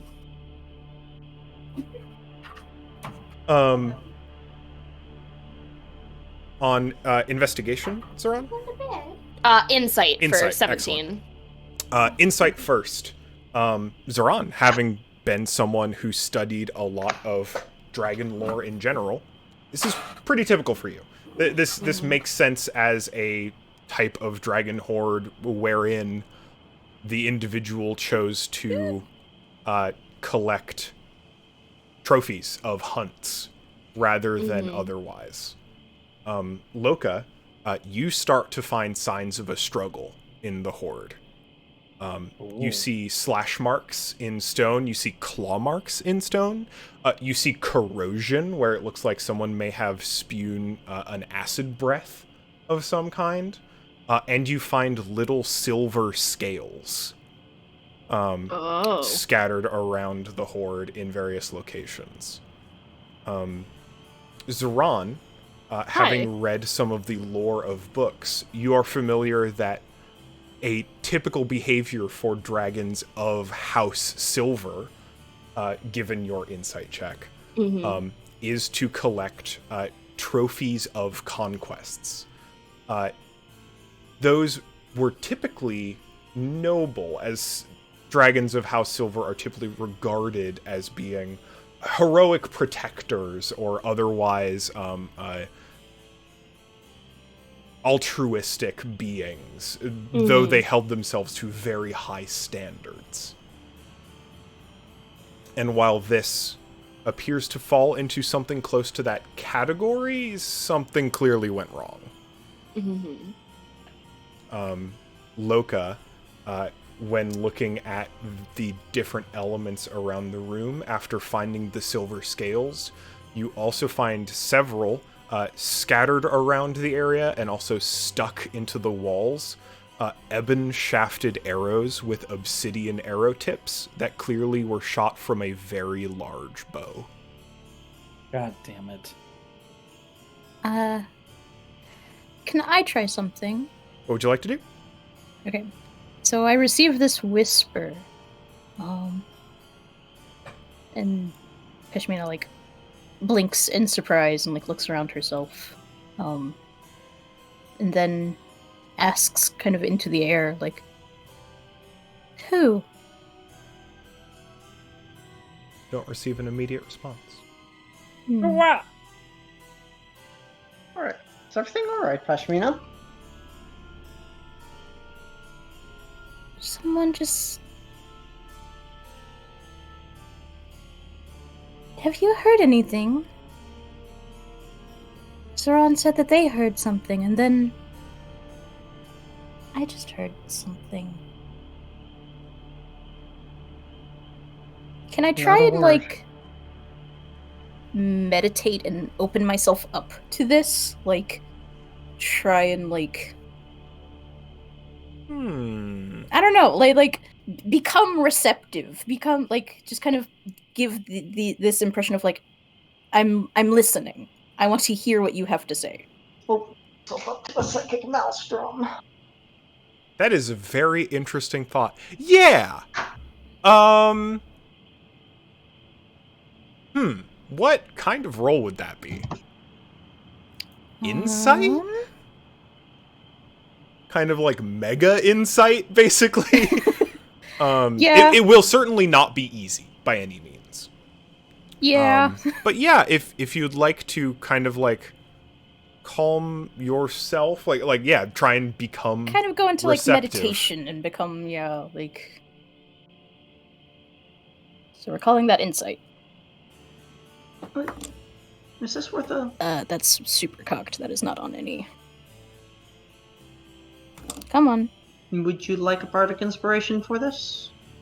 Well, I rolled an 18 plus 5. 23 is pretty good. To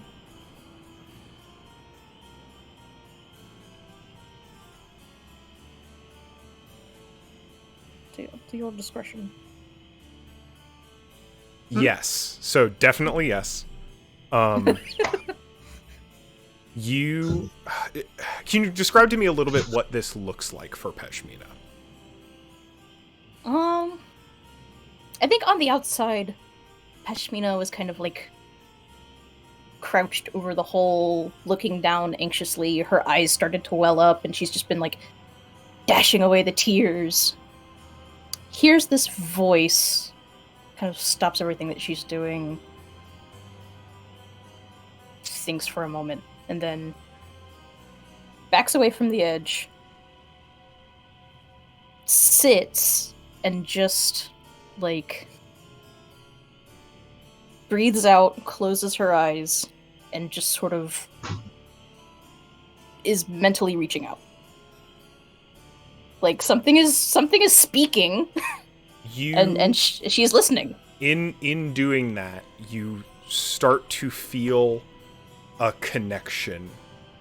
Not a connection, a pressure. To borrow language from another game, the psychic maelstrom around you. We'll get back to that. Hasan, make a wisdom saving throw. Zoran and Loka. Or sorry, Hasan has already made a saving throw. Loka, please make a wisdom saving throw. God. That was the point of the saving. I was gonna say, do I have to do it again? 5. 5. Let's go! You begin crying, and you don't know why. I do have a quick question. Yeah. Is this a charm by chance? No. Okay. It's in a similar vein. If you would like to resist it, you may. But it is not explicitly a charm. Okay. Yeah, I was just trying to see if I would get advantage on that roll or not. For sure. Would Zeron and Loco, would you like to continue to venture deeper into the lair? I very much would. Yes. The next area is the last one that you can find currently. It looks like it was a relatively small lair, all things considered. Mm-hmm. And it looks like a little living quarters, but scaled to that of a humanoid. In it, you find a set of what looks like fairly ceremonial robes, as well as a tall walking staff. A bed, a shelf with no books, just a few like vessels, a glass, a broken bottle, and stacked neatly on a small wooden desk is precisely 6 platinum bars. Cool. What the fuck? They are stacked vertically. Do they look like they've been here for a while? They do. They look about as old as the bodies did. Okay. Like, is there a layer of dust? There is, but not like hundreds of years dust. Like, Yeah. this has been around for a while dust. It is as old as all of the other markings you see around you. Just looks to Loka. Because I know their eyes are right there. What are Okay. you looking at me for? Just gives you a long look. This is the only treasure you have seen in the Horde. Oh, it's too good to be true. That's it's what too... I'm thinking, yeah. Can I take a closer look around? Yeah, please. Pirate senses. Pirate senses. I don't have anything that's like useful in this situation. Are you looking for anything in particular, Loco? I'm just so there was like a staff, a cloak, these bars. Bookshelf, living quarters in general, looks like. I'm just looking for any signs of, because a lot of the other hordes that we've been in have been torn apart in a way.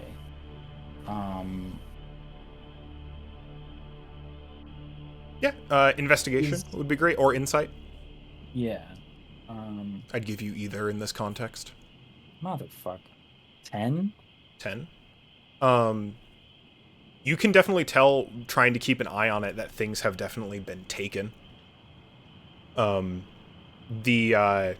are individual pieces of armor. It looks like maybe rings, bangles, helmets, maybe a sword missing from the like sets of the preserved trophies.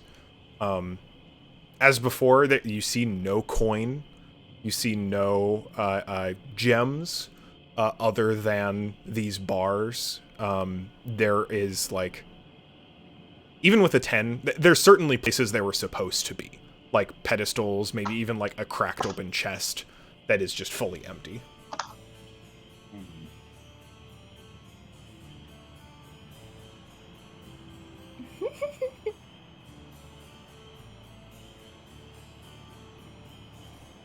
And there's nothing else of note. In the living quarters? Mm-hmm. Not in particular.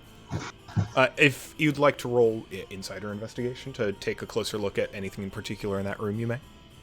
Can we really do insight? Sure. That's also a 10. 10. There really isn't a lot, other than you can tell, like, this appears very modest, comparatively.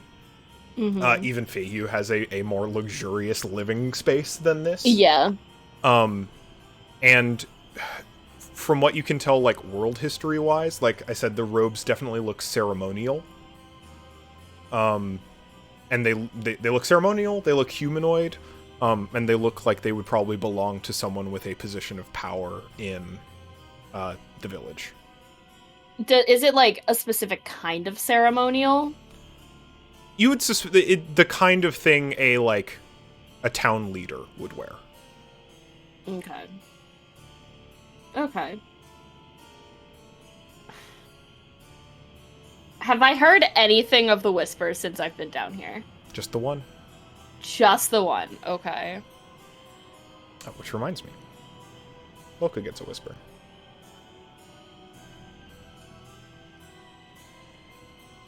This fucking spooky Halloween music.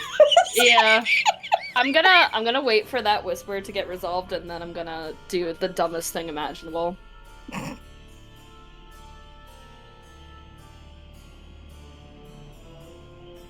Gonna pick up those bars. Oh yeah, absolutely. 100%. I'm gonna pick one up. I love clear trap. I mean, they are 100%. untouched for a reason, but like, we gotta. It's We gotta. It's there. they know that this is probably a trap. They're still gonna do it anyways. More just not even because it is Set just it up platinum. so- It's just because it's just like, okay, what's going on here? Also, still meditating. What? You good, Yes, Luca? Peshmina. You feel suddenly a barrage of thought around you. That there are Okay. presences around you in this place, and they are sad and they are angry.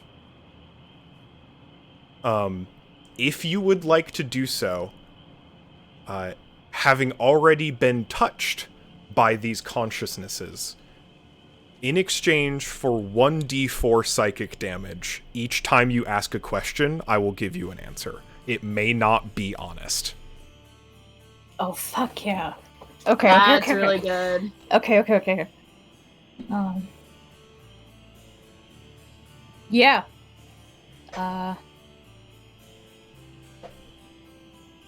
We'll try and like. Who was so kind? Who was kind to you?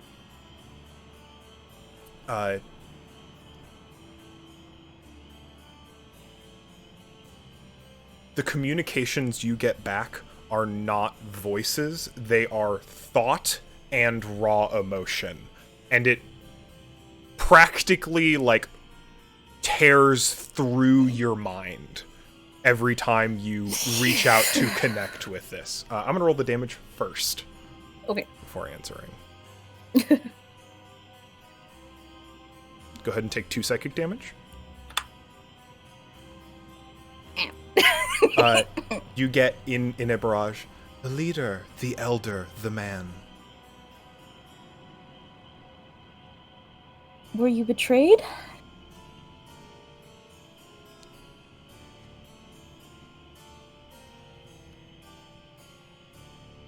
ahead and take another 2 psychic damage. Starting to wince. You get 2 thoughts at the same time. We were family. We were prey.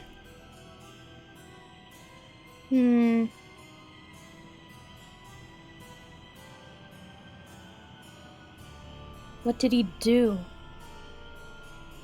I'm going to double the psychic damage on this one. Ow. That is 6 psychic damage. All the voices at once in your mind at the same time, just, he ate us. And you lose your psychic connection. Pashmina? I'm alright. What was... You do not look alright. I'm alright. I think a lot of our suspicions are correct about this place.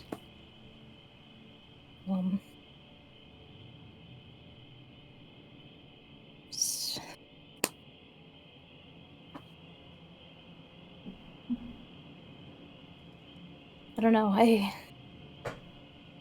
We shouldn't linger here. Your son messages the others. What's going on down there? We found a room. Someone lived down here, obviously. I would hazard to guess someone important to the town. I'm currently looking at a few platinum bars, and further down in the hall we took down was an array of trophies. Like game trophies. Humanoid and monstrous. Ugh.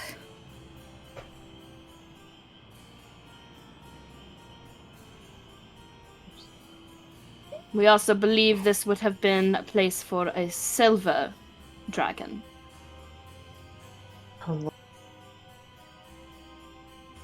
Something feels wrong, though. You know, like, something's been... It feels like it's been corrupted or something, you know? Is there any sign of the Ichor? Ooh. Is there? Given your prior investigation checks, no. If you would like to look for it specifically, you can roll again. I'd like to, but I'd like to do it on the trophies in the Sure, hall. yeah. Because I feel like that's better. You specifically inspecting those trophies will get advantage. Oh, I don't like that, but okay. I don't know why I, of all people, get that, but alright. That's a little scary. First one, is this investigation? Yeah. Okay. I'll give first you one's- investigation or history, actually. History. Okay, so the first one, I rolled a 2 and a 19, so that's going to be a 20... 19 plus 4, 23.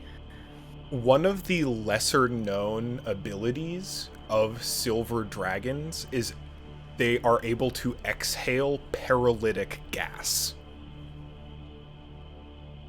That may, in high quantities, be able to not just paralyze, but to fully preserve.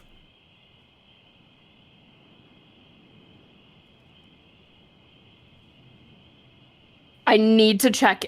Can I do a medicine to see if any of these things are still alive? Investigation, even just looking around, hard no.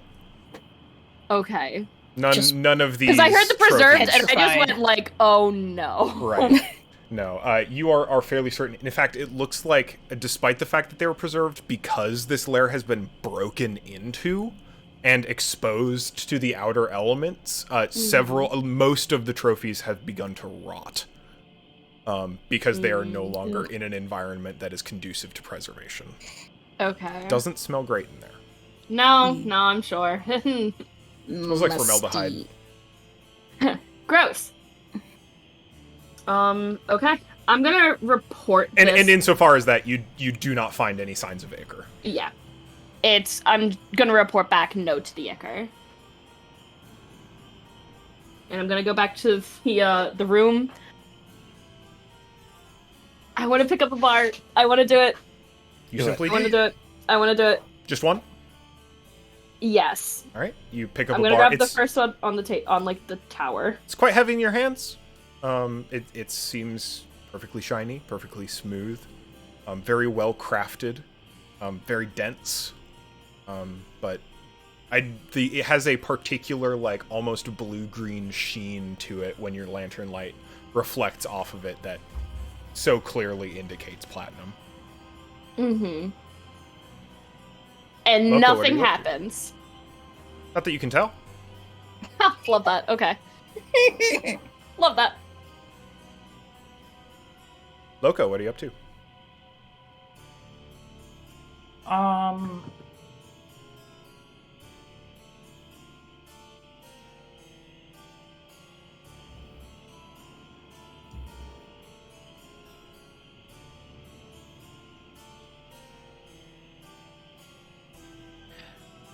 did Zaran share the information about the wax? I never knew about the wax. Or about the preservation stuff, rather? They would have said that to the others, yes. Okay.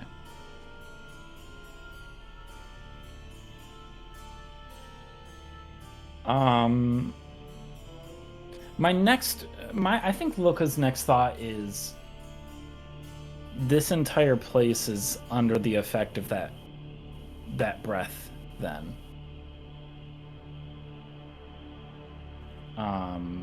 Seems very plausible. And trying to figure out how that is possible. Can I head back up and maybe see if there's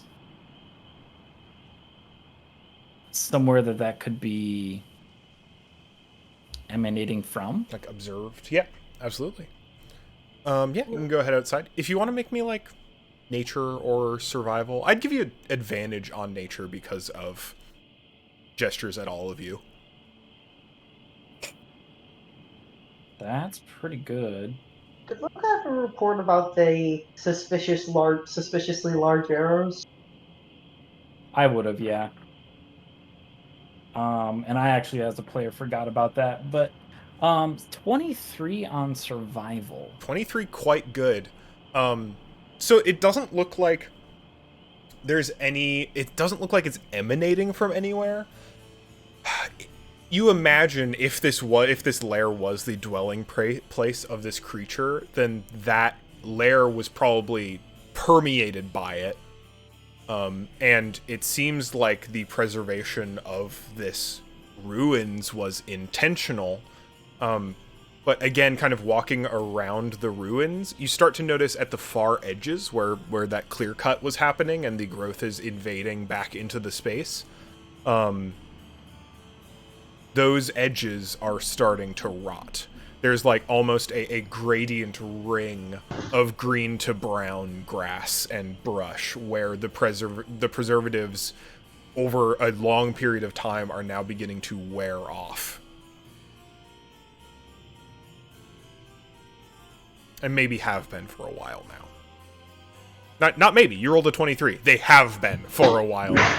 The like, clearly the progression of this, honestly, chemical preservative has been slowly wearing off probably over the last several months. It has overstayed its usefulness, and the stasis embodied by this chemical process is giving way to decay gradually. You imagine in another 2 years, the ruins will be reclaimed by the forest.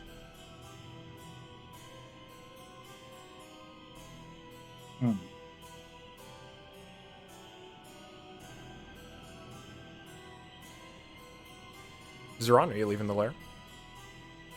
You're the last one down there. I'm the last one in here. Loka went out to investigate the rest of the ruins. Oh.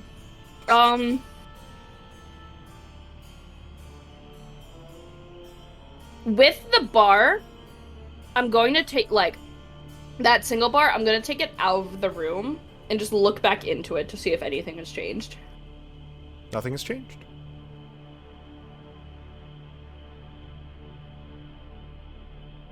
They're going to go back in, and they're going to move the other bars, at least off of the table. Just move them off of the table? Mm-hmm. You don't see a reaction.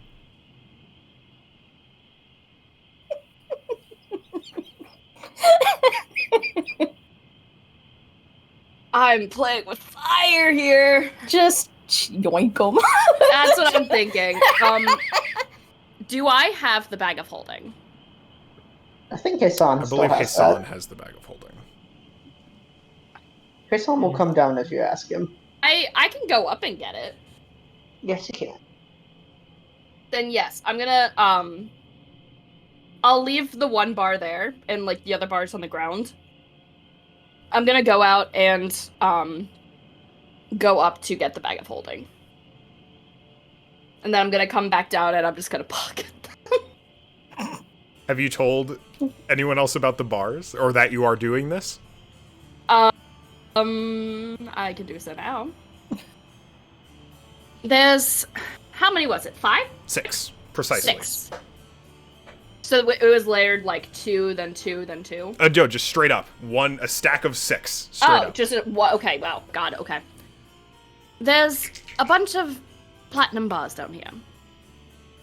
I did the dumb thing and moved them to see if anything would happen, and nothing did. I don't think anything bad would happen if we were to claim them ourselves. Let me at least come down with you then. I'll be right back. Of course, Okay, I'll so- meet you halfway. His son will go down. He should have gone down a while ago. Detect magic in the room. The bars light up. Love that! Do we know what it is? Identify. It looks like the one that you identify, at least, has a modified enchantment for locate object. Ooh, Except it's in reverse. So instead of the enchantment being able to allow a user to locate an object, it allows a user to track an object. right. Got it. These It's marked. These platinum bars are being tracked, Zeron. They were left here intentionally. I'm guessing by the people who shot those arrows. I'm assuming that some dragon hunters, I'm sure we have a guess as to who, came here. You get the full thing on identify, right? Yes. You know the target of the locate object spell. Or rather, you would. Okay. So when you cast an enchantment like this that targets an individual user, there's a reference. So if you, for example, if you, Hasan, enchanted the object to do this, right, and someone else identified that object, it would effectively leave your signature on it. Mm. When that caster dies, that enchantment instance gets broken. Each of these bars no longer has a target. Oh. Whoever Free they game. were attached Free game. to is no longer alive. Free game. That being said, those who enchanted these bars are the enchantment's been broken, and the casters are presumably dead. So while there is an enchantment on them, whoever placed them there is gone. So, and that means if it's only available to one person, then it is just free game, correct? There's no way another person can track that specific bar without like specific spells, correct? No living person, yeah.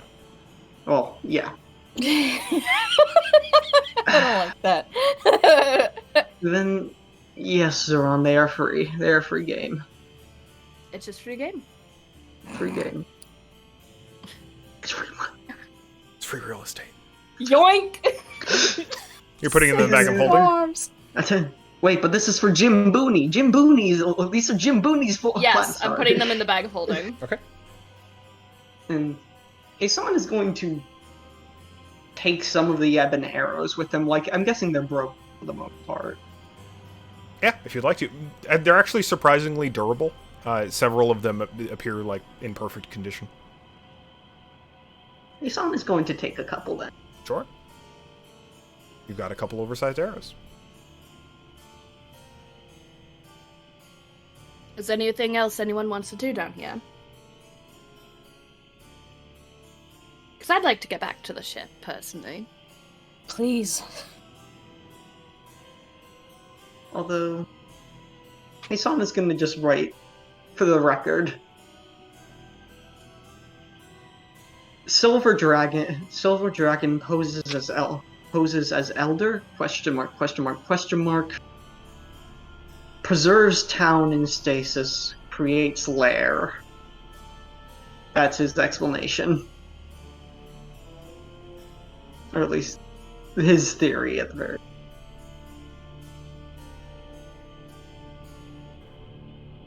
Either way. And yeah. He sounds ready to go then. Well, and you said there was no literature, no writing at all. Correct. There was nothing on the shelves, yeah. It looks like the shelves have been picked clean. Let's go. Actually, sorry, one more check. What? No, 12 history on the robes, so the robes that the person is wearing.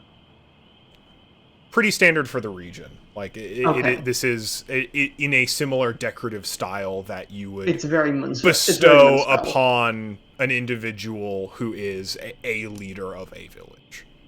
Okay. Alright, that's all I need to see here then.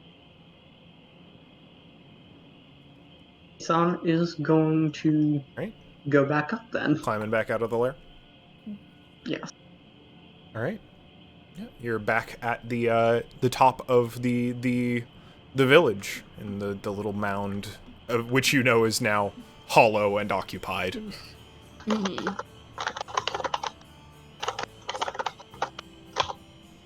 Zeron, Peshmina, and Loka, you are still softly crying. Yeah.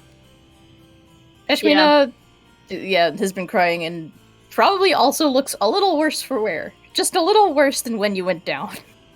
What have you been... Why is everybody crying? Pashmina, what did you hear? I heard the same thing that Zeron heard, I think. A soft voice. Did they say the same thing? First they said he was so kind. And then I wanted to see if they would say more, so I just kind of listened. They said... Oh god, I've already forgotten all the things I asked. It was like their leader.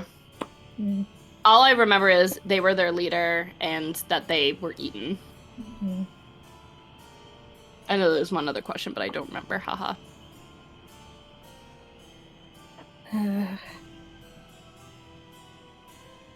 Either way. There's... nothing good happened here. No.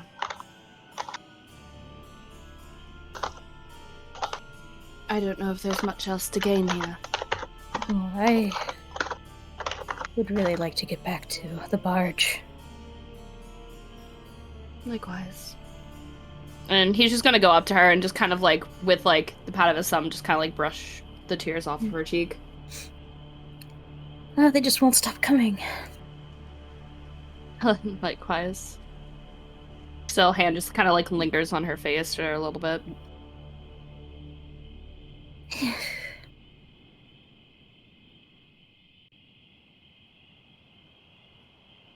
Shall we? Please. Loka, hey son. Yes. Forgive me, just writing. Thank you. Loka does not respond to you immediately. He looks like very deep in thought. Okay.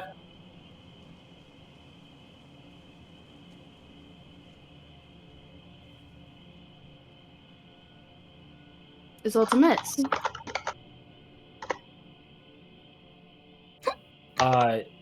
You see Loka reach up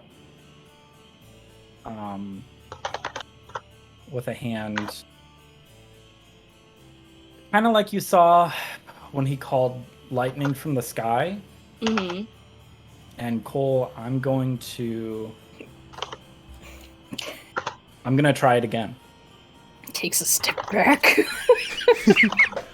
You reach a hand up, trying to connect yourself in this place like you did near Ruda's lair. And you feel a tension build in kind of your consciousness. And after a couple moments, your hand just feels very cold.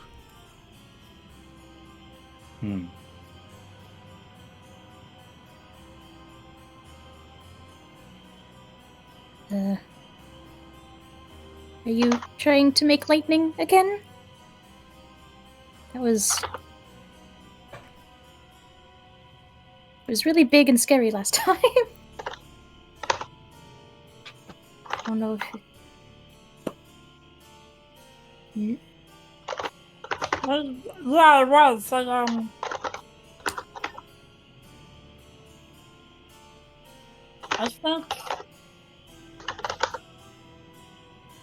I think this place is just the sadness won't leave. Yeah, there's a lot of it here.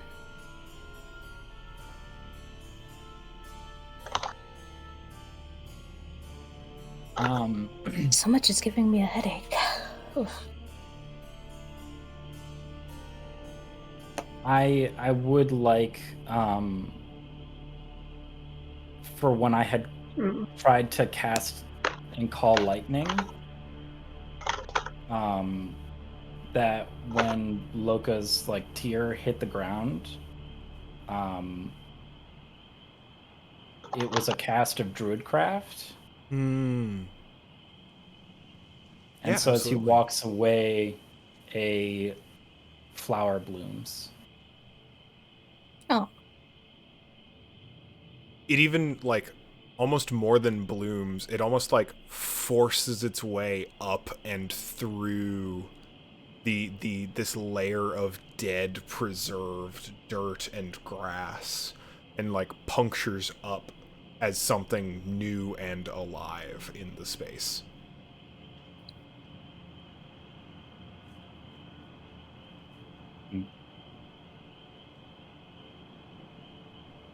Oh.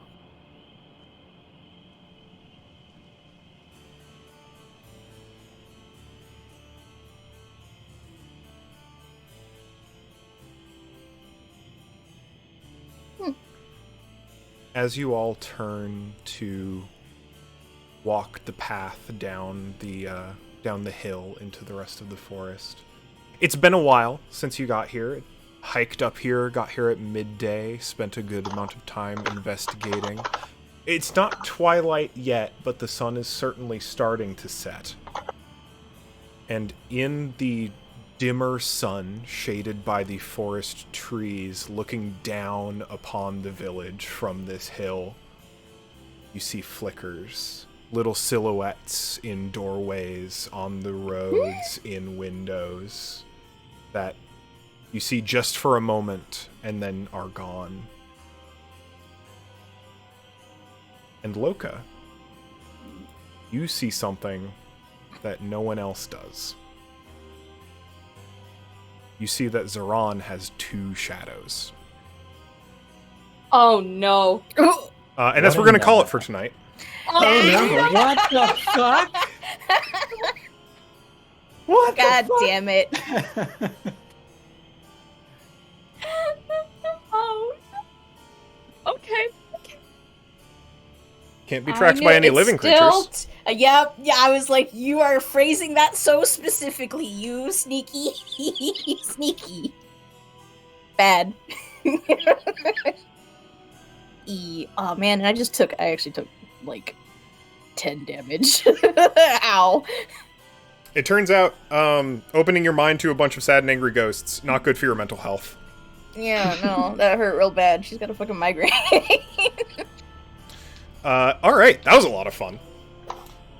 Thank you all for playing this evening. I love this harpsichord music. I think it's very silly. It's cute. Yeah.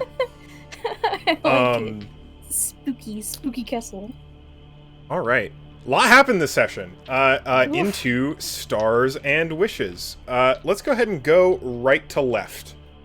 So Eli, stars and wishes. Well, that was a lot fucking happened this session, as in we literally just did a lot.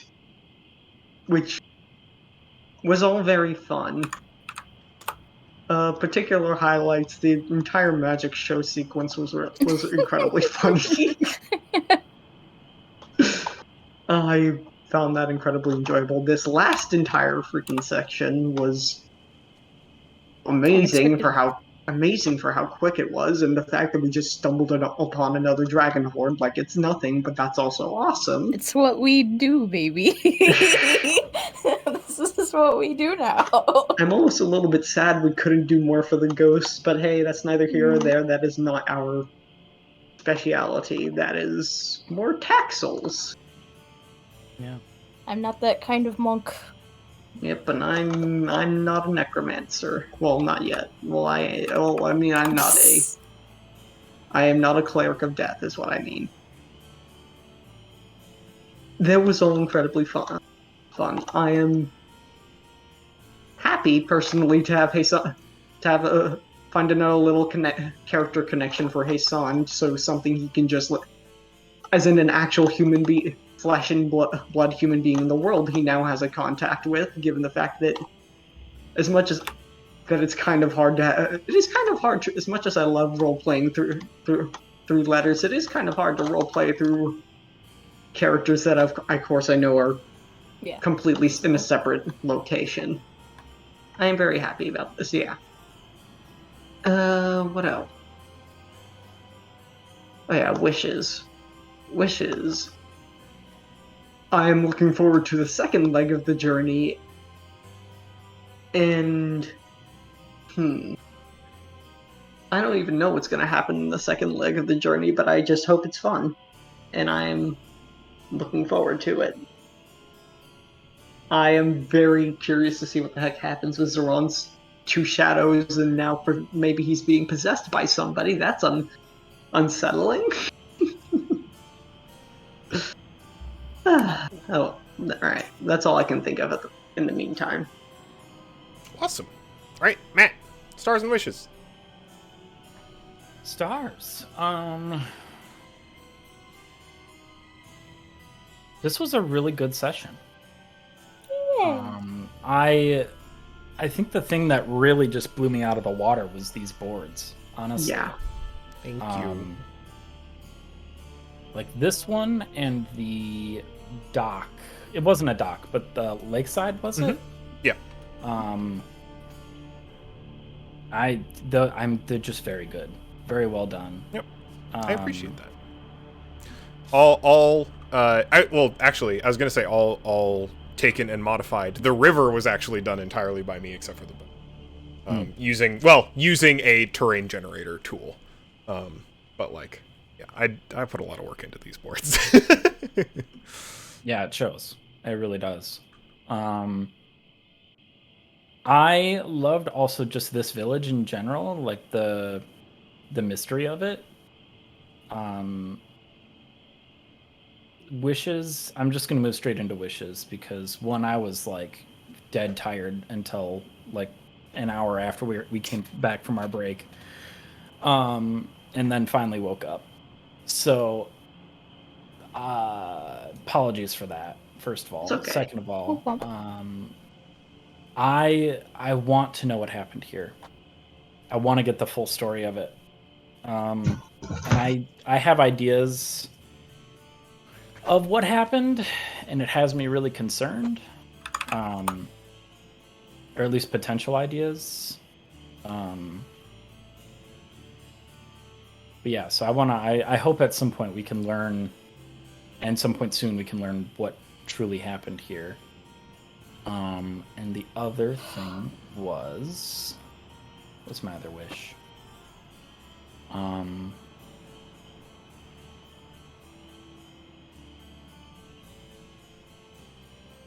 I forget my other wish was, but I'm also just kind of looking forward to what's coming next. So Awesome. Me too. Me, Stars and Wishes. Stars. I enjoyed having a little bit of downtime. Weird little riverboat cruise was very fun to me. I had a lot of fun coming up with like little fantastical fun things for this session, like the pub run by fairies and the like the magic show. I thought that was cute. I really enjoyed that. I really enjoyed playing Zatanna. I just think, like, narratively and dramatically, the idea of a big bookworm who thinks Heisan is cute is, like, deeply amusing character-wise. It was very good. And please let me know, Eli, if that ever makes you personally uncomfortable. I want to make sure to stay within you, Eli, the player's comfort zone. It is not. I am perfectly happy with it. Forgive me if I just never know how to respond to it. No, I mean, kind of the point is to make Heisan kind of flustered and on the back foot. Very good. It's very good. How tall is she? How tall? Oh, is like she? probably 7-8 feet. Heisan is about She is a as full tall as minotaur. Pashmina. Little bird. Tiny little bird in this. Big minotaur How tall lady. is Heisan? Heisan's what, like 5'5"? 10 pounds. I think about as tall as Pashmina, maybe an inch or two taller or smaller. Yeah, Pashmina's like 5'3". I- So like I'm so tall compared to Yeah. really tall. I think about that a lot. okay. Little Pashmina like dragging you through the water. Anyway. It's fun. Playing Zatanna was super fun. So cute. I really like this village. I like segments like this I have a lot of fun with because it feels like in the video game sense I get to do like environmental storytelling basically, but with like a bunch of weird stuff that's going on. So yeah, that was fun. I think it was fun. I think it was fun to see everybody get like a little time, like a lot of time to shine individually throughout this session. Everyone had stuff that they were each very good at and interested in doing. I thought that was very cool. Wishes, yeah, I'm stoked to see the second half of this leg. I'm excited to finally get to Araska and Tanara in Anaro. I think that'll be a lot of fun.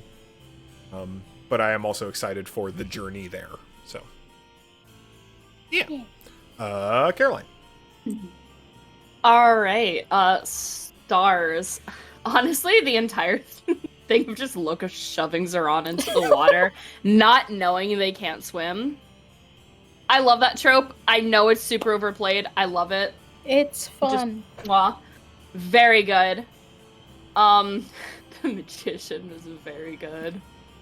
I loved that entire scene, just based on getting more and more frustrated because I couldn't logically give an answer of why this was happening, which is immensely amusing. This is such a bad comment, and I don't mean it in a bad way. I love seeing Heisan flustered. I love it. I love seeing them out of their element because they don't have an explanation for something or something just completely catches them off guard. It gets me every time. I fucking love Heisan. I cannot stress this enough. I love Heisan. Heisan's good. They're so good. Star, I'm low-key shocked we stumbled upon yet another dragon horde or like lair so quickly after the last one. It's wild to me, but I'm also here for it because I'm playing a character who's super into dragons, so this is immensely interesting for them, and I'm like, oh, okay, we're like in this. All right, let's go. Star, also like the whole thing about like the ghosts of everyone here like making us cry and like whispering to us was really cool.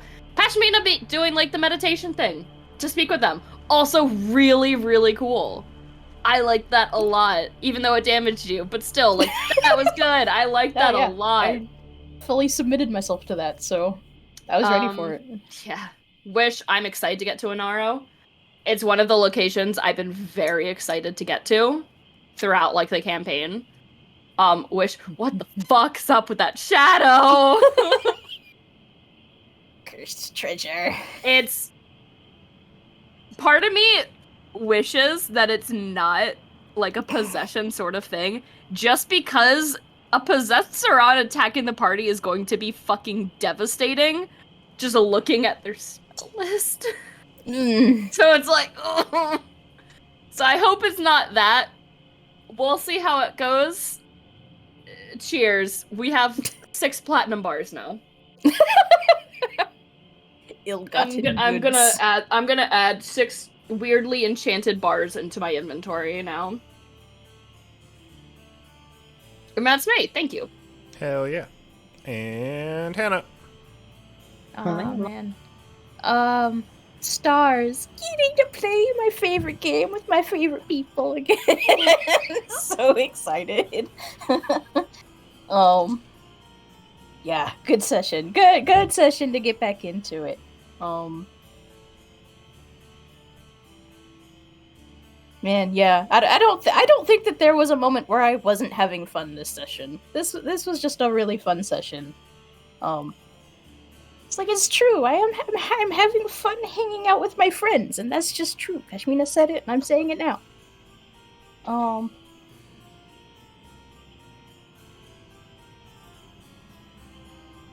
Wishes. It's hard. This is more so out of... It's probably better for this to happen out of session.